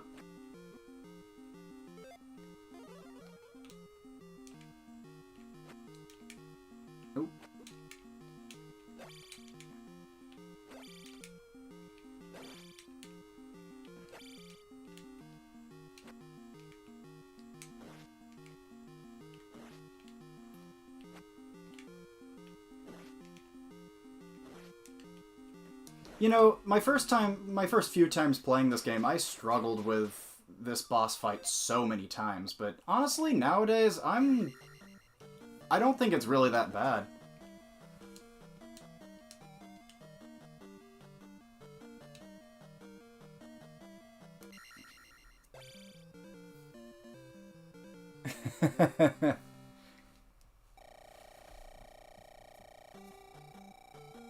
I think his name is Gomez?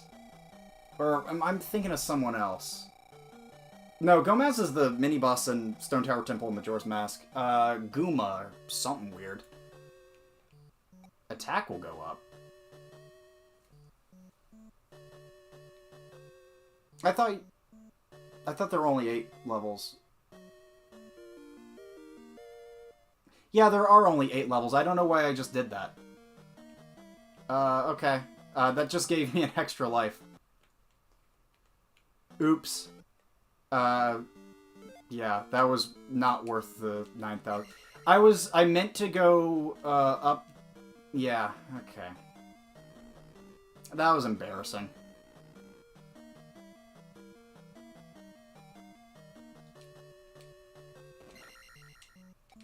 I got it confused with, the fan remake that actually does give you level 9, and the wording was weird. XP went back to 1500 because that's how much it takes for me to get to the next level for life.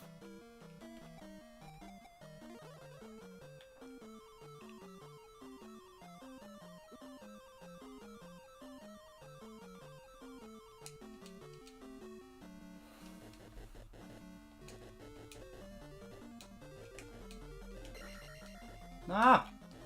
Okay.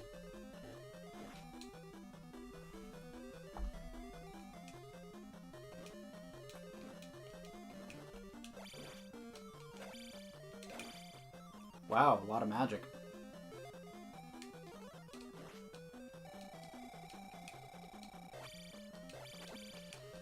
Well, I should have had 9,000 experience to spend on this stuff. Now I gotta actually grind that out, which is fun. Oh well, I still have another dungeon that I can use to get more levels.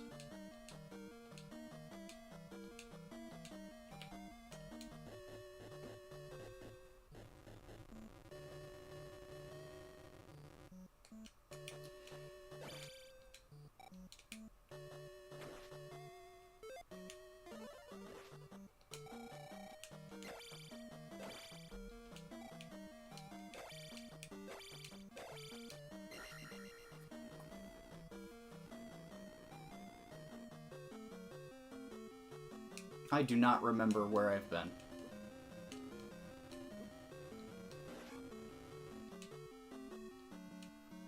I've already been here, though. I think. See, I think the flute is the next item, or the item in this dungeon. Because that lets you get past the River Devil.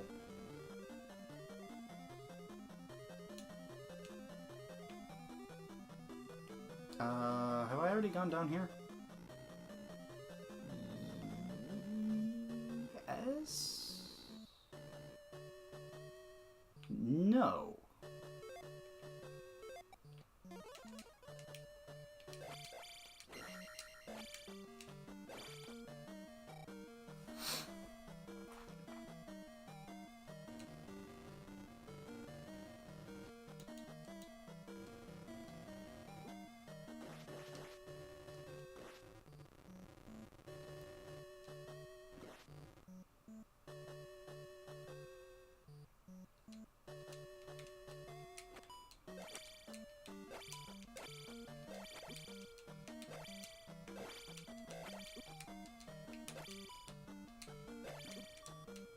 Ah, well. Glad I got that extra life.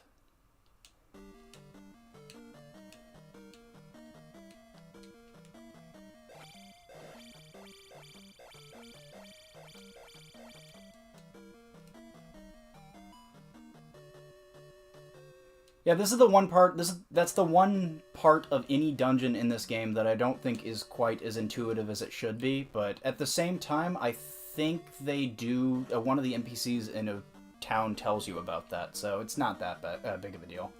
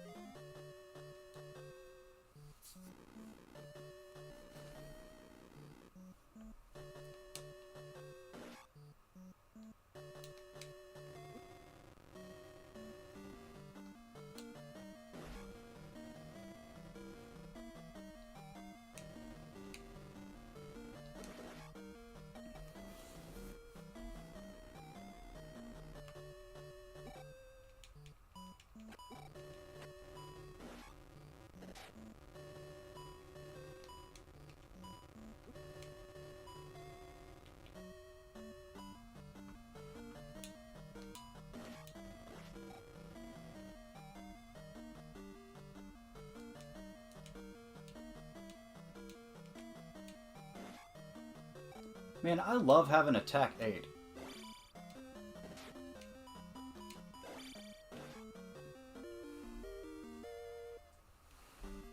just breezing through all the iron knuckles.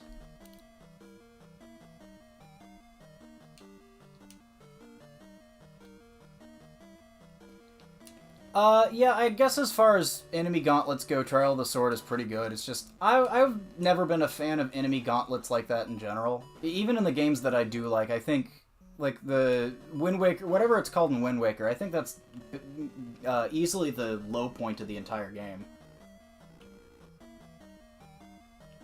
I'm gonna... Might see if I can't try to kill these guys just so I can get that one level up. And then I'll die.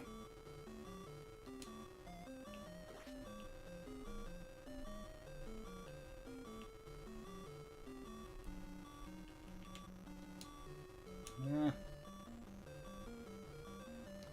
Attack me closer, dang it. There we go.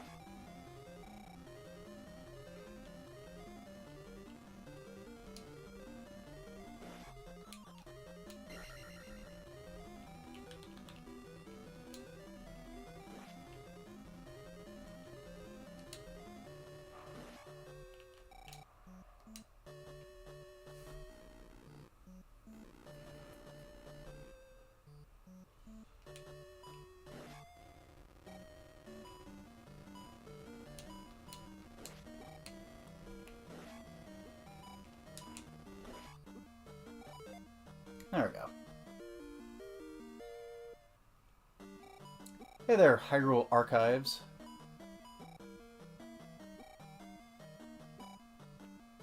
Oh yeah, you're absolutely right. I don't like the fact that it's required to beat the game in Wind Waker.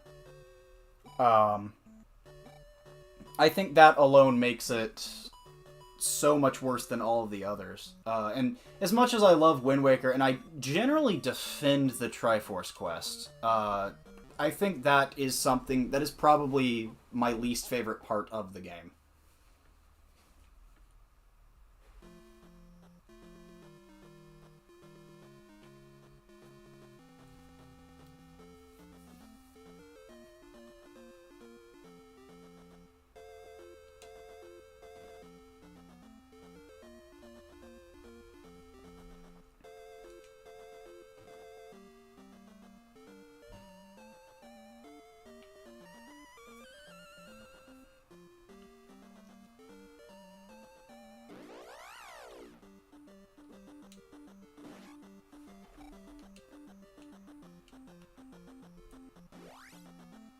Yeah, I mean, I don't know. My big thing when I defend the Triforce quest is that, you know, a lot of the people who, you know, I don't know.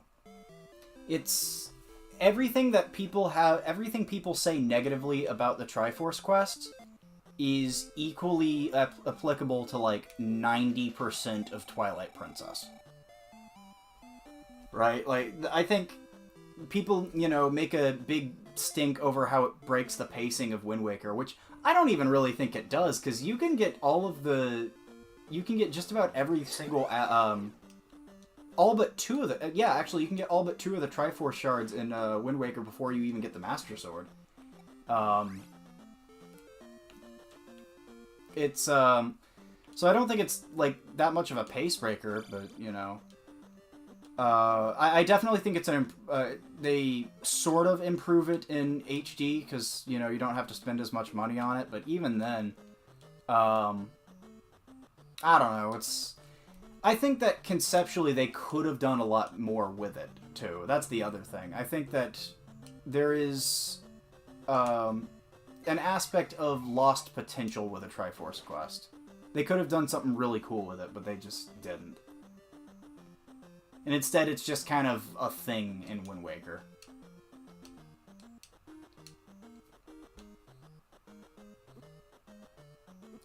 You know, people wish that we got a different dungeon in Wind Waker instead, but to be honest, I just think...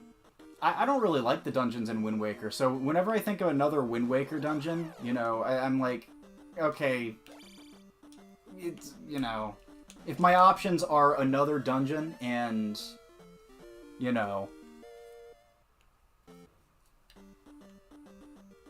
the Triforce quest, I'm like, it's really not that... You know, I don't find another dungeon that enticing. You know, I should probably... There was actually a pattern to these guys, so I should probably focus on remembering that pattern. Yeah, well, okay. The thing is about finding more rupees is that it's kind of a solution to a problem in, like, Ocarina of Time where rupees are worthless. But it's a similar thing to A Link Between Worlds for me, where it's just... Okay, well, you've made rupees worthwhile now, but only kind of arbitrarily. Now, rupees are no longer used for, because they're money. They're now just used because they're another thing you need in order to beat the game. Right? And to an extent, that's fine. Like, even Zelda 1 does that, and I love the original Zelda, but...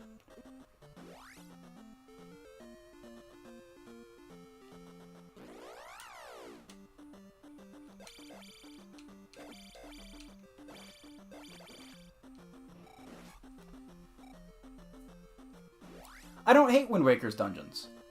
I don't, or mostly. I think for the most part, the dungeons in Wind Waker are fine. Not, you know, awful, but not great. I would say that prior to Breath of the Wild, I think it has the weakest dungeons of the 3D Zeldas. And that's coming from someone who grew up, well, partially grew up with Wind Waker. I didn't really start playing Zelda till I was in high school, but Wind Waker was my first Zelda, and for the longest time it was my favorite one, but even as a kid, I would probably have said that Ocarina of Time had better dungeons.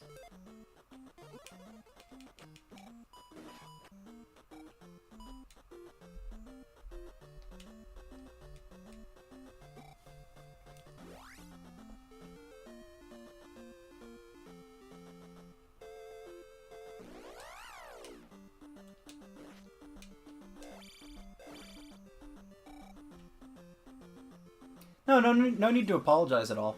I mean, there it is. That's the one I was thinking of earlier. Okay. I remembered there was one on the coast. Or, either a heart container or a, you know, magic jar.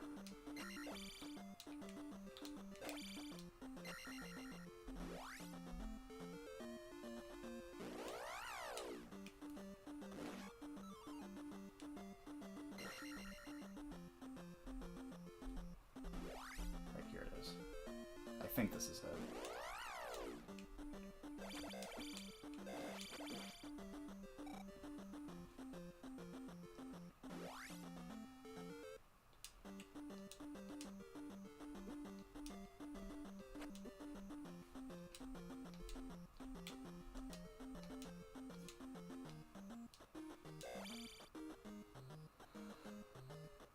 Welcome back, Miguel.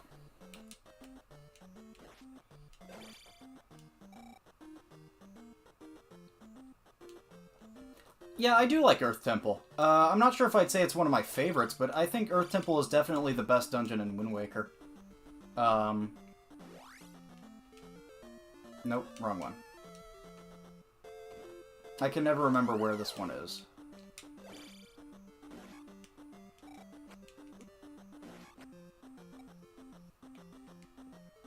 Nope, I'm pressing the... There it is, okay. Pressing the River Devil button. Or the recording button. Flute button.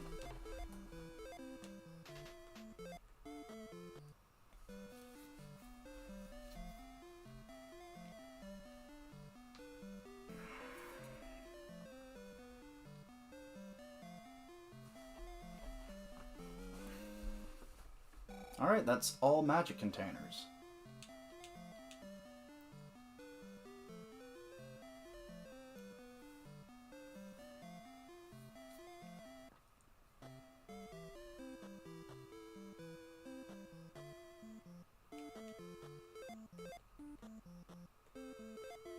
I don't know why I did that. I needed to... This is the one that had the... No. Which is the one that had the spell in it?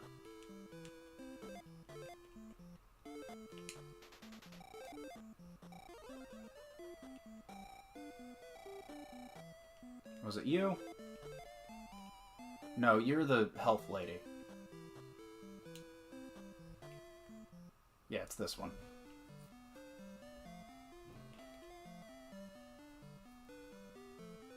Yo, the spell.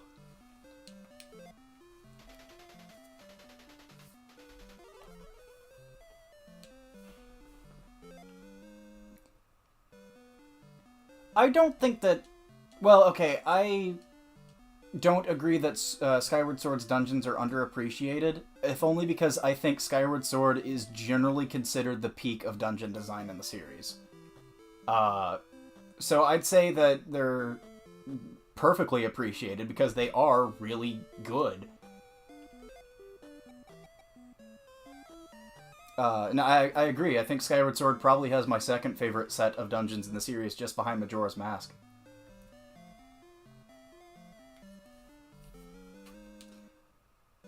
The only Skyward Sword dungeon that I think isn't the best is Fire Sanctuary. And even then, Fire Sanctuary, it's just kind of... It's not awful, it's just, like, there.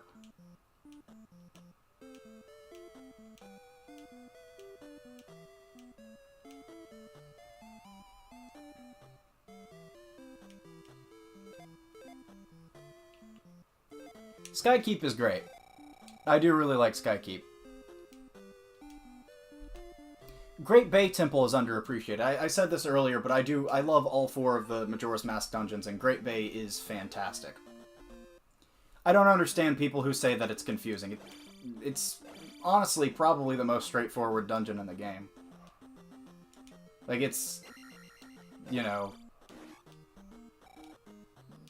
The entire gimmick of the dungeon is that you're following a color-coded line. It's really not that difficult.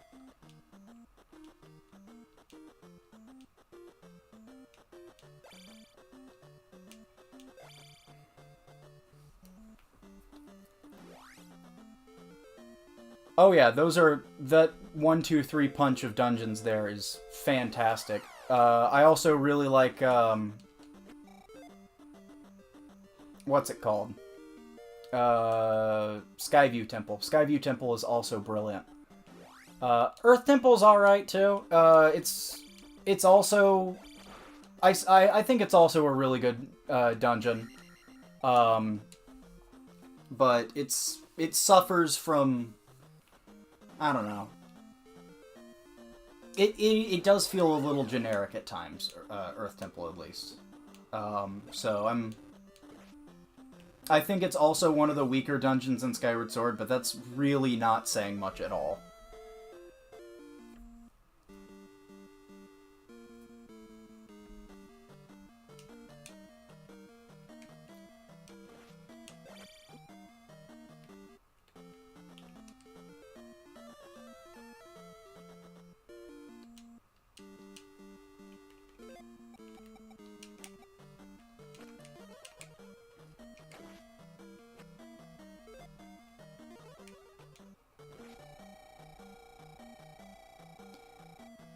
See, I'm not sure if I'd agree with it being the perfect example of a first dungeon, and the only reason why I say so is because Skyward Sword has such a long build-up to the first dungeon that it's kind of hard for it to be considered a first dungeon in the same sense, right?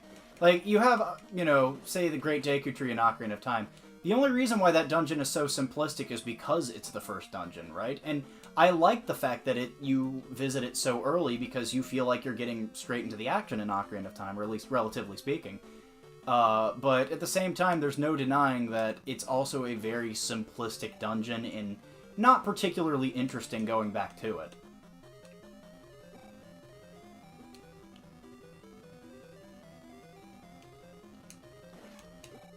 Oh, I don't know why I'm even bothering with this. I have the magic key.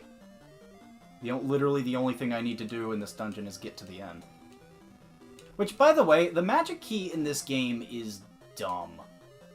Like, I love it in Zelda 1, but I think, right, that, you know, I feel like it's just not really utilized well in this game. Because the only time it's ever useful is in this dungeon. right? Because there are no locked doors in the Great Palace, and you can't get it before Dungeon 5.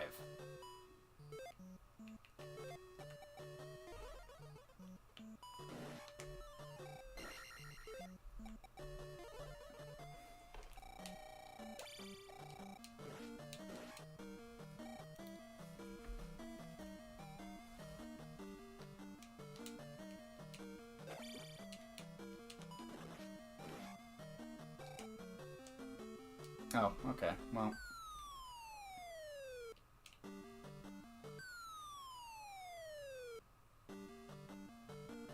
Guess I'm going here.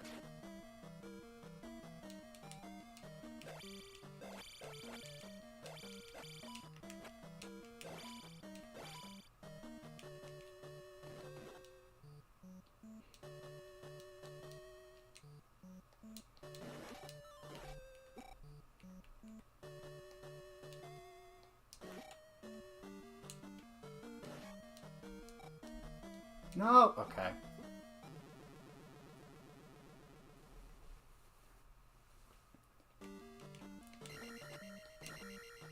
Yeah, it's super dumb, and I don't think there are even any keys in this dungeon to begin with, so, like, I don't really get the point. Like, so, you might as well have just not had any locked doors in this dungeon, right? It would have been one thing if, you know, there were keys in this dungeon, and the only reason why it was, you know, you could maybe get the magic key, and then you don't have to have keys. You know, you don't have to go out of your way to find the keys in Dungeon 6. But no, there just straight up aren't any keys in Dungeon 6. There are locked doors, and the only way you can open them up is by getting the magic key. So what's the point of even having them? It just kind of feels like, okay, now I have the magic key, now these doors are completely superfluous. Well, yeah, okay, you're right, ferry through the doors, but at the same time, that's why I was asking earlier, I'm not even entirely sure if the fairy door trick is even intentional. Like, it doesn't feel like it's this intentional thing.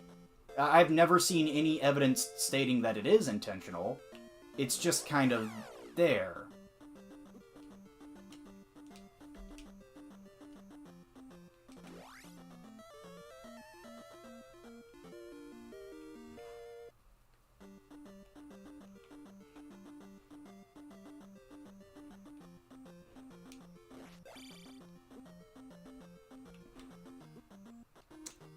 Is it? Like, how do you know it's intentional? Oh, it's definitely not intentional. Okay. Yeah, it doesn't feel intentional, but if that's not intentional, then, like, if it were intentional, then that would probably actually give some sort of case in favor of the magic key's existence, but it's not. So why does the magic key exist?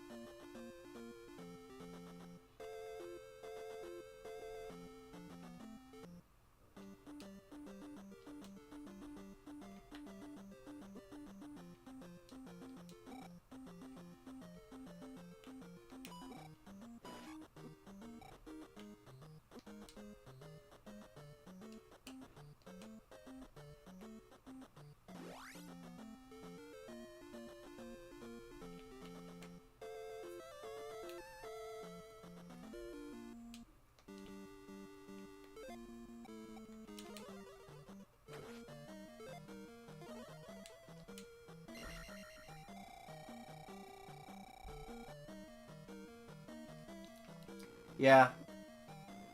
But oh well, there's not really much I can do about it by, you know, complaining 40 years after the fact.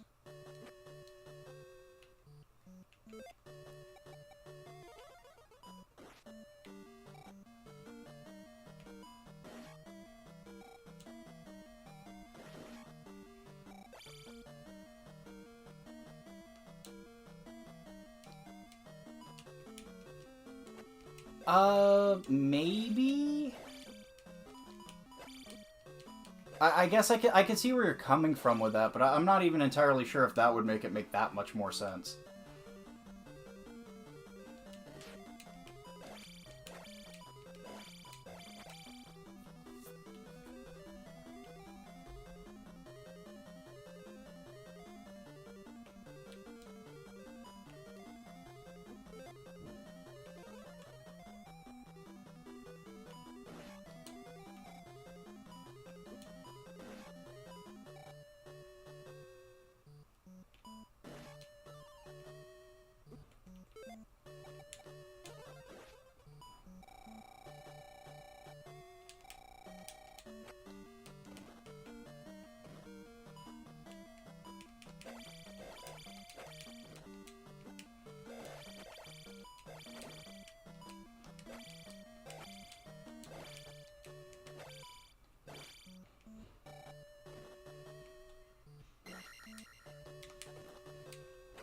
This guy's a bit, caffeinated.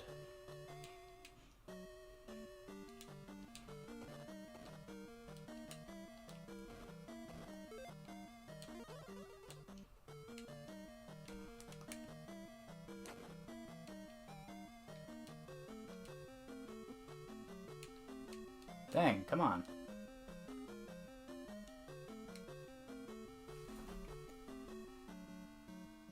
Oh, yeah, I guess. Well, okay, so the way that Zelda 1 uses the magic key is great because you can get it early if you know what you're doing, right? And that actually gives you a reason to do things out of order because Dungeon 8 in Zelda 1 is actually really difficult early. It gives you it's a challenge and a reward to do things out of order, which is exactly why, you know, that's exactly why I love the original Zelda so much. That doing things out of order actually has a purpose in that game. But in this game, even if you did have, you know, keys in the Great Palace, it still wouldn't really make that much sense to have them. Okay, come on. Get this thing out of here so I can... It wouldn't really make that much sense, you know, if you had keys in the Great Palace, because, okay, still, you already have the magic key. What's the point in, you know...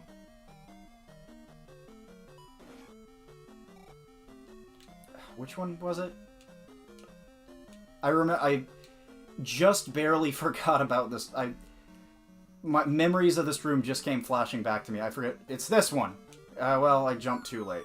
Or early. Yeah, it's a risk-reward play, but even if you put, if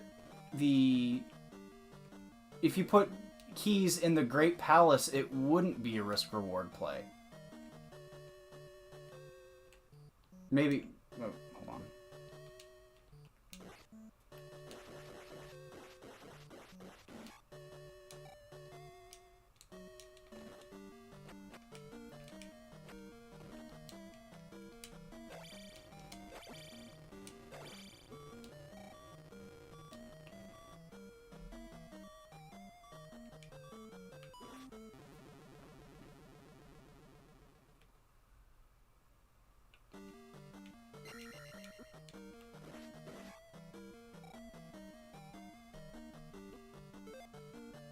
Might as well go ahead and use Reflect.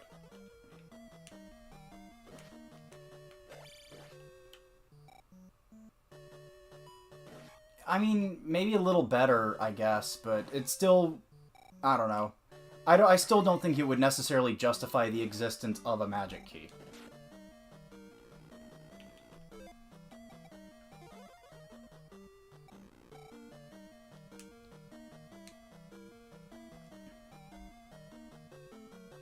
I'm gonna use jump here. It's 1, 2, 3. What? Oop. Yep, that was it. Yeah, you're right. Though I think this dungeon is interesting enough as is.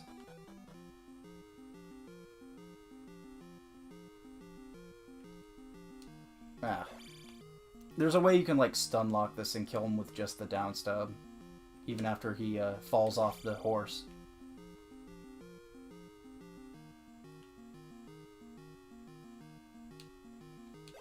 Oh, yep, there we go.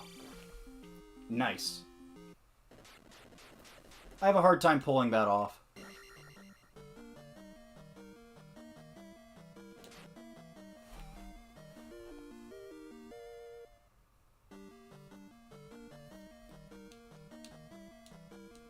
Yeah, I mean, I like the dungeons in this game in general.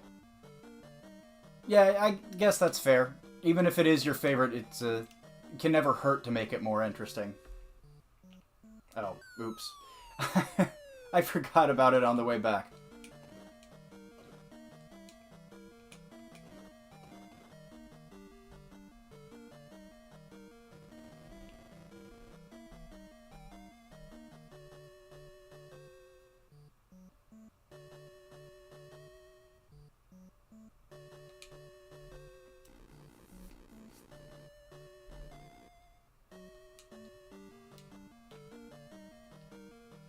Nope.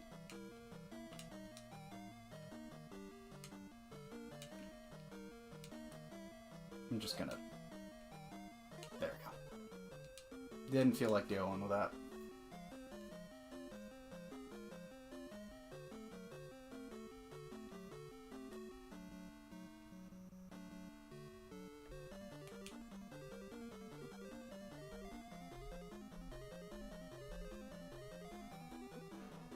See ya, Phoenix.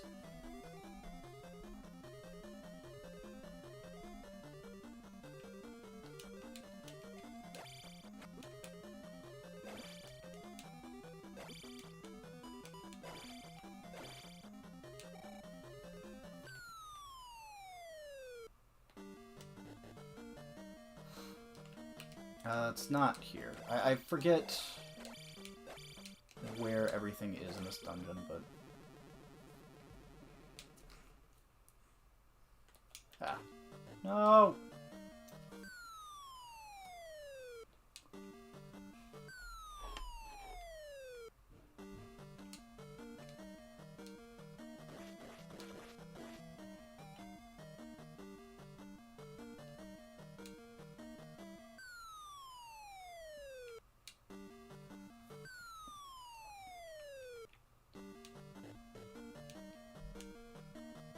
Okay, this was also just a dead end for points.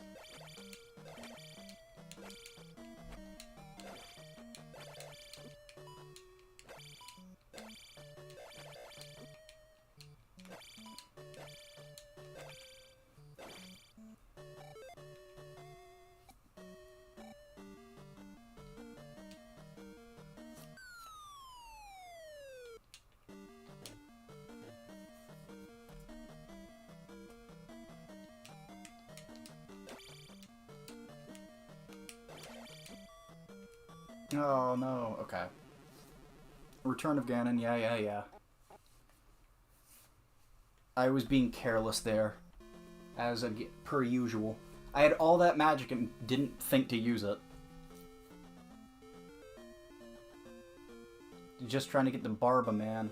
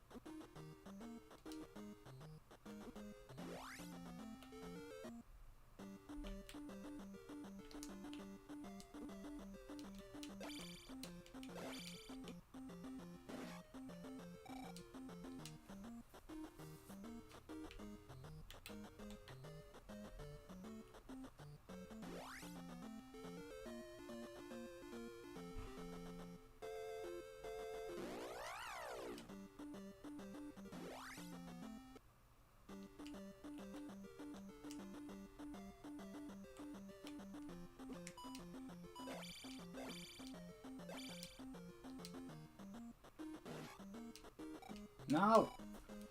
Well, there goes that life.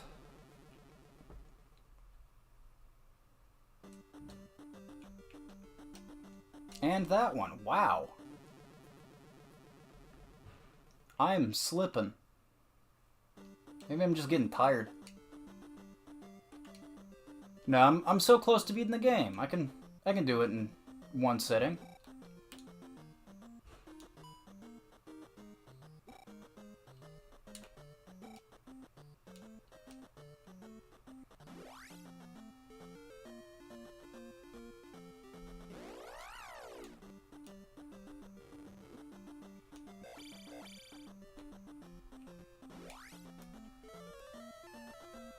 Yep. I do think that the enemy design in this game is generally pretty solid, or the enemy and level design in this game is generally pretty solid, but, like, being knocked into a pit just because of a flying enemy like that is... it's always going to suck.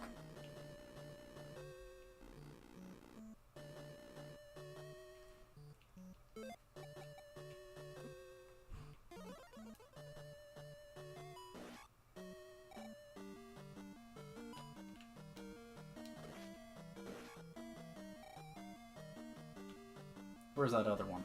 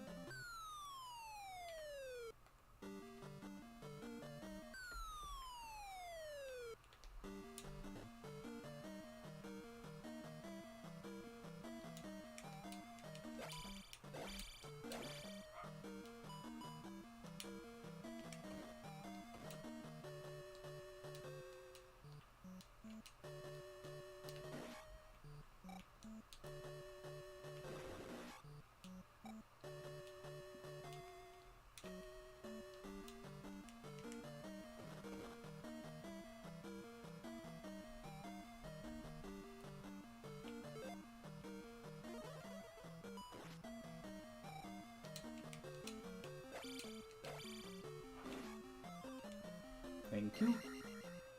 Could use more experience. Where'd you go?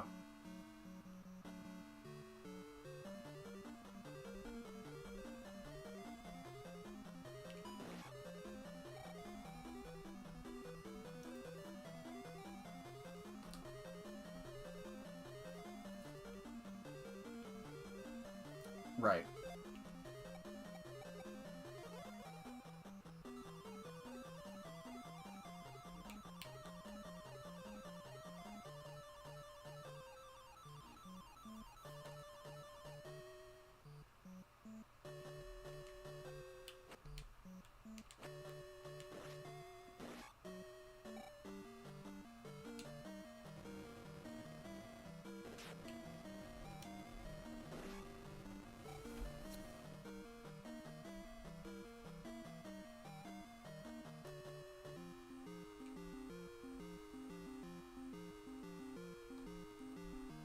Yes, I genuinely think that Zelda 1 is better, has better game design than A Link Between Worlds.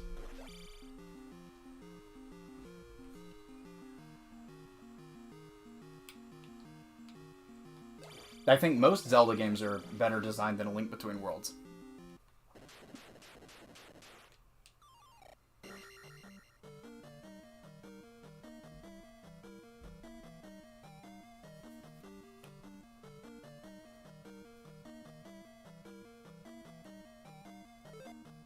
I don't have enough magic to not get this, I don't think. Nope, okay. Well, so much for that.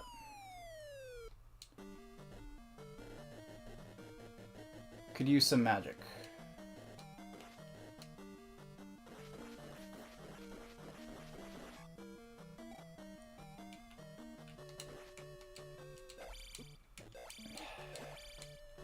Well, that's not what I wanted out of that.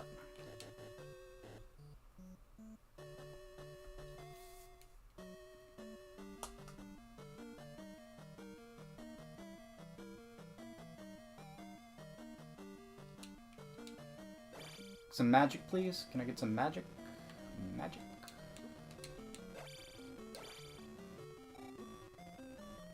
That's not magic. Okay, well, yeah, that attempt was scuffed anyway.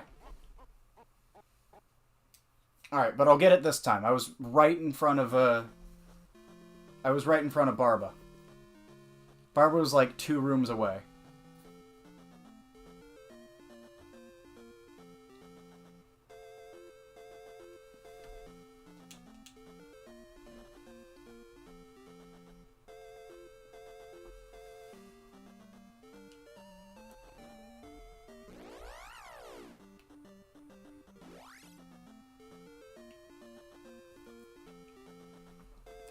Items and bosses aren't inherently what make the game good, though.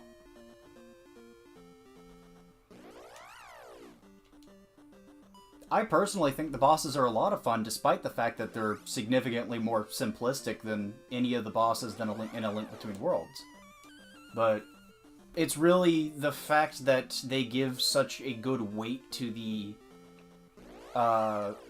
fact that you are able to do things out of order, unlike in A Link Between Worlds where nothing really matters.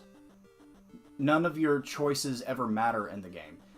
You don't really have so much agency as you do in Zelda 1. And I think that more than makes up for items that are relatively less complex.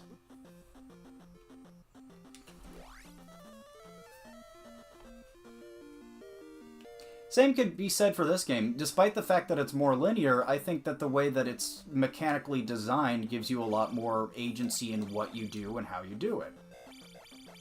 Or at the very least, there's a lot more to gain from knowing and understanding this game on a deeper level. Like, exactly how its mechanics work. For instance, this is probably not intentional, but for Iron Knuckles in this game, the jumping crouch stab is by far the best way to handle them, right? And you would really only know that if you know this game on such a level that you would be able to, right? If you were interested in it, in knowing the game on that level. And that kind of stuff just really isn't so much in A Link Between Worlds. The game is already so easy that there's really never a benefit to knowing the best way to dispatch of an enemy or get past a particularly tough piece of designed level. And I think that, in general, is just what modern Zelda is missing.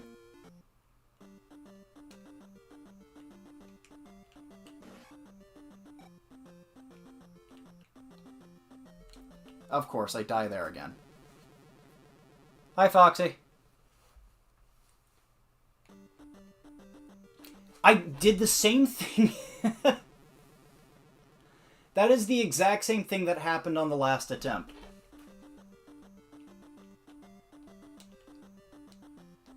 Both attempts, I died in the same place in the same bridge screen. It's dumb. And now I have the 1 life to attempt Palace 6 again.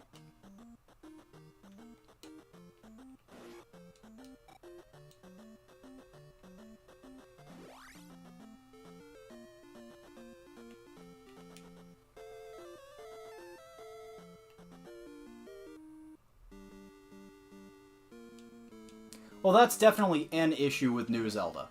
I completely agree, but at the same time, I think that's more of a symptom of a more core underlying issue of New Zelda than the main reason why it's not good.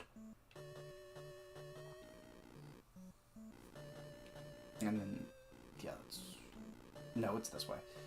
I think that it's more so there is a core misunderstanding of what makes Zelda good in the dev team right now in Aonuma. Just the leadership behind the series in general. They have a fundamental misunderstanding of the series, and that is what's causing the new games to not be good.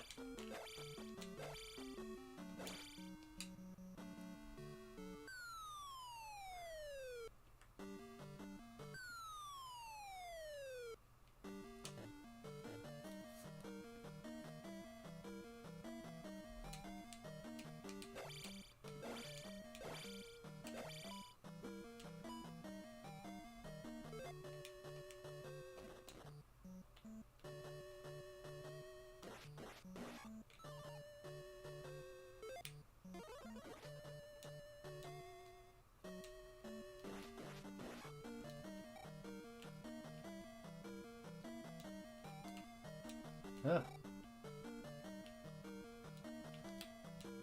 Ooh. Okay, well... I am definitely getting tired. Thoughts on the Mario movie and thoughts on upcoming Zelda movie? No, I think Mario movie was okay for what it was, but I don't think it deserved nearly that hype. I think it was a fun little... It had a lot of references, and that's why a lot of people liked it, but at the same time, underneath all of that, it was not a great movie.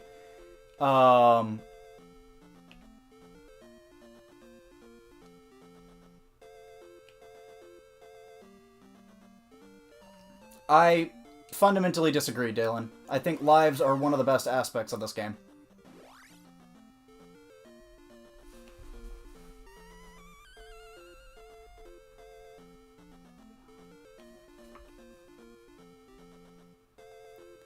See, Nebula, I was trying to respond to two different comments at the same time, and I kind of, like, conflicted them in my mind. My opinion on the...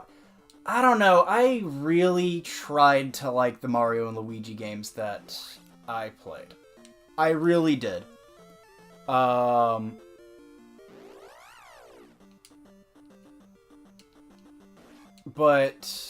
I don't know, I just couldn't. I've played most of Dream Team, and then I played like half of Superstar Saga, and I couldn't get into them. And I mean, I have some in-depth reasons for it, but they're a little too in-depth for me to really recount while playing Zelda 2.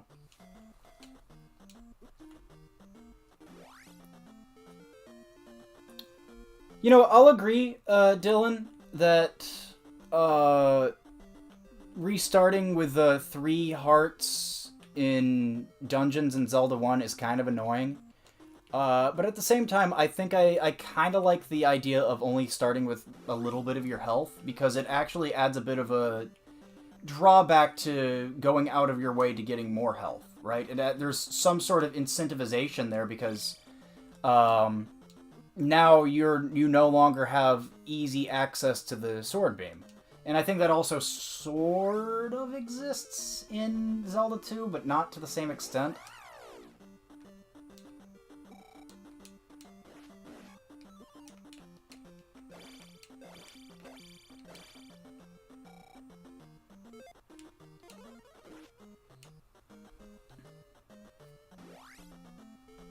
Yeah, I've heard that the pacing of Brothership is not great. Which is saying something, because I think the pacing of Dream Team was the biggest reason why I put it down. Yeah, I really wish I liked Mario and Luigi. I don't. I did it again. You know what? You know what? This is what I think of your... I should have done this to begin with. Because I easily could have just healed up after this. That was dumb.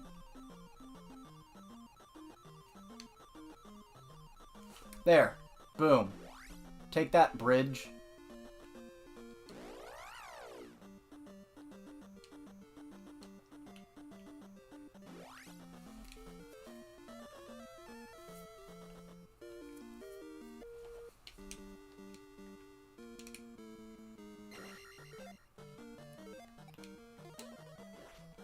Now I have 2 lives instead of 1.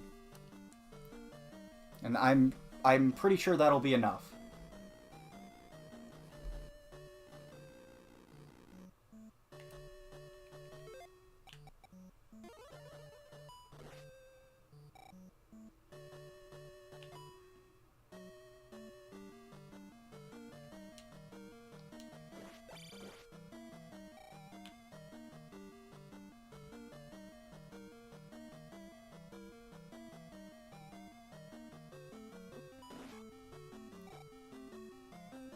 Yeah, I am planning on beating this today.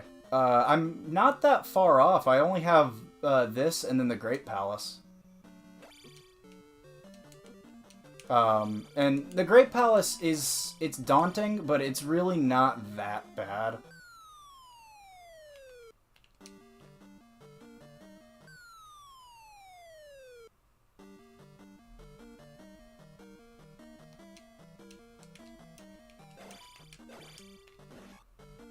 I don't even think I got the experience points for killing that. Oops.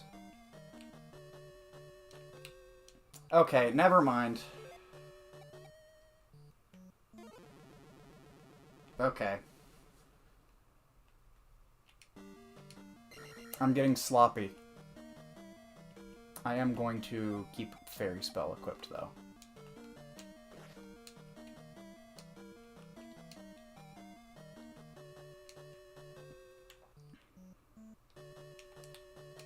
See, that's...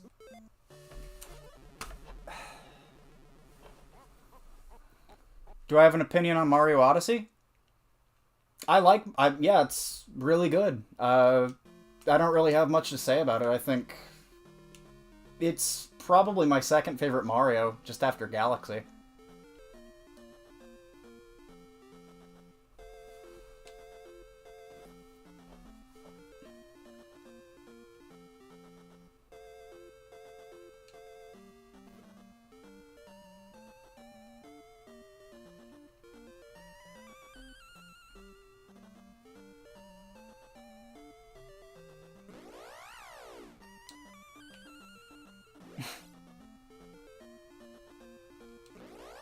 Yeah, I don't know.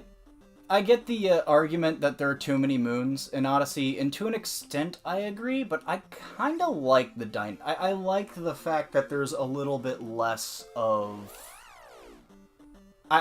It kind of makes moons feel less special, and I'm okay with that. Right? It's more so just, you need to collect a certain amount to progress, and that's cool.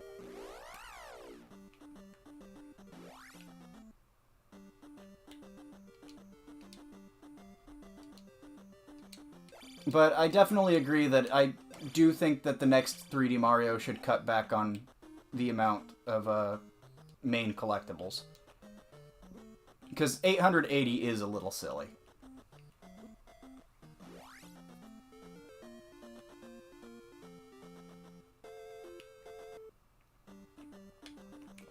Yeah, it's understandable. This is definitely the hardest Zelda, for what it's worth, but... I think the challenge is... It's really fun once you know how Zelda 2 works.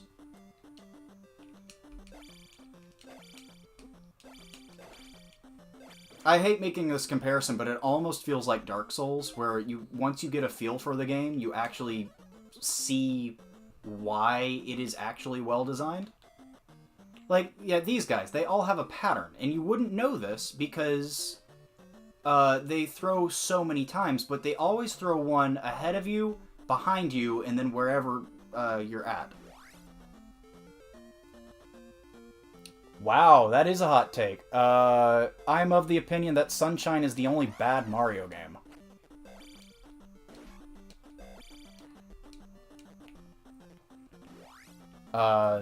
Or at least the only bad 3D Mario game. I guess if we're being technical, I read the screen.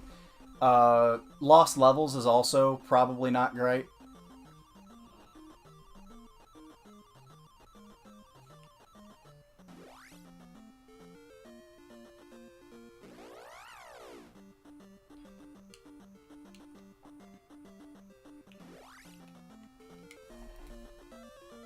Alright, now I'm going into Palace 6 with an entire 3 lives.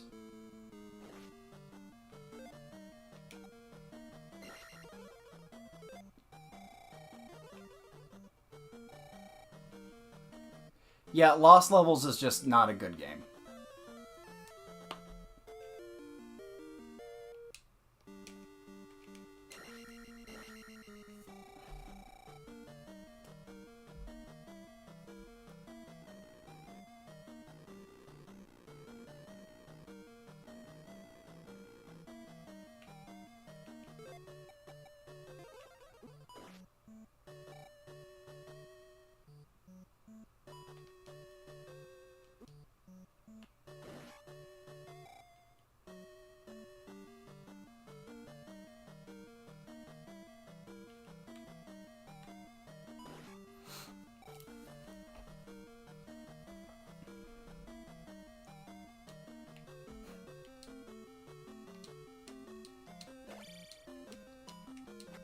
You're right. Lost Levels does feel like it's just a collection of little Timmy levels from Mario Maker. I never really thought of that, but that's right. Hey, Max. Yeah, I think you're missing out. I really like Zelda 2.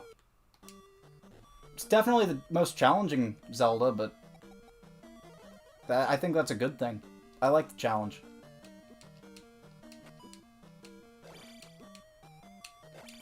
Okay, well.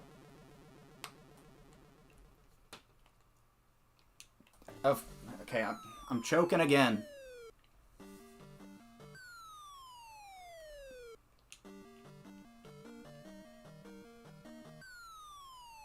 They were lost for a reason. Lost in the great nation of Japan.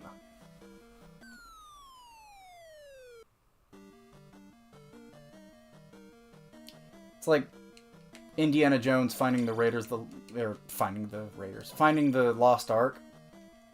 And Sala warning him. Something disturbs me about these lost levels, Miyamoto. What if they were never meant to be found?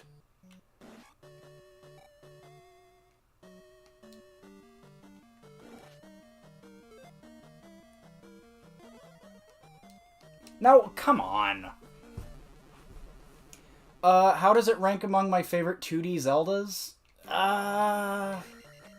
Well, it's definitely not as good as Zelda 1, and I'd probably put it below A Link to the Past, too. I don't know. If we're talking exclusively 2D Zeldas, it might not even be in my top 5, but I really like it.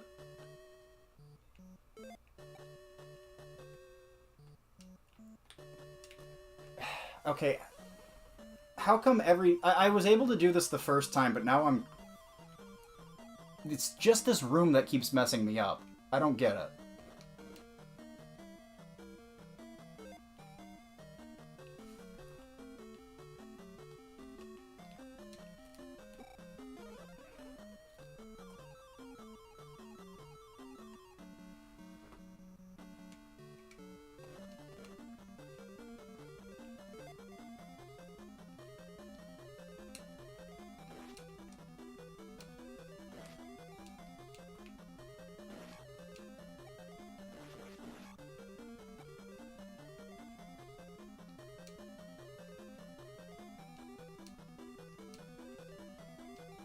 What?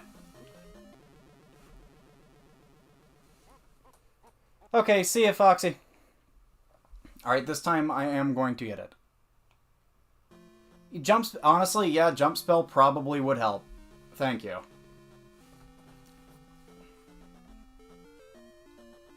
I swear I don't usually die that many times in Palace 6. Palace 6 is actually probably very easy. But you wouldn't know it.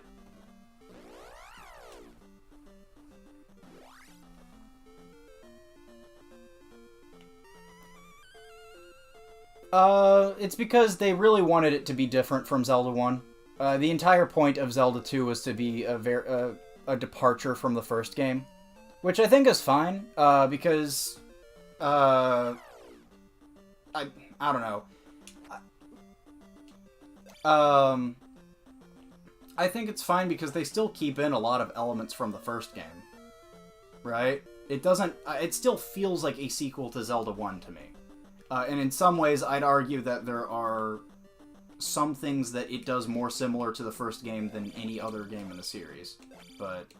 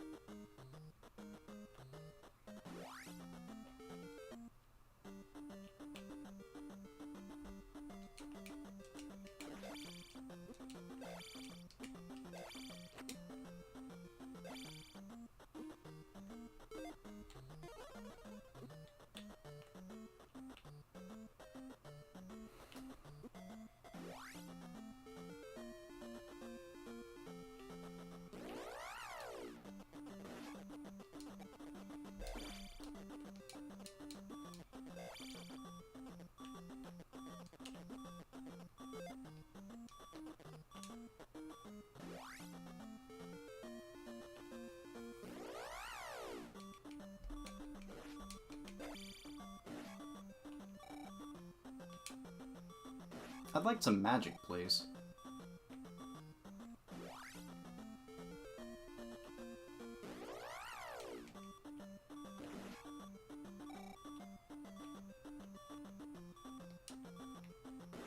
Nothing at all?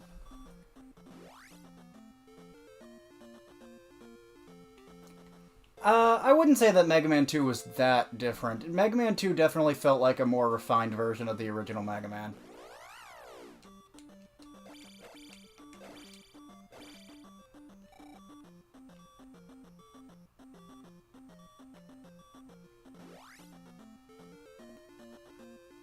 Here I am forgetting I could have just gone around that thing the entire time.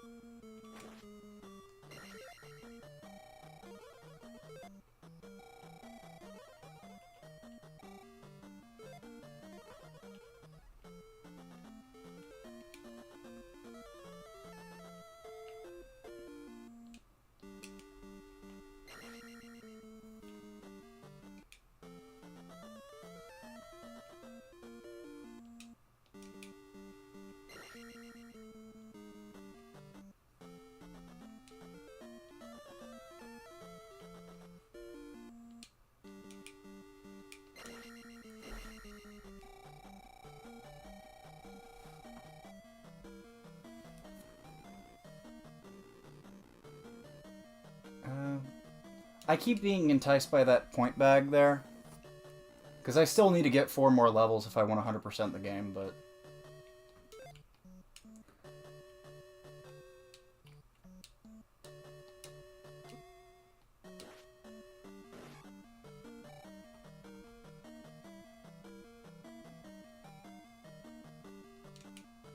Yeah, the music in this game is good, but, I mean, they did kind of have an orchestral arrangement, a few of them, actually, but, obviously there's the, Smash Melee version of this, theme right here, but, I think for Symphony of the Goddesses, they actually did do, few, Zelda 2 themes.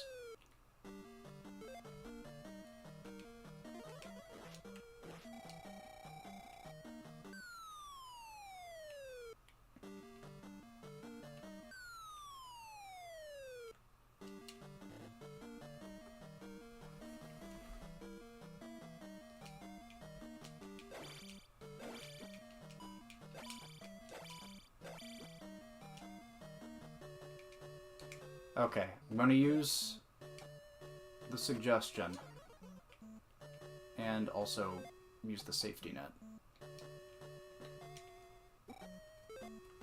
It didn't work! No, that was my fault.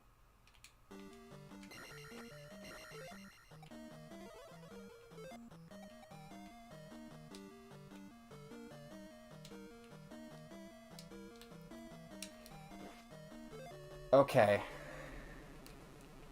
I don't think the jump spell works. Oh, combat is definitely harder in this game.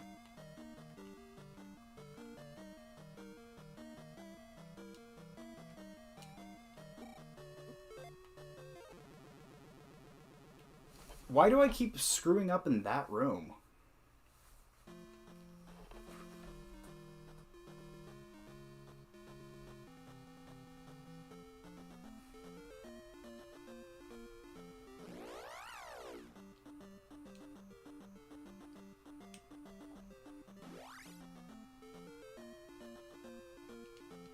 I press the...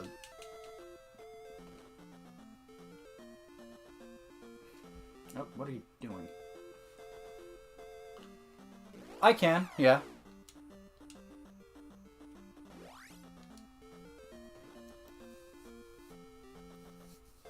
I mean, upstab... I'm not sure if upstab's really going to help out that much in this, but...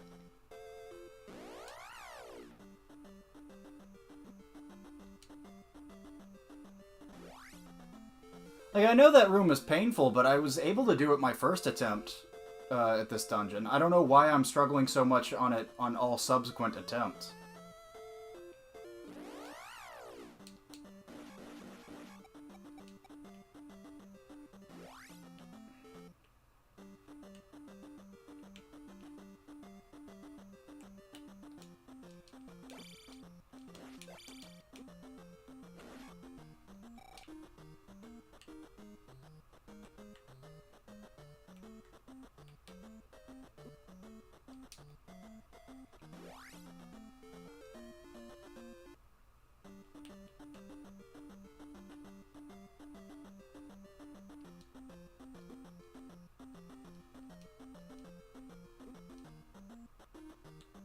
It was quite beautiful, yes. Oh, that was not.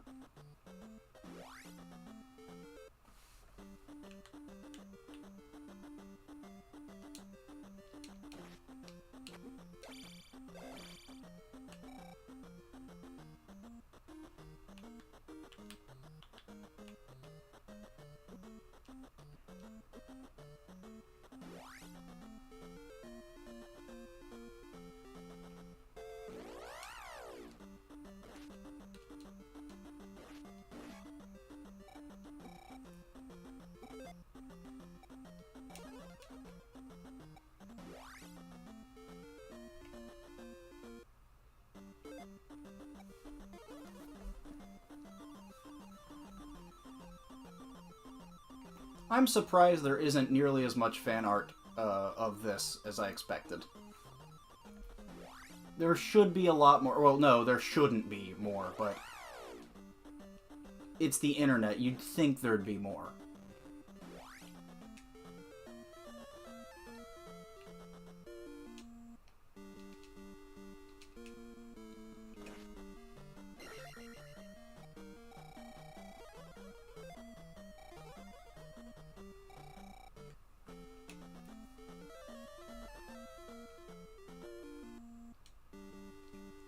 Why do you think? It's Link turning into a little fairy.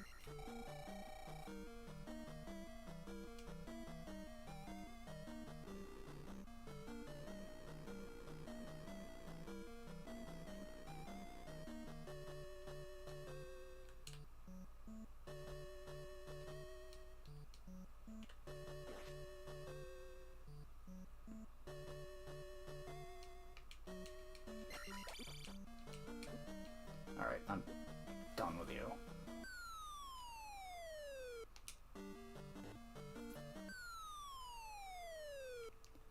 Great Palace is great. Like, the theme is awesome. Oh.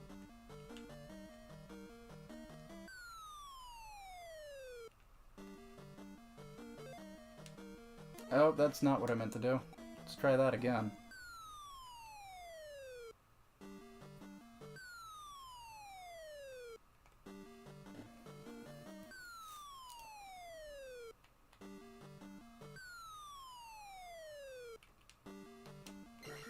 I want that magic, dang it.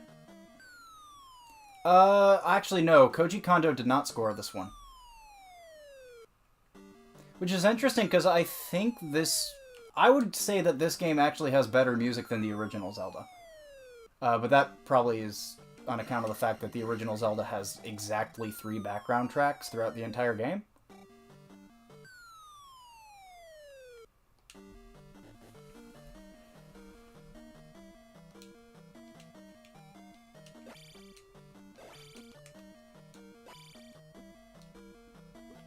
Okay, let's try this again.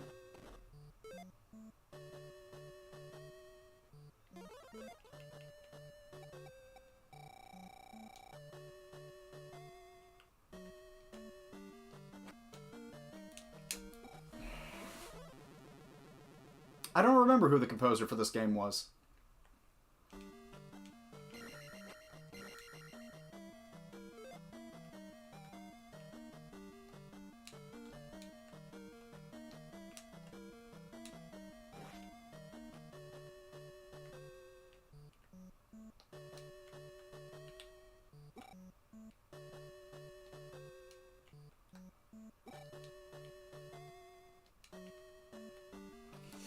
No, oh, come on!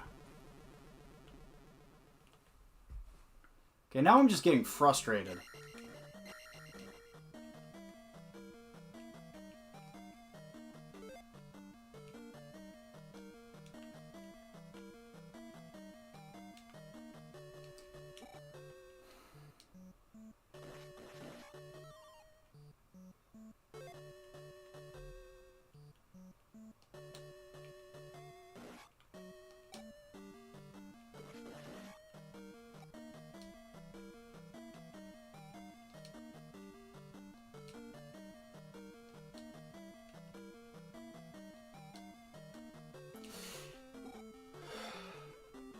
Okay, well, at least I didn't die that time.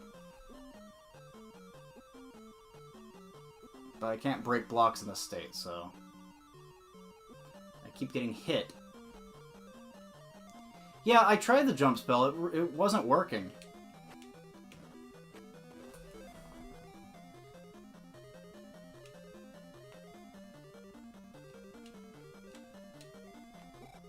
Okay, well... Fairy spell at least makes things suck less, but...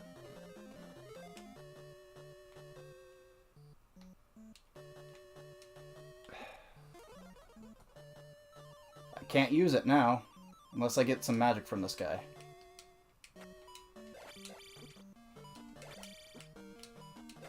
I really am choking, aren't I?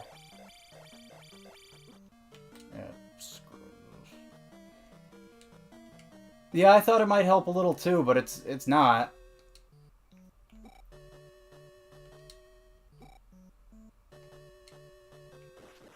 Yeah, maybe I could farm magic off of these guys.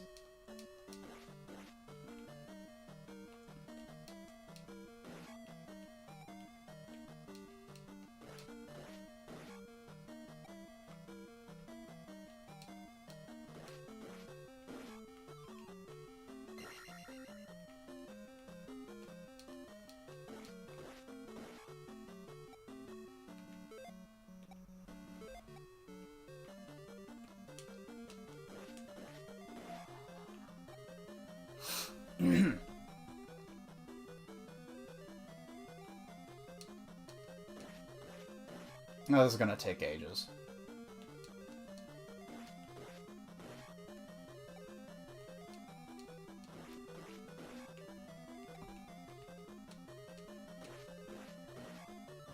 Okay.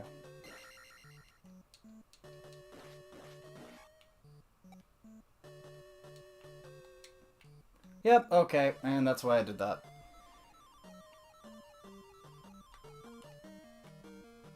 Yeah, I don't feel like grinding that again. I'm just gonna hope I don't die again. Even though I will. Yep, there it is. God.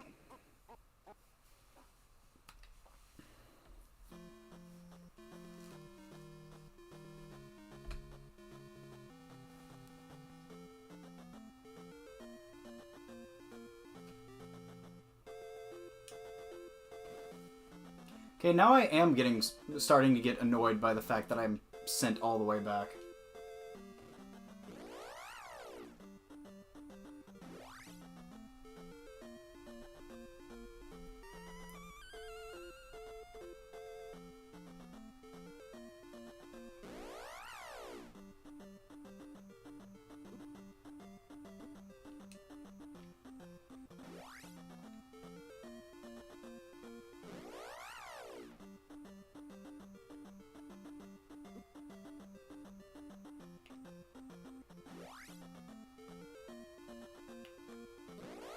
It's interesting, because the last few times I played this game, I don't remember struggling in that room at all.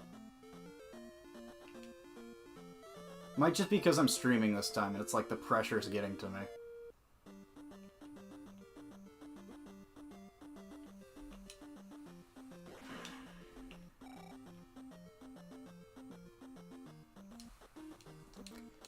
Well, so here's the thing about the script. I know exactly what I want to say about Zelda 2. It's just, it's kind of hard to... I don't know. I'm having a hard time formulating it a bit.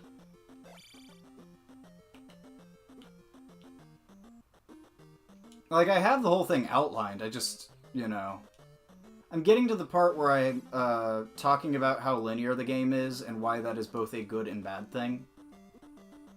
But...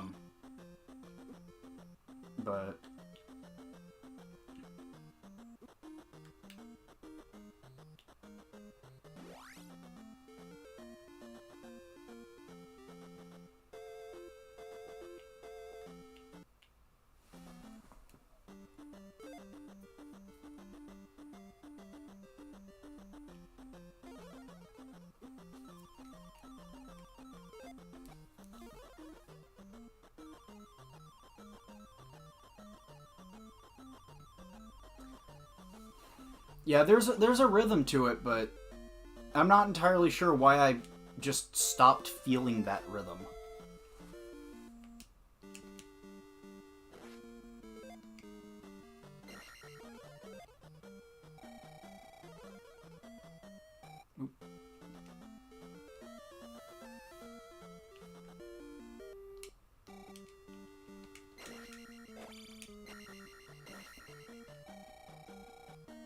Yeah, that's definitely why I'm looking forward to the Great Palace, among other reasons.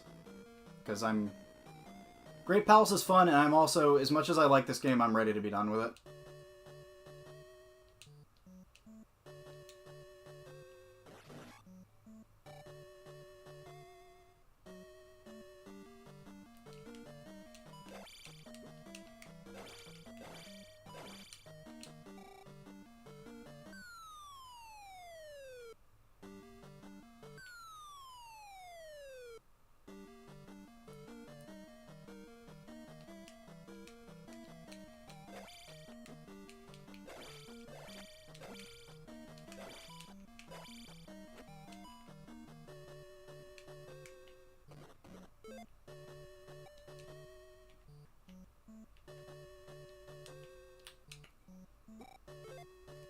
What?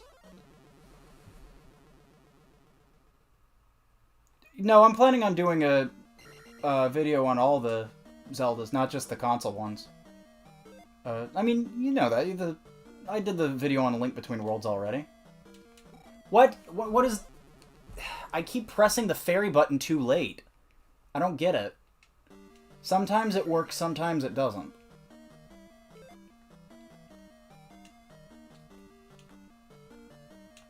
Is this like a Dark Knight Returns thing where I have to learn how to do it without the safety net of the fairy spell?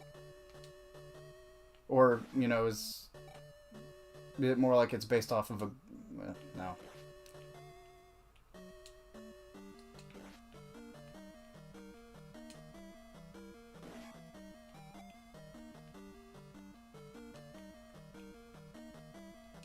See, and sometimes these guys just don't even want to spawn. See, there it is. Why couldn't it have been that easy the last 20,000 times?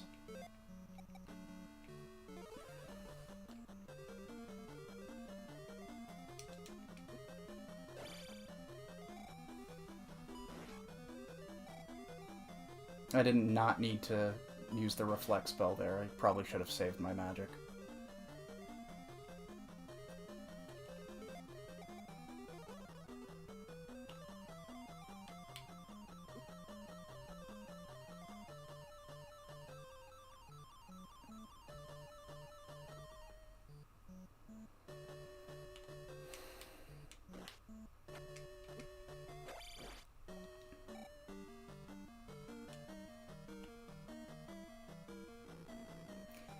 Reflect... Oh, no, I need to go right here. Reflect reflects those, the wizard beams back at you, back at them. That's basically all it does.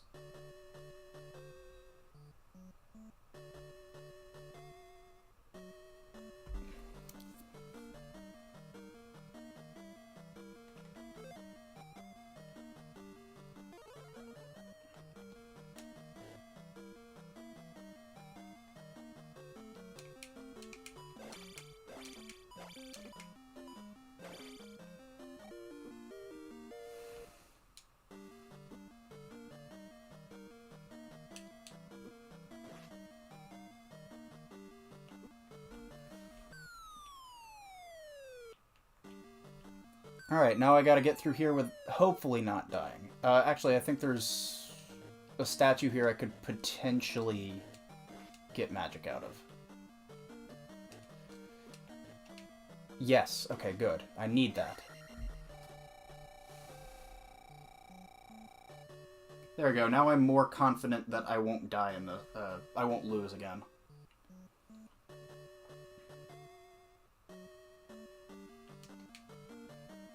Oh, actually. Oh, brilliant.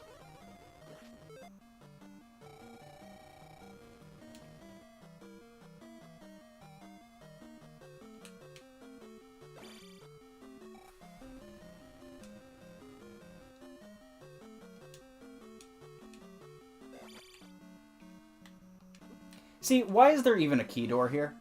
What is the point? Yeah, no, I definitely shouldn't get too cocky over this, but...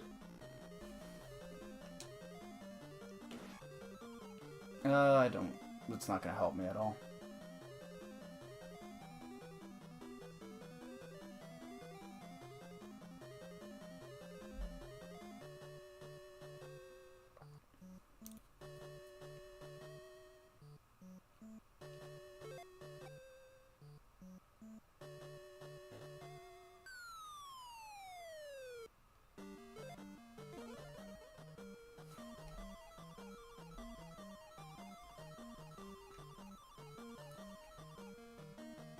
Alright.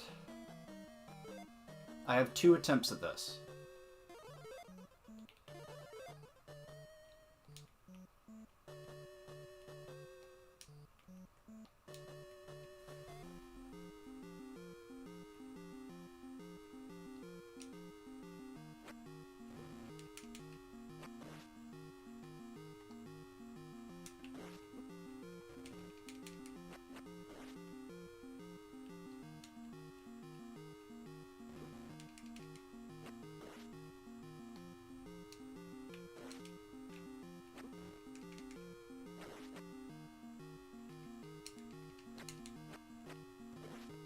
There we go.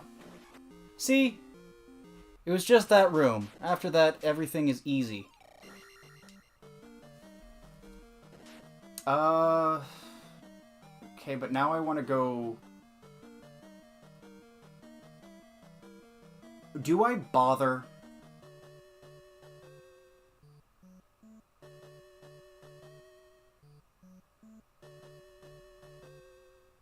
Nah. I'm tired. I'm just gonna... Yeah.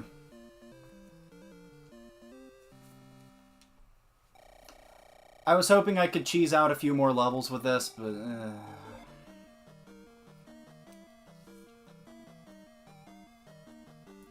I won't do that, but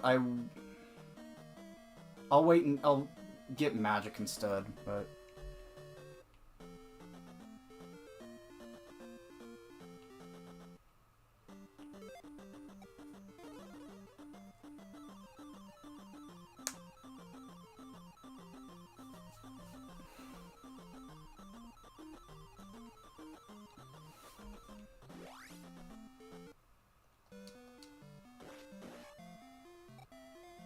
Which one of these is it? Is it the first one? I think it's the first one, yeah. Yeah, it's the first one.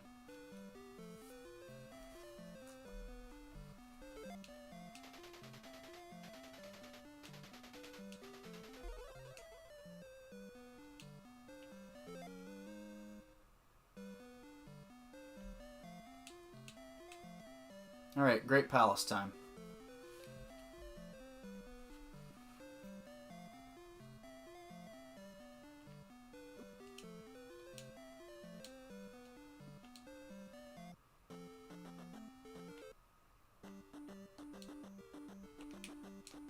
Well, okay.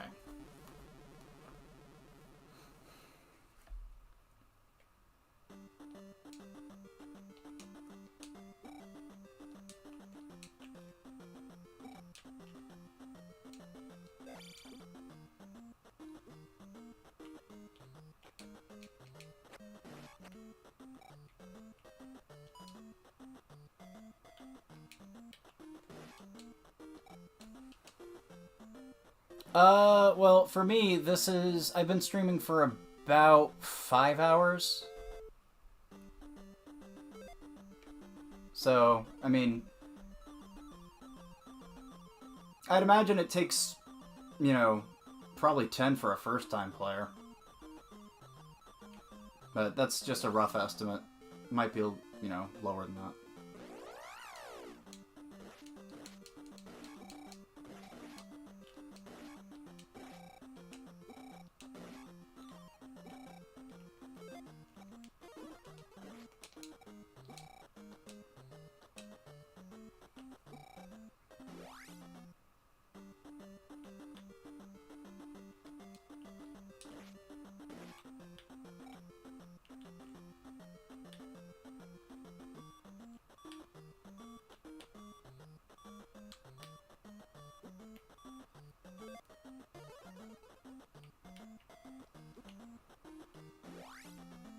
I'm definitely not making it to the Great Palace in this attempt, by the way. This is purely to see if I can't try to get enough health to...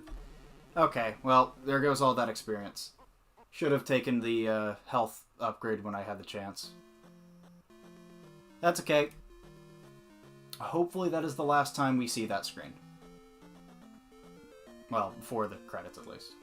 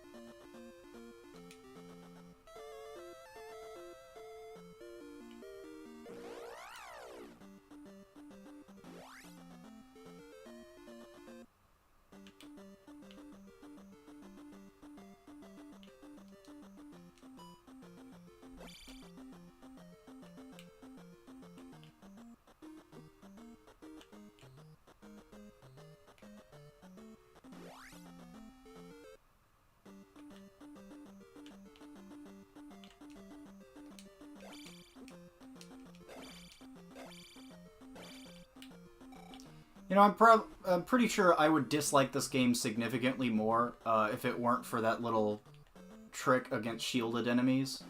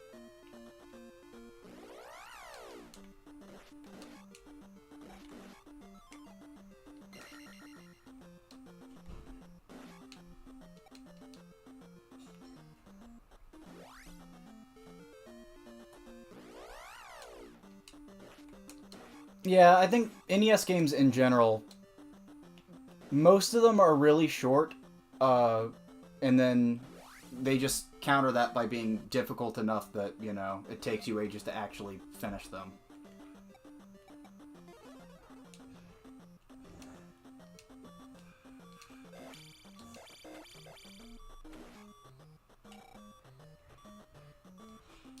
Nope, okay. That's fine. I can deal with that.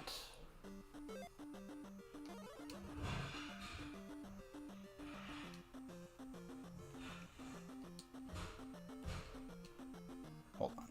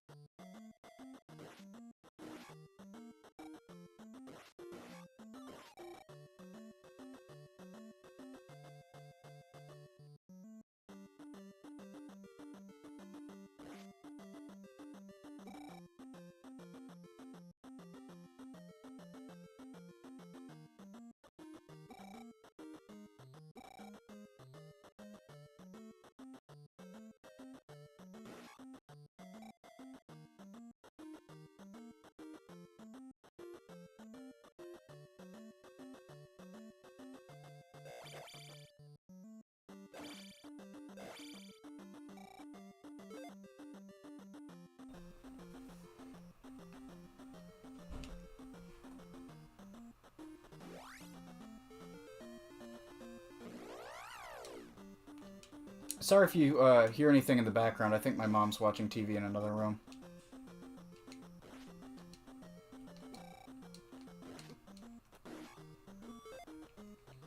Ah, dang. Well, gotta be careful.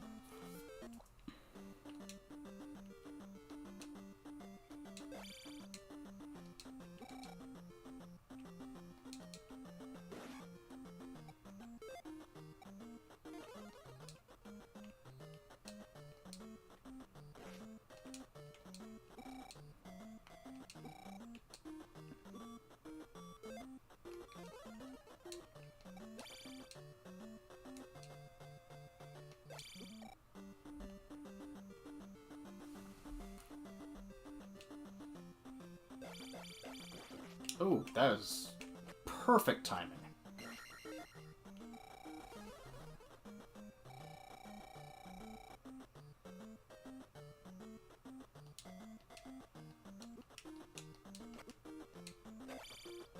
Okay, never mind. I didn't realize that would...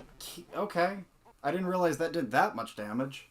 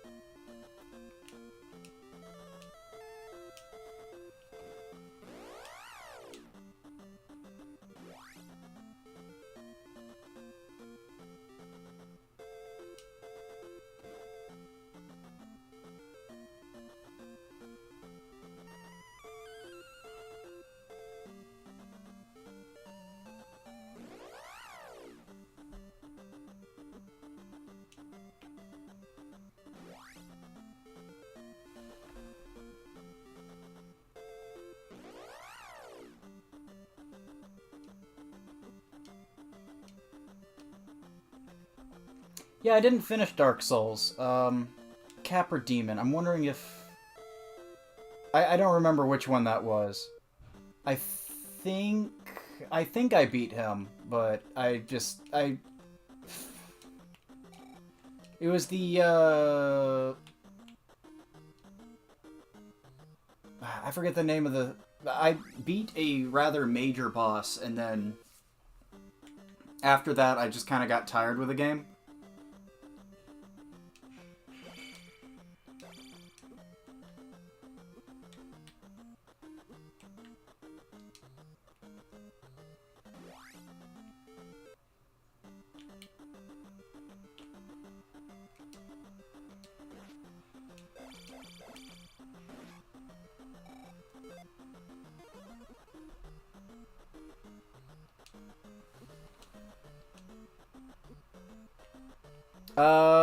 Maybe? I don't really remember. All I remember is that Undeadburg sounds like, the name of the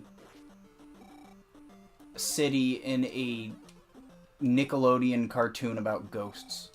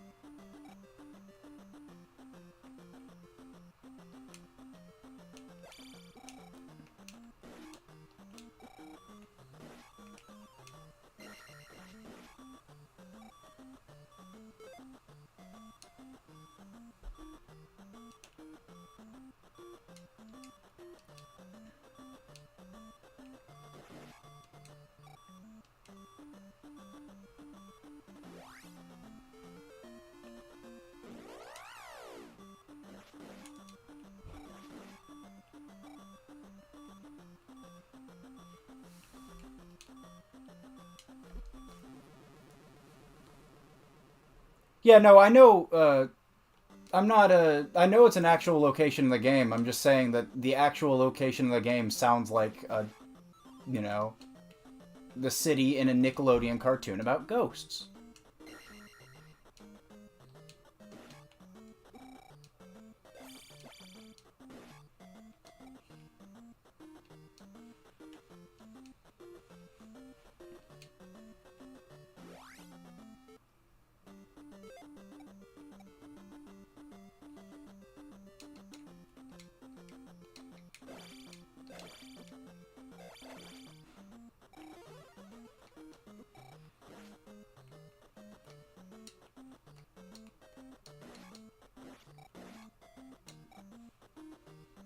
Oh, I did life spell by accident.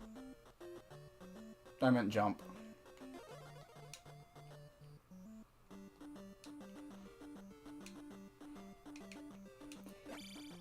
Yeah, you know what? Courage the Cowardly Dog, it probably... That does sound like it could be a thing in Courage.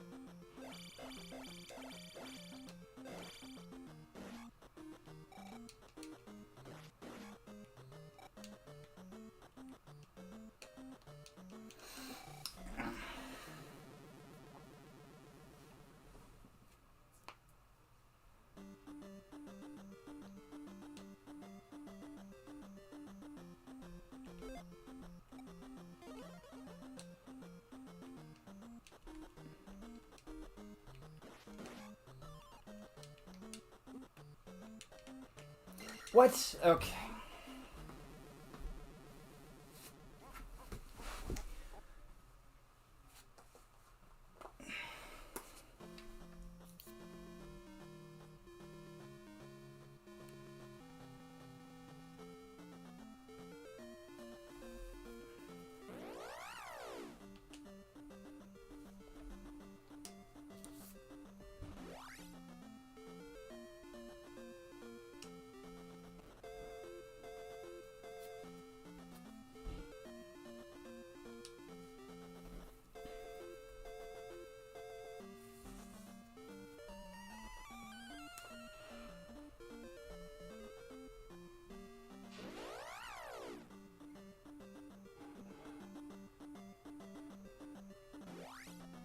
You know, fun fact, they were, the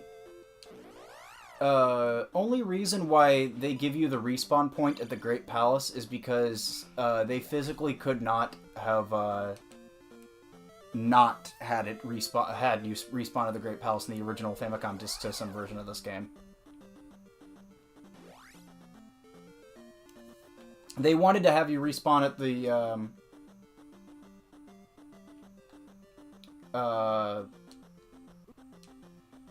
Zelda's Palace at the very beginning of the game, even if you died in the Great Palace. But the problem is that the Great Palace had to be on the other side of the disc in the FDS version.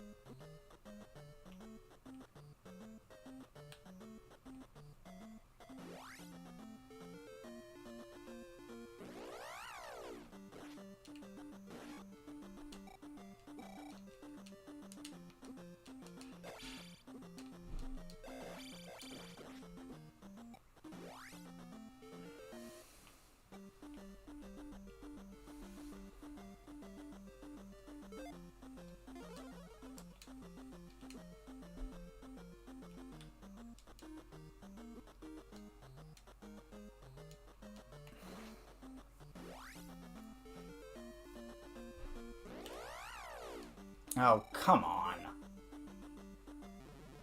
FDS, Famicom Disk System version. It was the disc version of the Famicom, the Japanese version of the NES.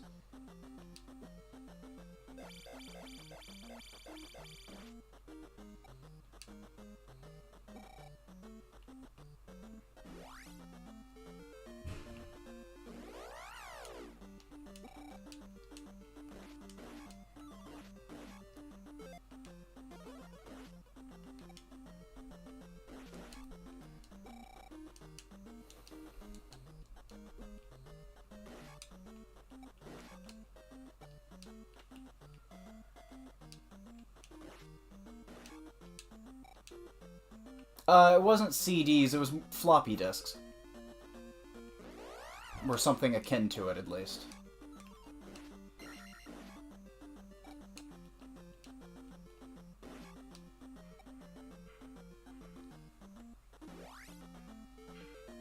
Yeah, no, CDs didn't become a thing, for quite some time after that.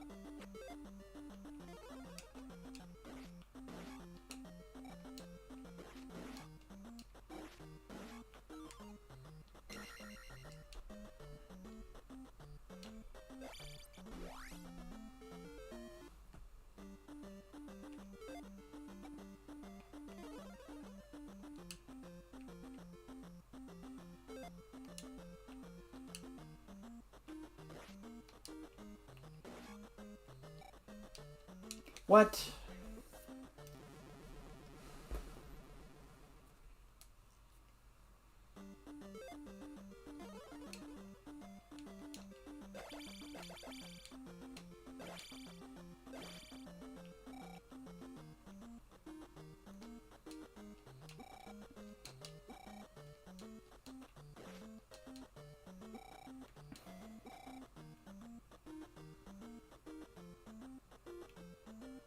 Actually, I don't remember when CDs came out, but I think it was... I don't remember.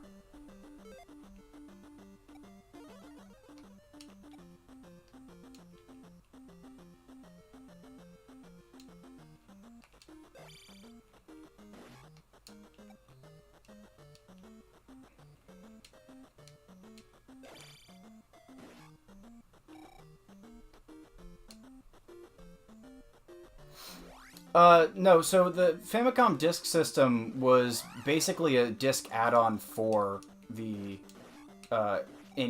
original Famicom. The Famicom still used cartridges, but there was it was kind of like the Sega CD, or what the 64DD ended up being.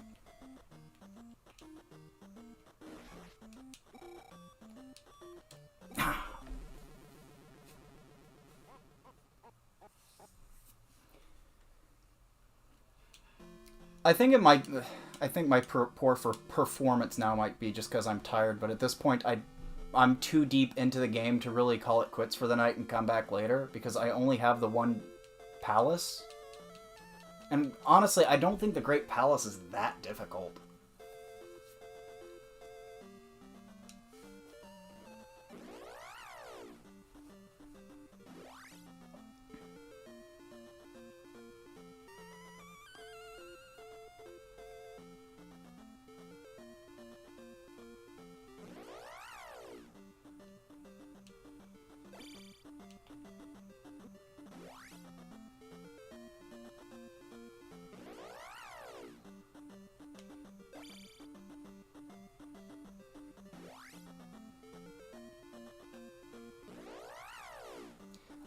Cave to the right, that's something I've already gotten. There's a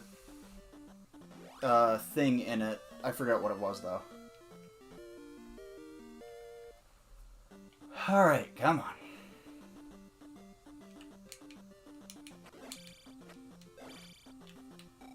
I'm getting really tired of these 3 screens specifically.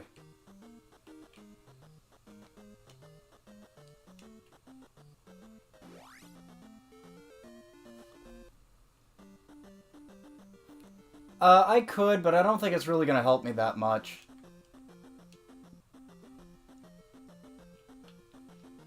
I mean, actually, the life would well, yeah, you're right, it would.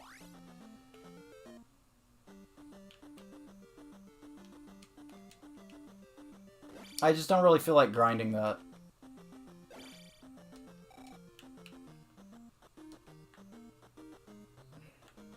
You're right, maybe I will. Next game over, though, because the best place to grind is... I've already passed it by. Actually, no, I haven't.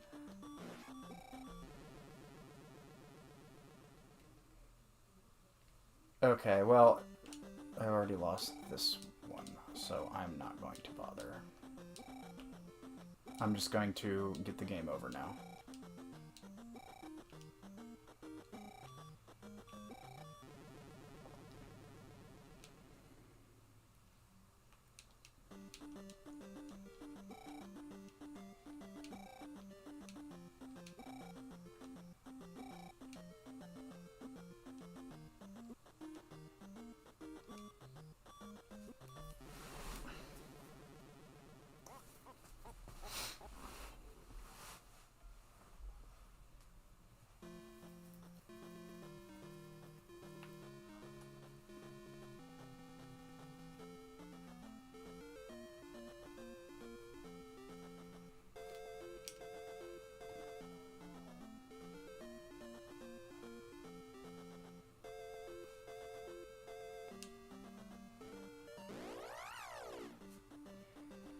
Yes, you lose all of your experience at a game over.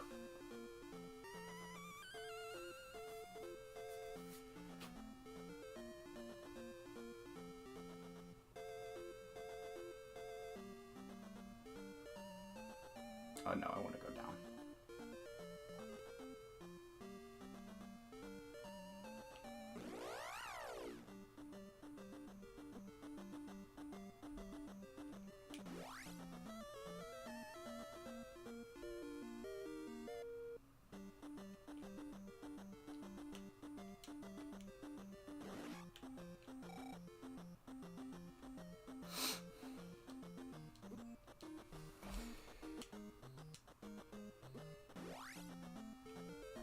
Yeah, I won't at all.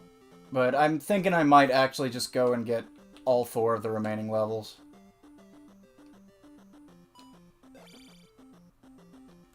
I think I'm just gonna go to New Kasuto.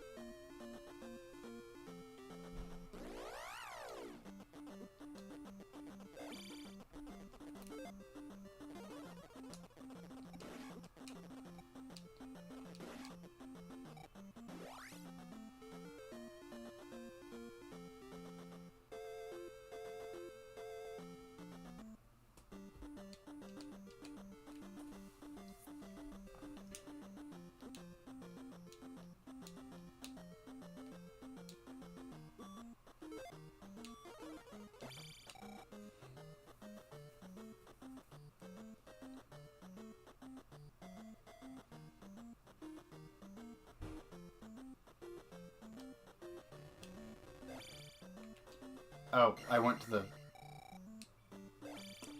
My brain is fried right now, I guess. Went to the wrong cave. Thought I was going to the one with New Kasuto. Oops.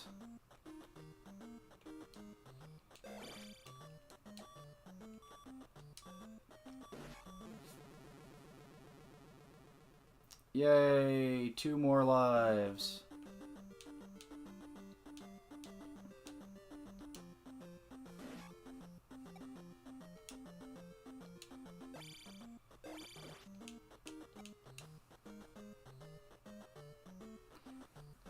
Scorpion, I think you can just stab its, eye.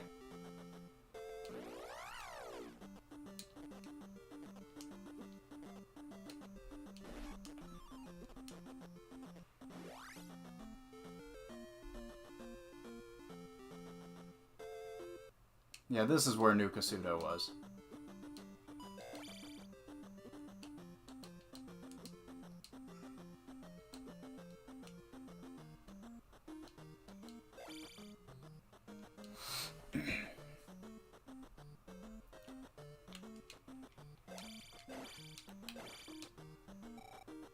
How did you act the last time we tried to play Link to the Past? I don't remember.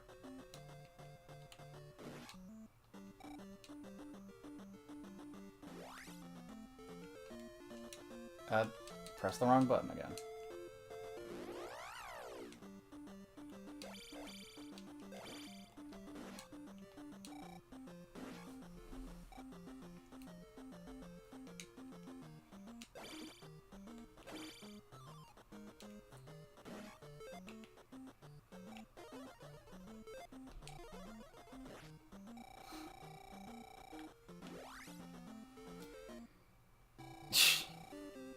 Well, no, I'm awake. It's just I'm like, I don't know. It's oh, come on. It's just I'm getting physically tired. You know, it's like restless, tired of just sitting here. That kind of tired.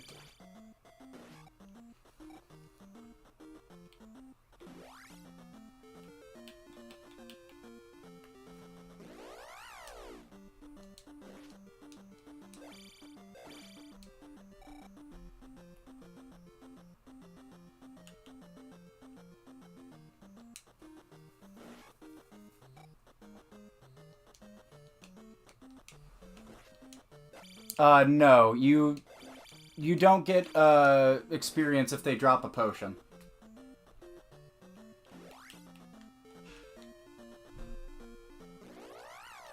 Dang, I wanted...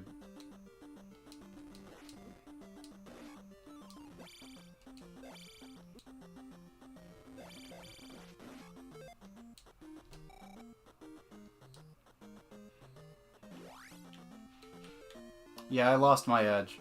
I fell off.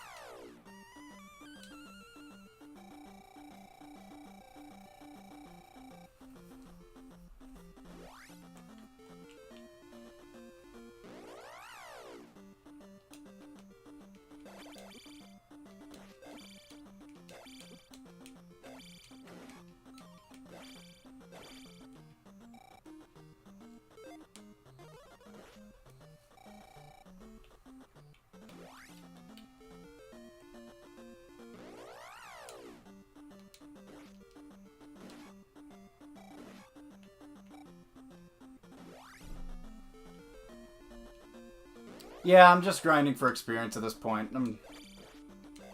Might be why I'm having such a hard time in that area over there.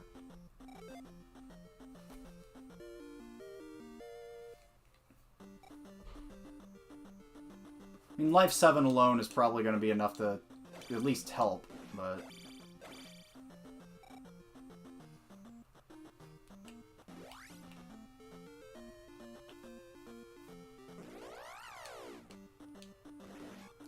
Interesting how the orange Lizalfos actually do... they give you more experience than the red ones for some reason.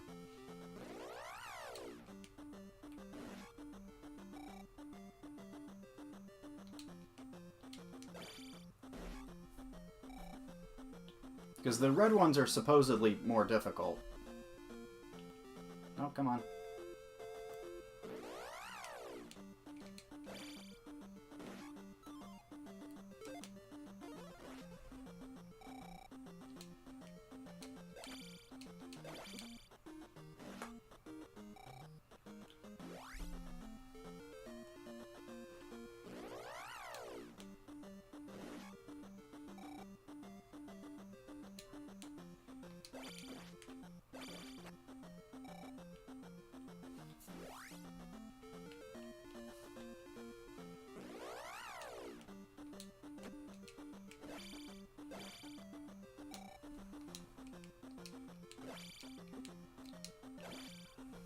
Yeah.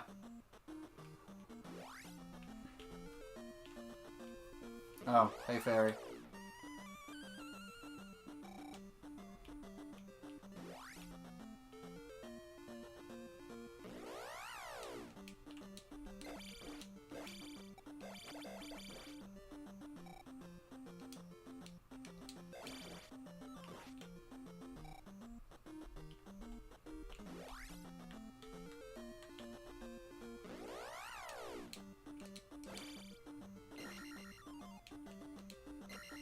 Oh, wow. Bag gave me an extra 50. Thank goodness.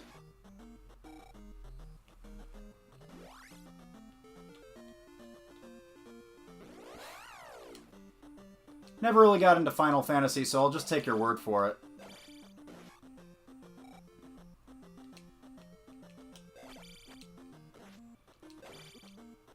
Thing is, I don't have an issue with linearity at all.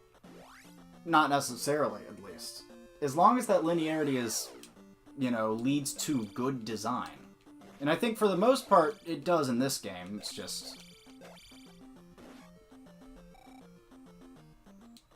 it's not, I think there are some elements that don't hold up quite well.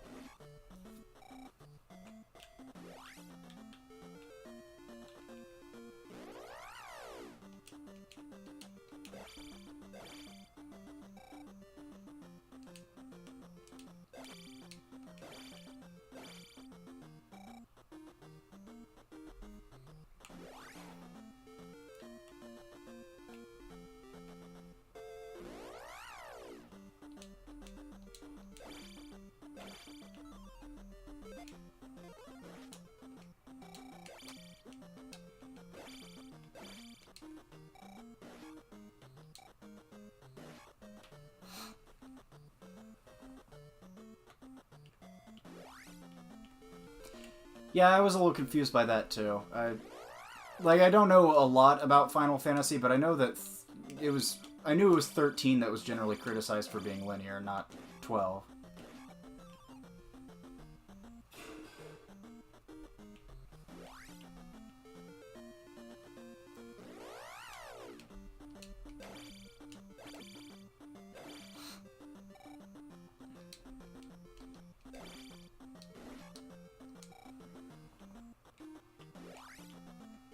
Oh, absolutely. I would much rather have a Skyward Sword than a Breath of the Wild. Ooh.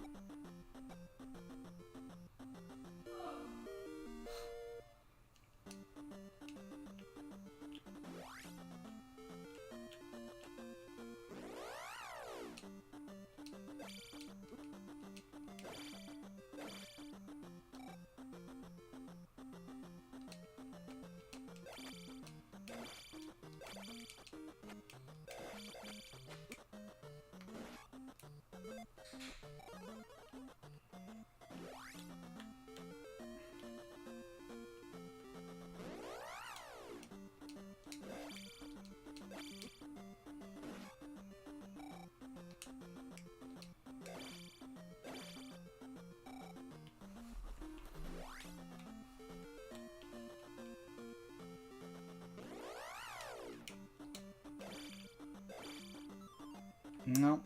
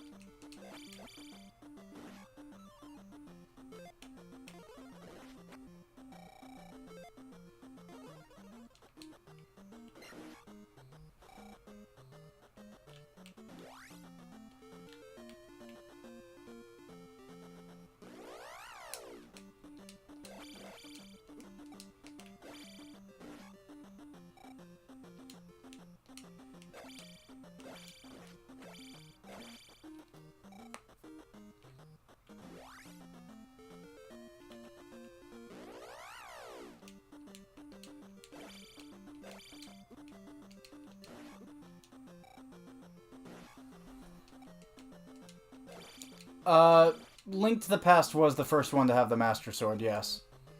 Both this game and Zelda 1, or it's called the Magical Sword in this game, and which I'd imagine means it's the same magical sword that's in Zelda 1.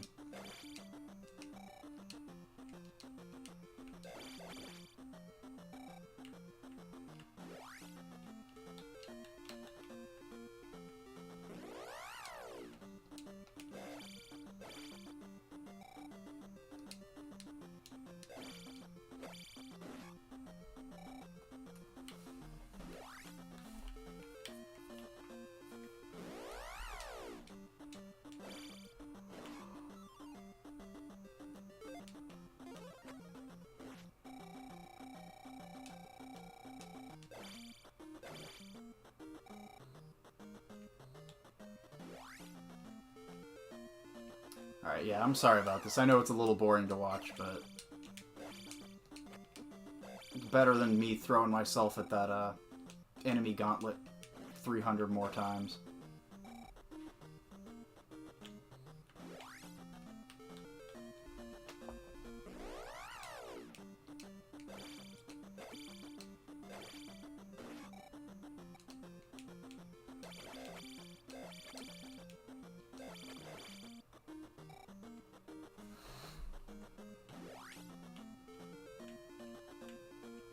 Oh, yeah.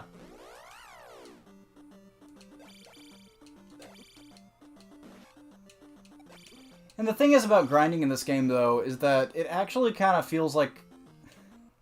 Unlike, say, Wind Waker, where, you know, you're grinding for rupees just because the game is forcing, like, arbitrarily forcing you to have enough rupees to continue.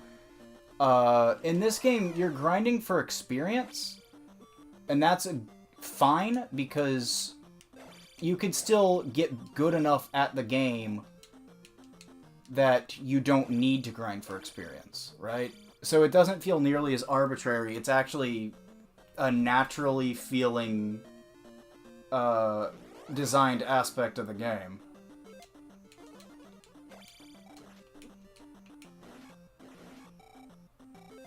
Alright. I don't feel like grinding for 6,000. I think I'm fine with that. I don't need that last level. I am going to throw myself into the Lizalfos.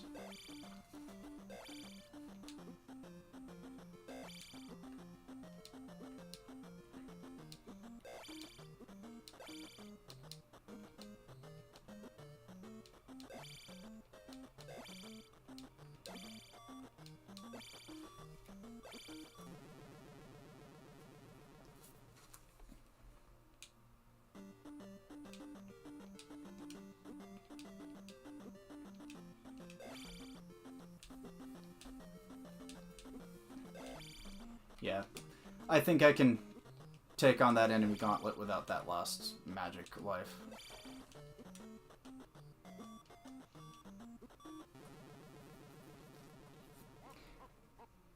Oh, no, I haven't boiled those peanuts yet. I was thinking about doing that tomorrow night.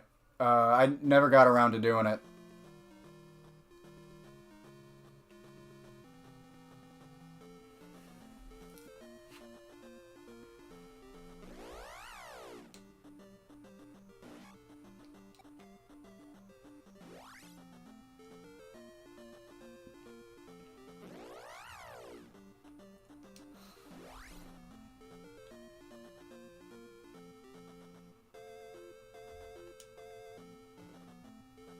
No, I was talking to Nebula Dog there about the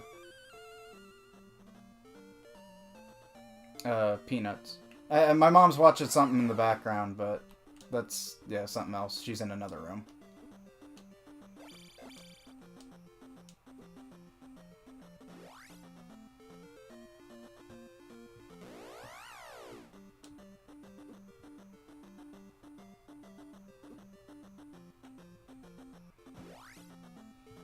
I'm gonna go ahead and actually heal up.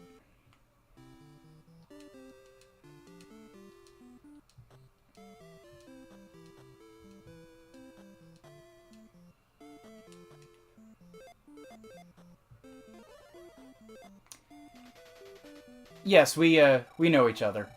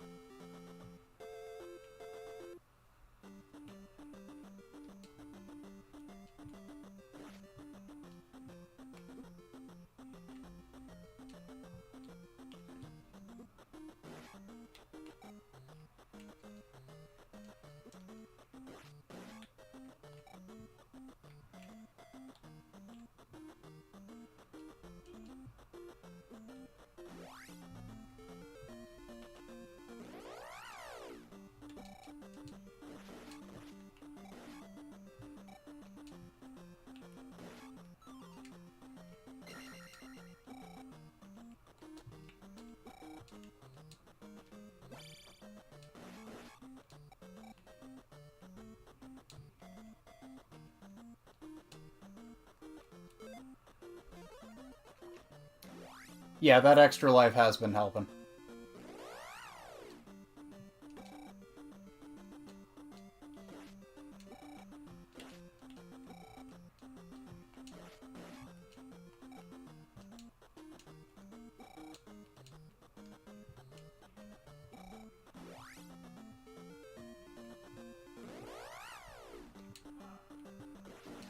Nah, I don't have enough magic to cast life.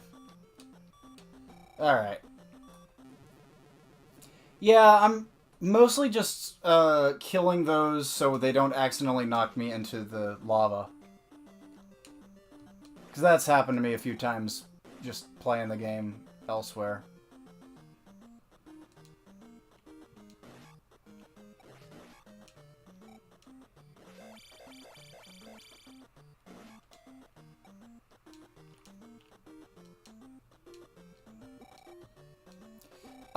We are getting to the Great Palace.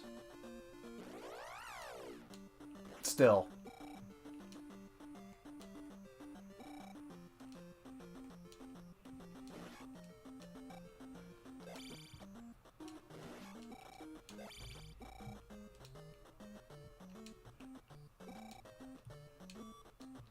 Okay, well.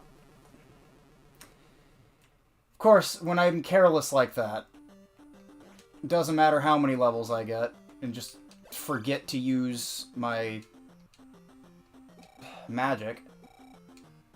Get out of here.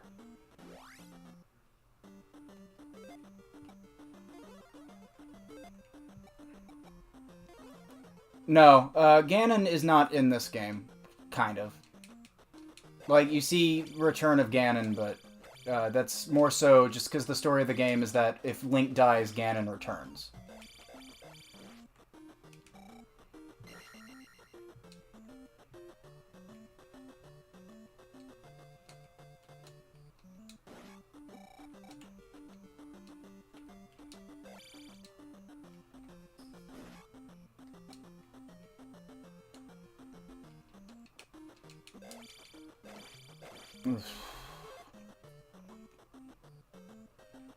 You'll see.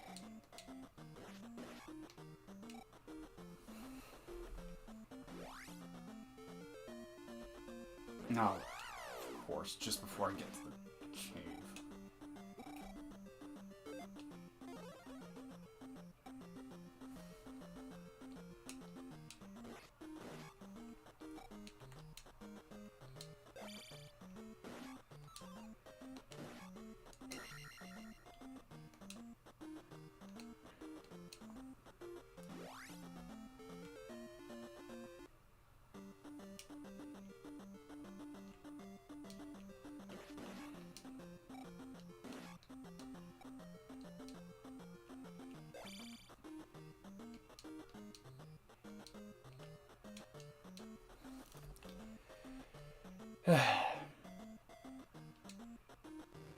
Open your eyes.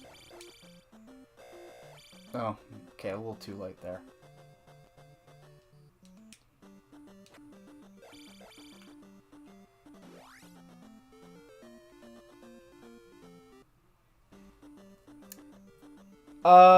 I'm gonna do the HD versions.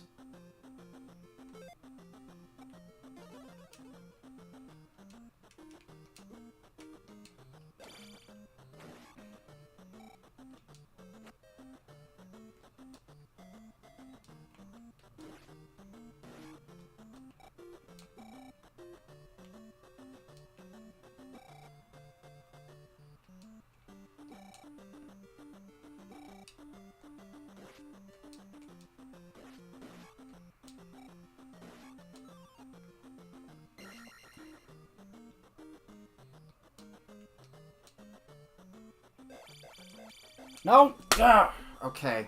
Well, back to the... Okay, back to the beginning, yay! My thumb's starting to hurt.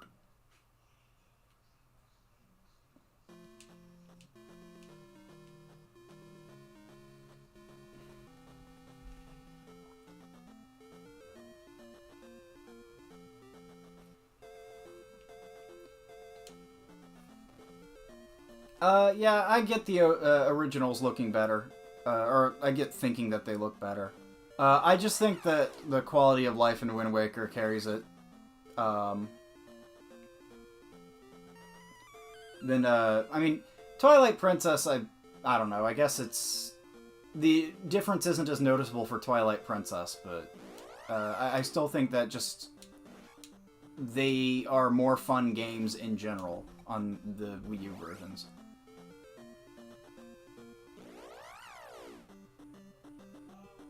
But, plus, playing them from through a Wii U is just easier.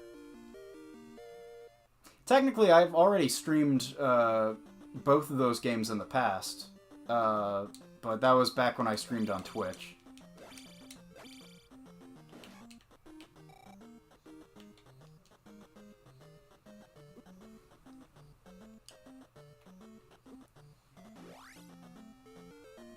Yeah, I think it might just be because I've been playing it in one sitting. Usually whenever I've, the other two times I finished this game without save states at least, it was, I didn't play it all at once. Yeah, I got a new sub. Wonder who it was. I also got a new sub. I, went the subway. Or Firehouse, or take your pick.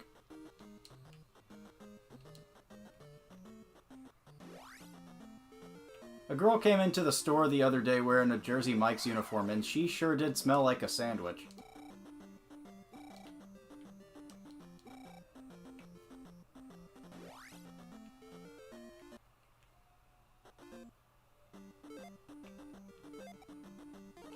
That wasn't like an insult or anything, she just really smelt like Jersey Mike's.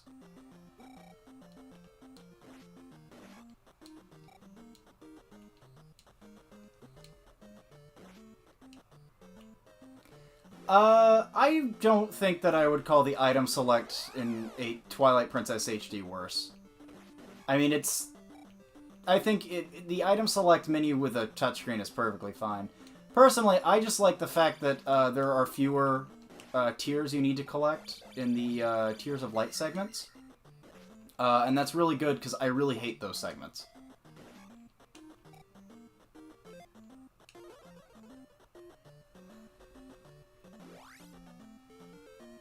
Oop. I wasn't paying attention and I got hit by the random encounter. Yay!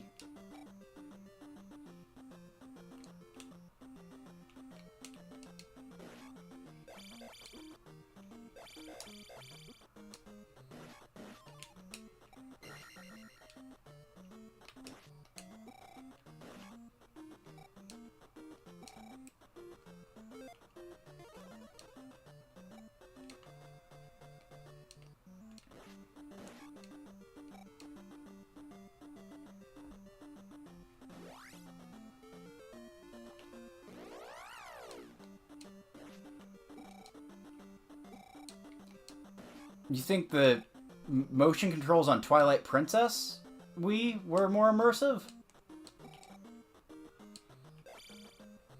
Now, granted, I never finished the Wii version of Twilight Princess, but from what I remember, they weren't really that great.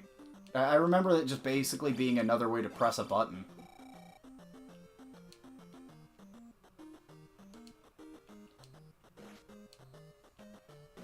Like, I'm okay with motion controls in general, but I feel like the game has to be heavily designed around them in order for it to be fun. Or, like, designed around them from the ground up. And when, you know, Twilight Princess's combat is basically just a modified version of Ocarina of Time's combat, sword controls in the Wii version just kind of felt like, okay, now I'm just doing Ocarina of Time's combat, but instead of pressing a button in order to swing the sword like I would in Ocarina of Time, I'm now wiggling a piece of plastic in my hand.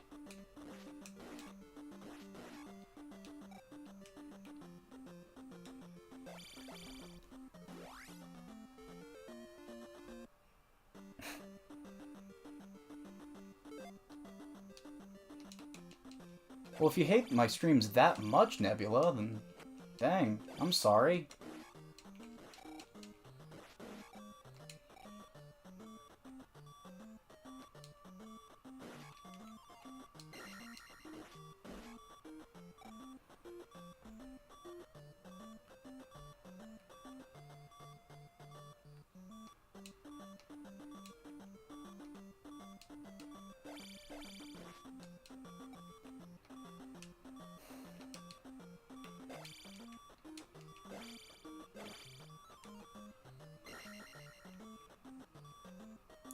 I mean, yeah, I don't... Oh, well, I should have done something else. Oh, yeah, that's right. I don't hate the motion controls in the Wii version of Twilight Princess. I just feel like they just kind of feel unnecessary to me.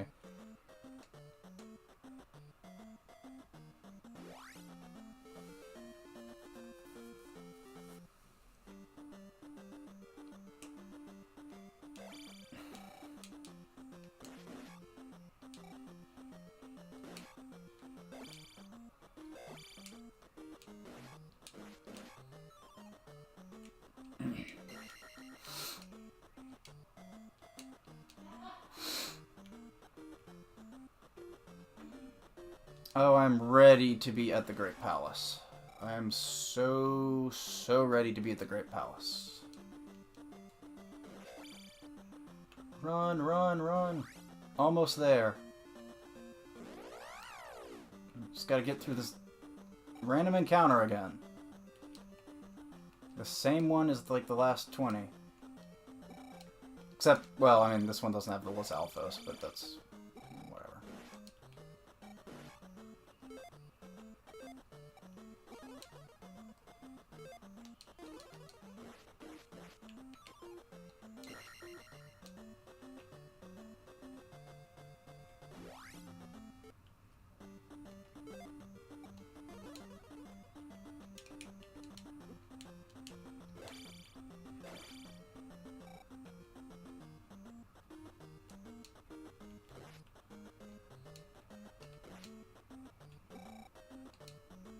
No, no, no, no! Oof. See, that's why I wanted to go out of my way to...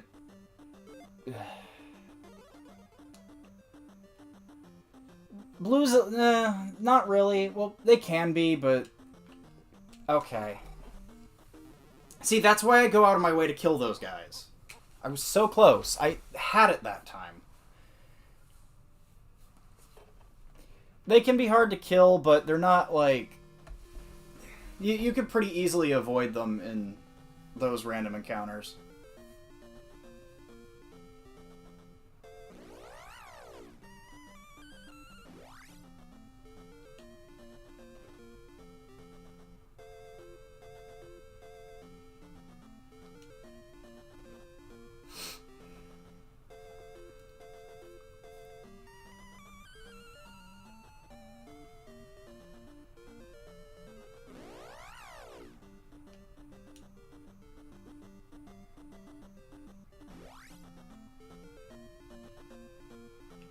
Why did I go down this way? I don't think I can actually walk across this water. Okay, well... No, I can't.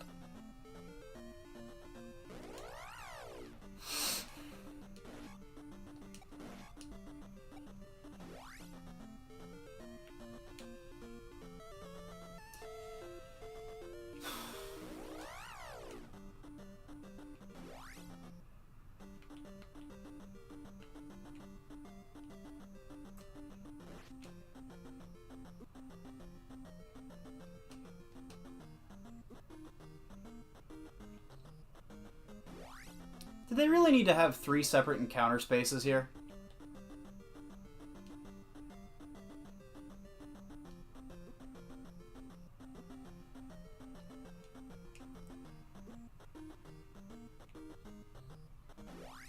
Like, why couldn't they have just made this one encounter? Like, just made it a really long one.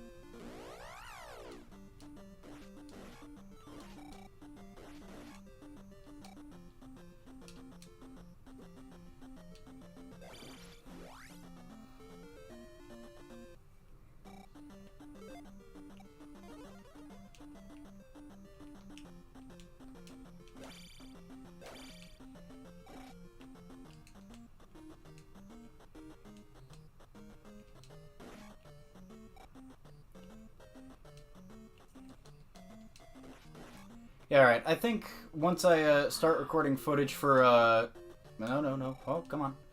Once I start recording footage for the other Zeldas, I think I'm going to stop trying to do them all in one sitting. Because while I do think I'm going to do it, I'm going to beat this tonight, but, I do think it might have been a mistake to try to do it all at once. I probably should have stopped after, like, the 4th dungeon.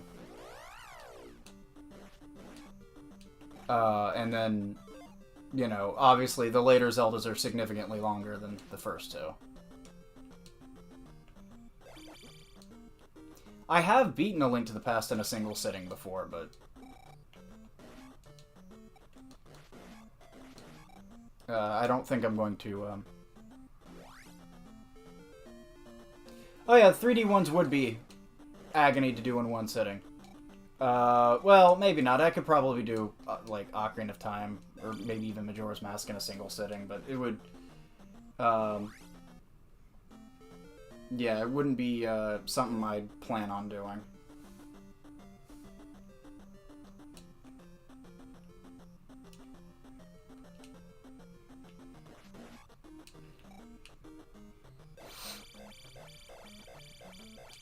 Nope, okay.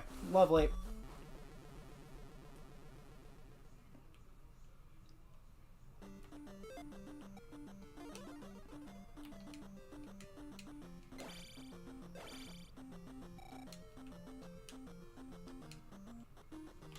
No, come on! That did not knock me all the way over there.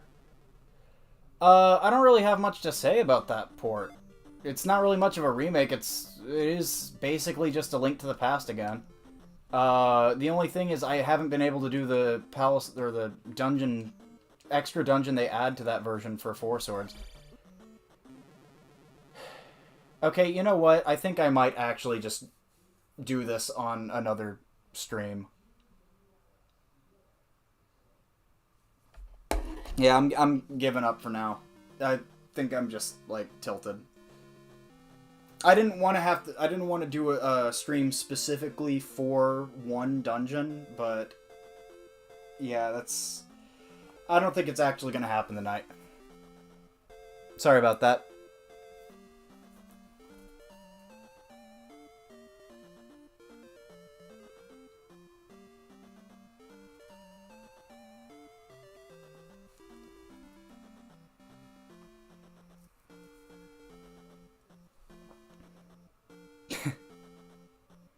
Yeah.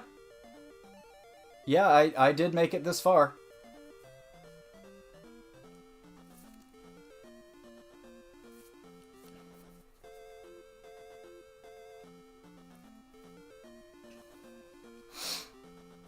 Alright, night, guys.